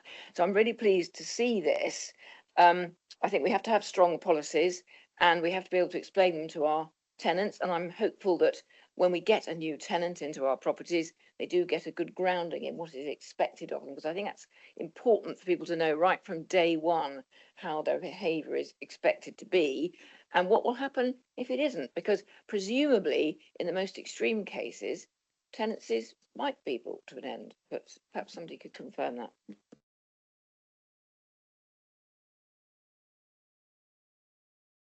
Yeah, so we've got quite a robust allocations process where we will be explaining to incoming customers what the expectations is of them when they become one of our tenants. We also undertake referencing and various other checks from previous landlords.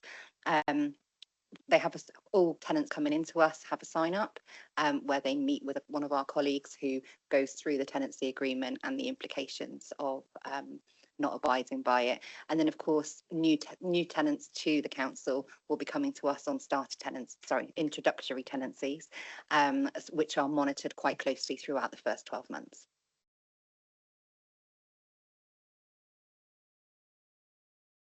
Can I just make a point that I'm sure if people live in decent homes, they're much happier and find it easier to get on both within the household and with their neighbours.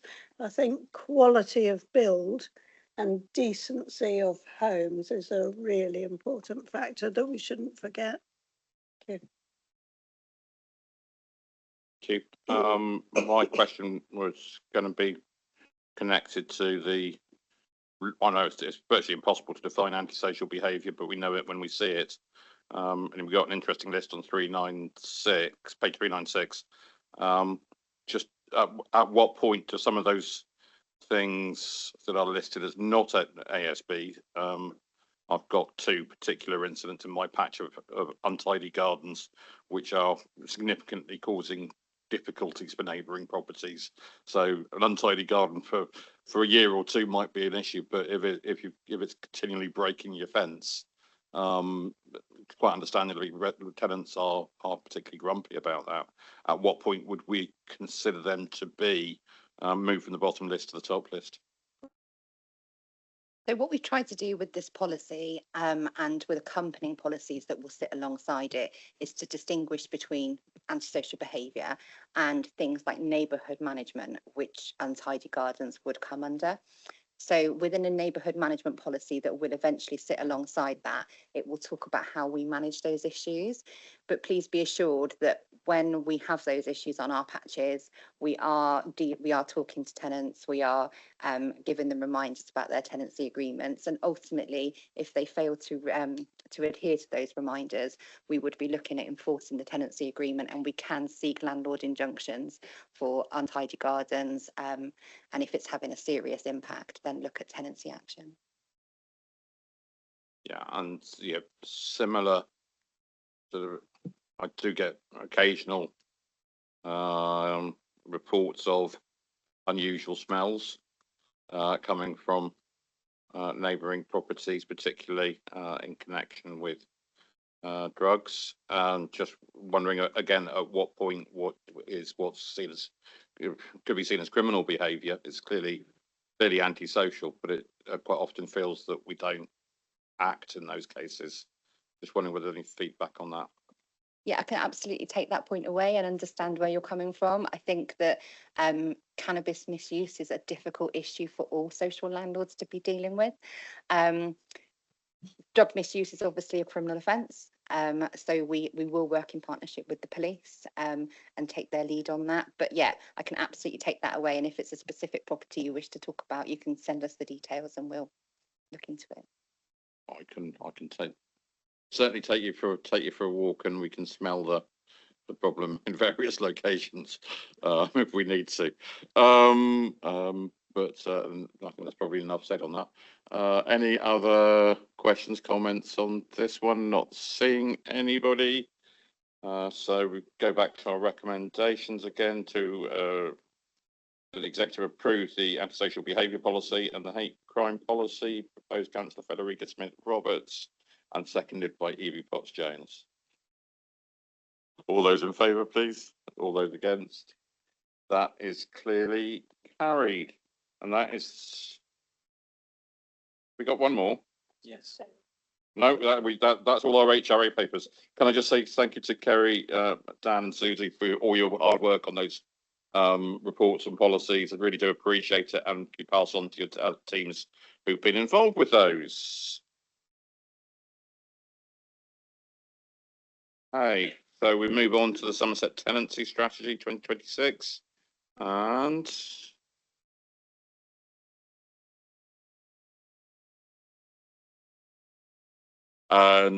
invite Councillor Sarah Wakefield to introduce.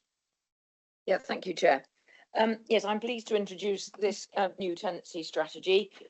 It's an updated strategy from what we had before, because you have to have one. It's not as if we haven't had one before, but it's a good opportunity because there have been legislative changes, and so it's the right time to do this, as well as more government intervention about how we deal with homelessness and that, all the rest of it, which is all great to hear.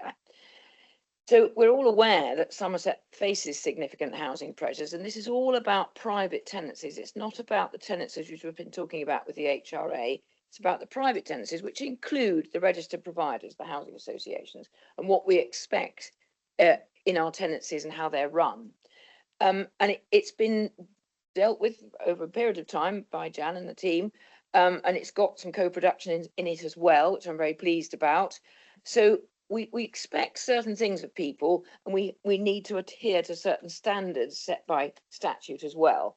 And Jan will now explain a little bit more detail about it. Thank you. Welcome, Jan. Thank you. Thanks, Sarah. It's kind of the perfect time to update, really, because new legislation, new central government policy in the shape of the National Plan to End Homelessness, and new regulation in terms of the consumer standards, which will be updated to reflect the new legislation. Not only that, but it fits in well with our revised mission, vision, priorities and new corporate plan and the forming of the unitary. Current housing pressures have been highlighted by Sarah, so I'm not going to dwell on those, and we all know what they are, but there's essentially demand very much outstripping supply, particularly in relation to certain types of housing that we need for the more vulnerable people in particular. Modern tenancy strategies are about a framework of good practice, and more so as the legislative framework is changing, and they provide guidance for social housing providers, but we can't enforce them. They are about helping people to get a home, no matter what their past is or what their current circumstances are, and to keep their home, but in the right ways. And they look at best practice in the use and forms of tenure, and very much emphasise strengthening tenancy security, particularly ours, and best practice in tenancy management, encouraging the best use of housing stock. They also support the meeting of our local needs, our local housing needs, and homeless prevention through multi-agency working and partnerships. Affordability in the wider sense, not just about social rents, but also about inclusion measures and helping people to manage their money and stay out of debt, and promote sustainable communities. The themes focus on, very straightforwardly, fair and inclusive access, giving everyone the chance to have a home. It's one of the building blocks of health. Independent living, which is particularly important as our population ages, and we have more frailty, more disability, more long-term health conditions where people need to be able to stay in their homes for as long as possible and as long as it's safe, but also have opportunity to have their homes adapted or to be supported to move to a more suitable home if that's what's needed. Tenancy sustainment, early help and prevention is another theme, which is pretty much says what it does on the tin.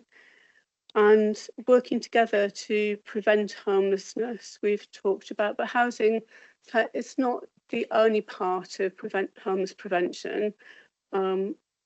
Many things contribute to homelessness. It's very complex. It's about social care, healthcare, support, but in particular, housing plays a key role. And last but not least, the voice and influence of tenants. It's got to be central to our work and embedded at all levels.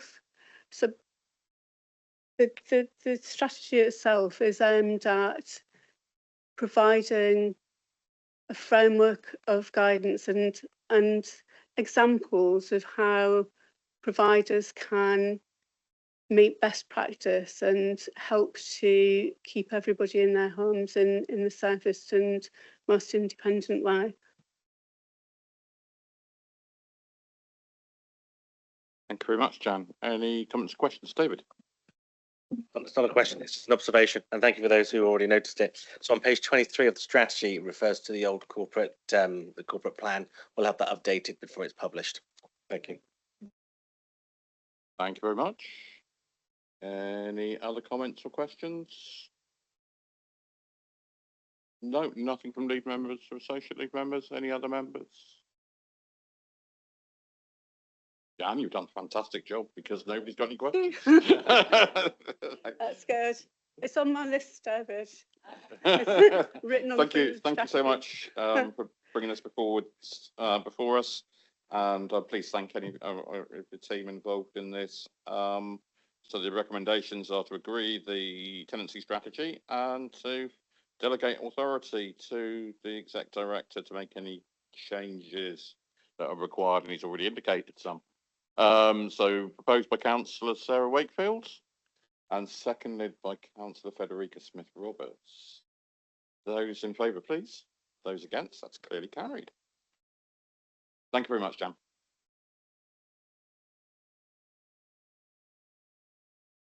Okay, we're on to agenda item 16, which is a recommendation from scrutiny, and I can see we've got Councillor Henry Hobhouse with us.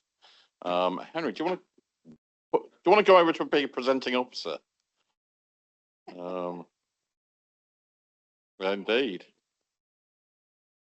And we've got Jamie Jackson online. There we go. What a combination. Hello, Bill. Thank you. I was wondering whether it's an officer and a gentleman or something. So we are very aware and we've been trying to bring forwards conversations around the impact of the closures of the M5 on Somerset. We've been trying to get it on the scrutiny agenda for what felt like a painfully long time, and kind of involved stomping of feet and gnashing of teeth to try and get it onto the agenda, just for scrutiny to take a look at it and just take a first look at what could be done. And we do appreciate scrutiny doing that, and wonder whether Councillor Hobhouse, you could give us the benefit of those deliberations and discussions. Thank you, Mr. Chair. This was sadly a very late addition to our agenda, and the chances to ask any questions beforehand were put together questions beforehand were extremely limited. Though one of your members, as in Councillor Wilkins, asked a lot of questions anyway. It was very obvious to me that they have 13 investigating officers dealing with all crashes in Somerset, right the way across Somerset, not just the M5 or the M32. For your information, the 3 worst accident places in the whole of the UK, and that's accidents per 1,000 kilometres travelled, are Heathrow Airport on the M25, the M32 in Bristol, and the M5 south of the Avon Bridges, and they are all equally bad. I think there is a considerable amount of work to be done on this subject, and that we should be tying the M32 and Bristol City Council in with us to understand why there are so few investigation officers dealing with the 2 worst crash areas on the motorway network across the whole of the UK. I have asked Democratic Services to FOI the Metropolitan Police and the 4th level crash area, which is on the M57 in Manchester, to understand how many investigating officers they have dealing with the problems of those 2 sites. Because if they have a lot more than we do, we need to be asking the police questions about why Somerset is being so badly looked after, with 2 particularly bad areas in the Avon and Somerset area. I'm very happy to answer any further questions. You've got the recommendations in front of you.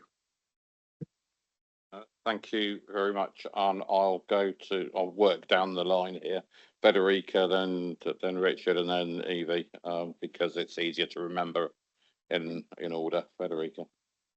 Thank you, Bill. I've just got a couple of comments. I really welcome that we are now at this point after many times of trying to get engagement. It's my understanding that we now are in a better place at that kind of multi-agency communication, because the impact that is felt when we have road closures, whether through collisions or people who are in mental health crisis, has a profound effect across the region.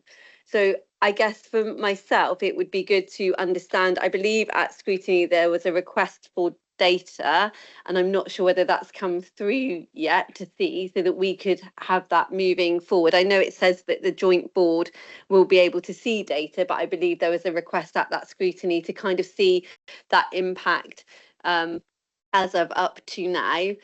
I think that I'd like to understand from the joint group that is going to set up, I'd like to understand how it works when the M5 closure takes place. How do we direct traffic to try and alleviate the pain through some of the villages, whether that's, we've seen that in the news around blocking of roads. I've had my own family impacted, taking 4 hours to get to between Taunton and Bridgewater, and missing flights at Bristol Airport because of the way that the roads were perhaps impacted or not having, I guess, people on the ground to divert traffic at certain motorway roundabouts.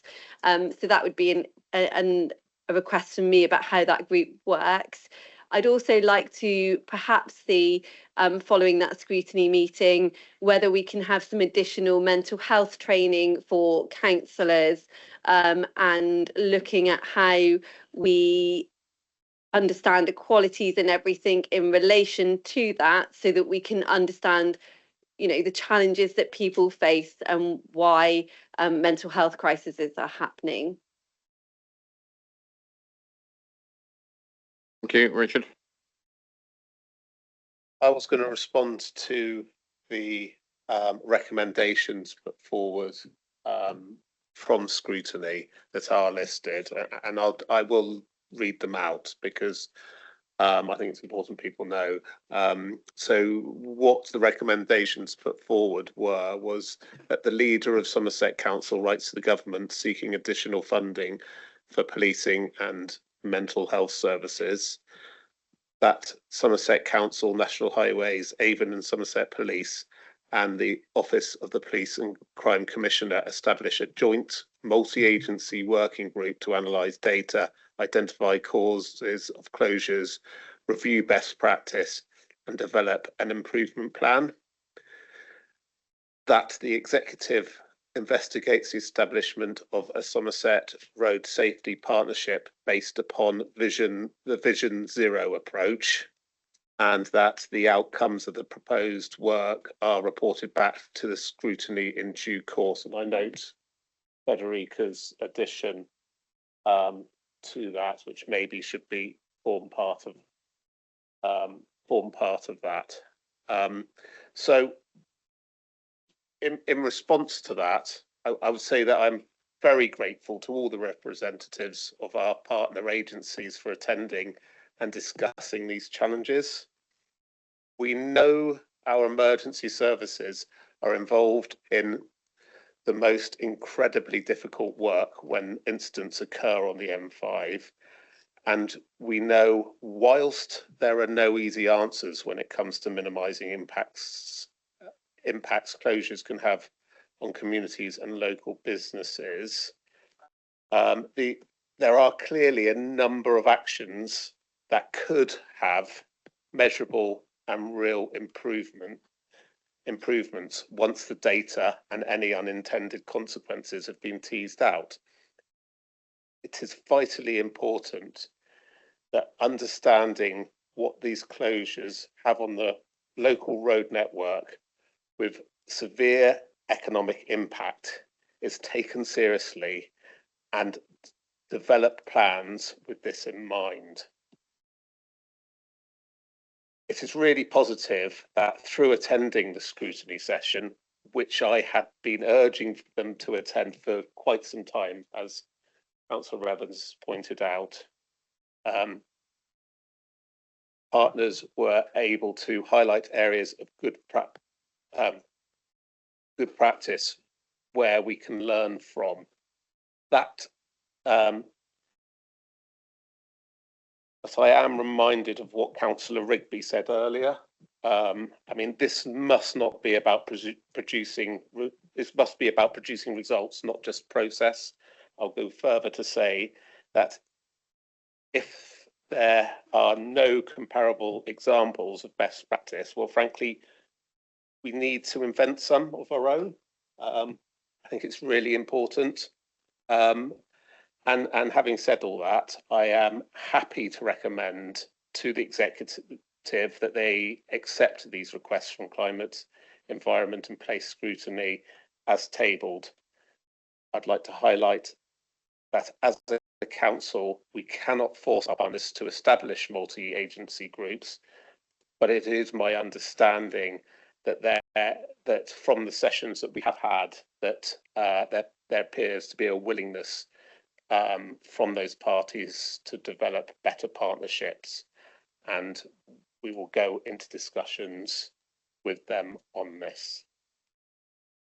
Thank you, Evie. Mine's a small observation, but may I ask the Director of Public Health to come in with a question on my behalf, please, afterwards? The management and the response times, it says there are no direct quality impacts and no health and wellbeing implications. Given the links to road safety, mental health, and the impact of the major closure on vulnerable residents, are we confident that there are no health and wellbeing or equality implications? That's just something I'd like to highlight. I'll pass over to Alison. Yeah, thanks. I think this is a really important discussion and one that I'm really glad we're having. Public Health aren't present on your scrutiny, Councillor Hobhouse. Apologies, we don't have capacity. So I didn't have an opportunity to input into the discussion. But in support of recommendation 3 around road safety, there is a new national road safety strategy, and I think this would be a really timely investment of time looking at what we can do locally. We know that too many people are killed on our roads and it's a major cause of premature mortality, so I absolutely add my endorsement to that. However, I would offer some caution around recommendation 2, the establishment of a multi-agency task force. I think we just need to be really careful of the scope of that. And my reason for saying that is I understand at scrutiny there were really detailed discussions about suicide and people that complete suicide on our road network. We already have a really active suicide prevention partnership made up of a number of multi-agency partners, including National Rail, highways, police, all the services that you represented. And actually, to your point, Richard, it is having an impact. We were a really significant outlier for our rates of people completing suicide, and over the last decade they are coming down, and the last data shows that we are now comparable with national average. That's still not good enough.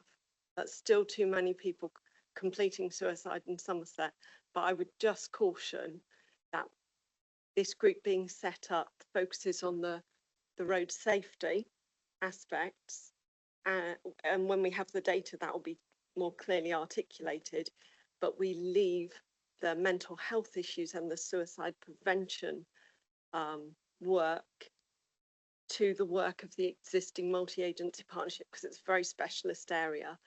And just leading into that, to respond to Fed's comments, there is some really good mental health training available for anyone in Somerset, the Orange Button scheme, and actually police officers have engaged in that training, and that's assisted them in preventing people completing suicide. So I thank you for discussing this, and I'd like to add my support to some of the recommendations.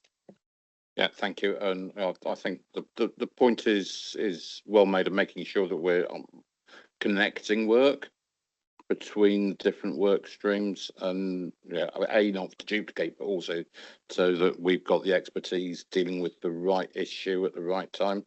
I'm also very aware that some of the incidents are more around a mental health cry for help rather than somebody who wants to complete suicide. And that's I think there is a difference there in terms of the incidents. My understanding is the number of people who complete suicide on a motorway network is relatively low compared to those that are have incidents on bridges, which are very disruptive, but also take high level of intervention. And if we can find ways of addressing those incidents, I think it would be a good thing for those people who are in that position, as well as the road users who are impacted and the businesses that are impacted as well. Did you want to come back on that?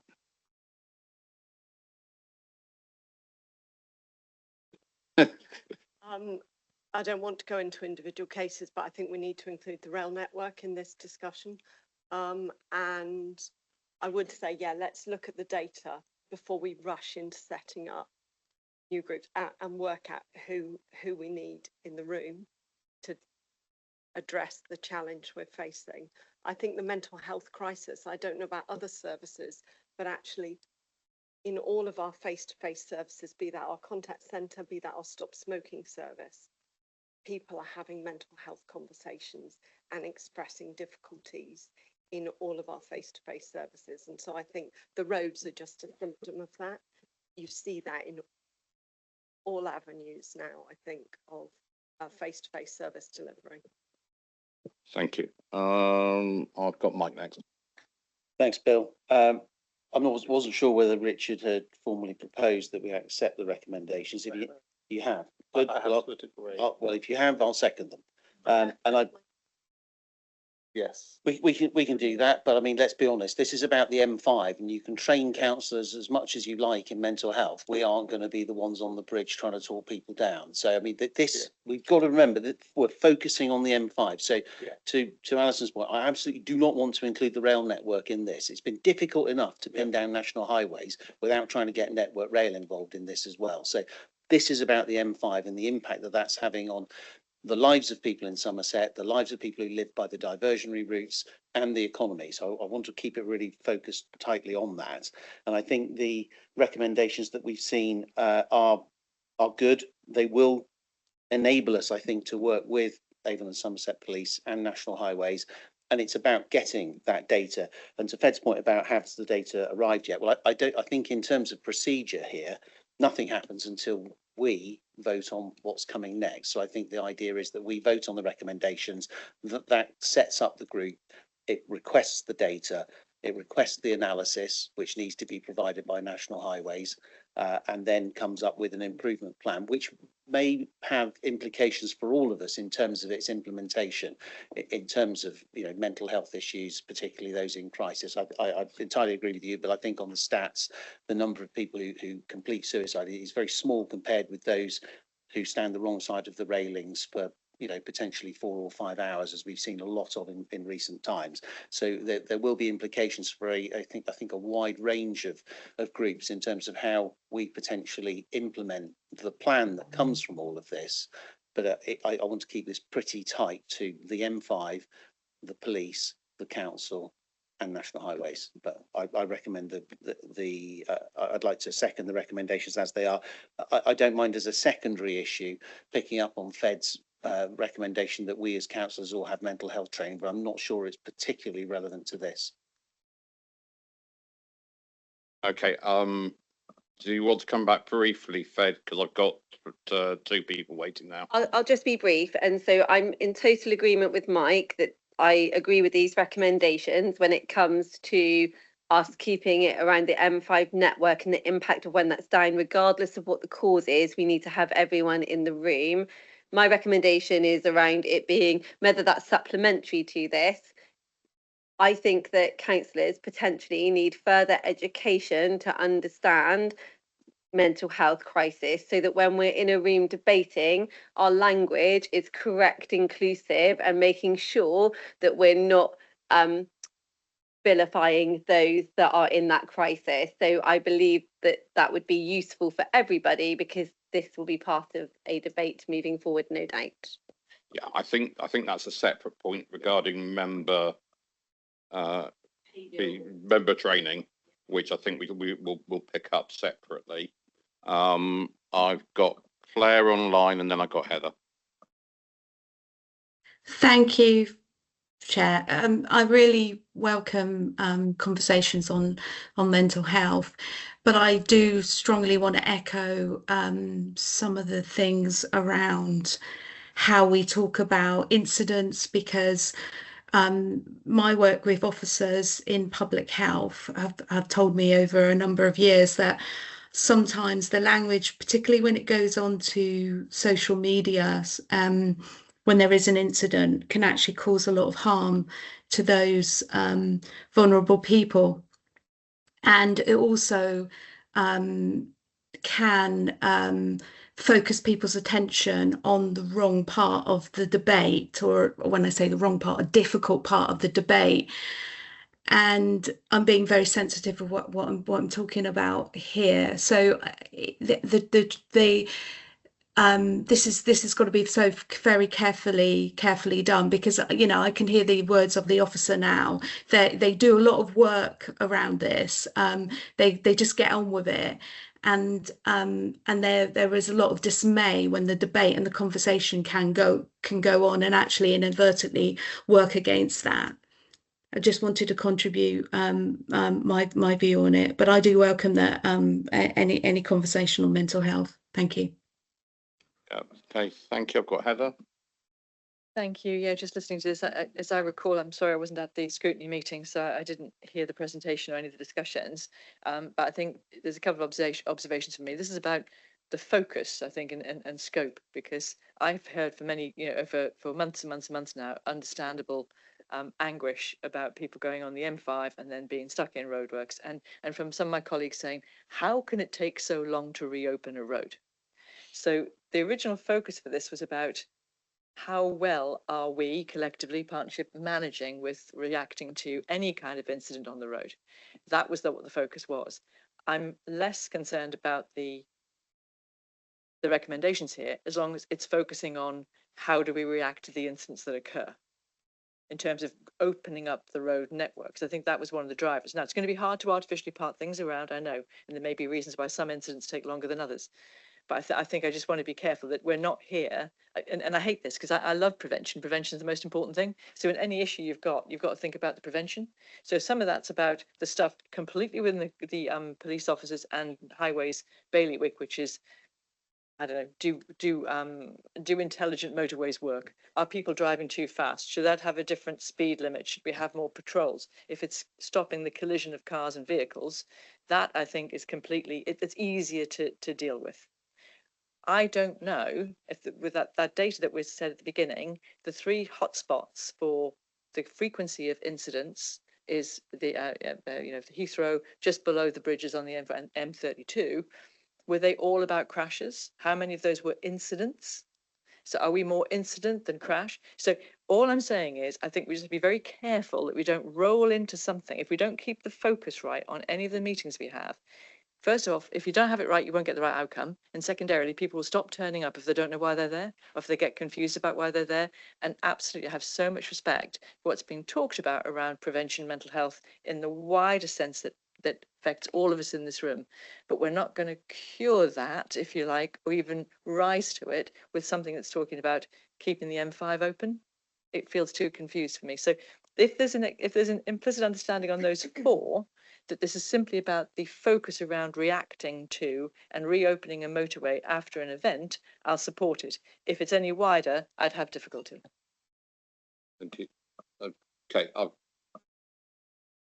got Henry. Thank you, Mr. Chair. I want to entirely agree with Heather. And I want to make the point here that trying to chair that meeting with the police officers who were there, who were looking for excuses about why it was taking time to open up the motorway. And they were talking about trying to prosecute people. They were talking about speeding. They brought up the case of suicide. Now, can I just give you the figures? There are 50 people who commit suicide annually on the whole motorway network. There are 300 who do it on the railway network. This is not a frequent occurrence. And I understand your point about the mental health, because the lorry incident in 2023, where 3 lorries closed the M5, sat under a bridge with a gentleman who wished to jump and stopped him jumping, but they blocked the whole motorway. Now, I'm not making any comment about that, but Heather is dead right. We need to have a different focus from the police officers, which is not about can we prosecute this person for speeding? Can we do this or can we do that? The question is, how do you reopen the motorway in the shortest possible time, which the Met Police have got much better focus on the M25 than our police have on the M5. Okay, thank you, Henry. If I could just pick up on a phrase that you used, we could avoid commit as being in connection with suicide. It's a legacy from when it was a criminal act, and we try not to use that word. I know it's one that's in common parlance, but if you could try and avoid it, it would be helpful. Thanks. Mike and Richard, I know you've come, I'll allow you back briefly, but I don't want to spend forever on It this. will be really brief, just to pick up on the points that Heather and Henry made. This isn't just about the speed with which the motorway gets reopened. So if we look at point 2 there, it's identifying the causes of the closures. It's not just about accepting that there's a closure every other day and hoping the police can get on with it a bit quicker. It's why is there a closure every day? What's the cause of this? And it's not a debate about mental health either. It's about examining the causes, of which one will be mental health, but it could be design of the highway, it could be maintenance of the highway, it could be maintenance of vehicles, it could be driver standards, it could be speeding, it could be enforcement. There's a huge range of stuff here, and we need to get into that with National Highways and the police. What's causing this? And then, as a secondary item, how do we get them to open it quicker? So I want to recommend it exactly as is written there. Yeah, I think the point is that this group doesn't, that's a piece of data analysis, and then the looking for the next stage doesn't necessarily belong with this group. It may do in some cases, because that group wouldn't necessarily have the expertise around mental health to be able to look at what prevention measures are there. You may well need to look at another group dealing with that and then working in tandem rather than. So I think I think that's probably the most sensible way forward. We need that data, because I've got no idea whether it's lorries overtaking lorries at 50 miles an hour causing tailbacks and frustration. I've got no sense of whether if we reduce the speed limit to 60, would we see a significant drop in, etc. What I do know is that when the motorway closes, every road around the junctions gets absolutely congested. And quite often you get to the situation where 1-2 hours after the motorway is reopened, you still have congestion on back lanes because those back lanes can't cope with two-way traffic. And we need to find plans to be able to deal with that, which I think is where the public concern is that we've only got one significant arterial route through the southwest. It goes through the middle of Somerset, and when it goes wrong, it impacts all of us in Somerset. And that's the issue that we need to keep our focus on.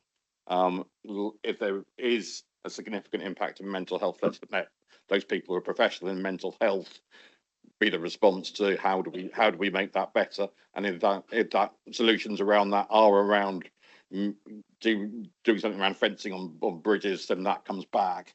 But let's not kid ourselves that highways people are going to solve mental health, because that isn't the right approach, unfortunately. We have to make sure that we've got the right people dealing with the right things. Okay, Richard, you look indecisive about whether you want to speak again. I've got Bob chomping at the bit at the back. I'll just briefly come in, and Mike really sort of stole my thunder to a degree, in the sense that it's not about how quickly we can reopen the road. It's about the difference between the amount of time the road is closed compared to the amount of time that the road is open, and the impact that it has on the local network in Somerset. That's what we're aiming to do.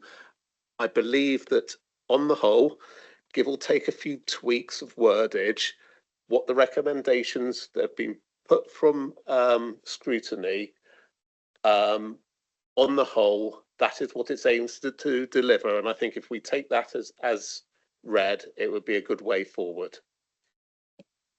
Thank you. Bob? Thank you. It was just a couple of things. One was to welcome the report that came anyway, and to thank Scrutiny and the executive members for getting the people in the room to start the conversation, because that's taken an awful lot of effort. And I think where I support the recommendation that's come today about going with the recommendations of Scrutiny is we're not trying to solve the problem here at the moment. What we need to do is get the people in the room who can start to look at those issues, and this continues that dialogue that can then be in a constructive way. And I think we all want to get to a point where we can make sure our roads are flowing better. Those of us who live around the M5 know what it's like when it's shut. But as I say, none of us are in a position today to sort that. But what this recommendation does is set those wheels in motion to put people to have those discussions with the police, with highways, and ourselves as to how we can improve it. So very much welcome the recommendations that have been put forward today and the work that Scrutiny put into bringing this forward. Thanks, Bob. I think we'd echo that and appreciate your support on that. Duncan wants to make a comment. Yeah, thank you, Leader. I just wanted to make a couple of points. I think I see the value in the scrutiny recommendations. I do think we're going to have to get everyone into a slightly different place in terms of thinking about this, because actually if we have a group working together and that group is blaming each other for the issues, we're not going to get anywhere. So I think we need to reflect, and speaking up in defence of our police colleagues, they don't want to be deploying vehicles to a fast moving motorway, which puts their officers at risk to sort things out. Some of the issues they have had to deal with, and I do accept Councillor Hobhouse's point, it's not very frequent, but some of the issues they've had to deal with on site are absolutely horrendous and are really upsetting for everyone involved.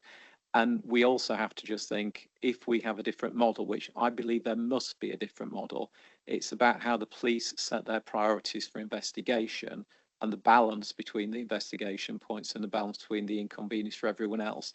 But the police have to consider the impact on anyone who's maybe been a victim and family. And I suspect none of us would want to be told that someone we were related to had been injured or potentially killed on the motorway, and no one was going to be prosecuted because we hurried to open the motorway before we'd finished the investigation. So I appreciate some high feeling on this, and I actually agree, because we've all had the same issues and it's all our community that's affected. But before we get into the multi-agency conversation, we're going to have to work out not blaming each other and actually try and find common ground about where we're trying to go forward on if we're going to get real success out there. So I think very supportive, but we just need to think about maybe some of the language we're using. Yeah, we're only going to solve this one in partnership, not in yeah, absolutely.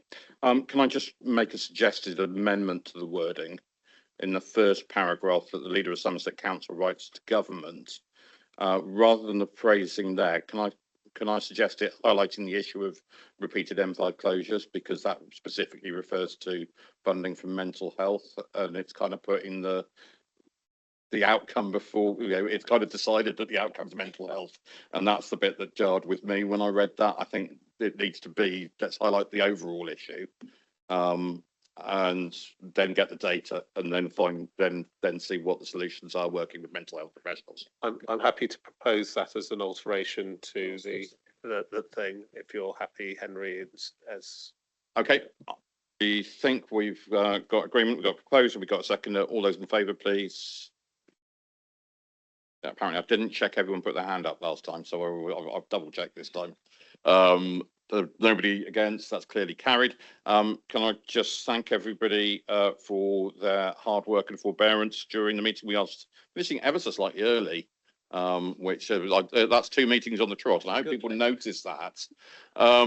We've also got 2 executive meetings in September, and I'm reminded that in the former Somerset County Council they had to cancel the meeting in August of 2021 because there was no business to discuss. I look at what we're having to deal with, and I think it's interesting being a unitary council, isn't it? So thank you ever so much for your forbearance as we get through an awful lot of business, and do appreciate everyone's contribution. In particular, today we've seen recommendations on a number of issues from scrutiny.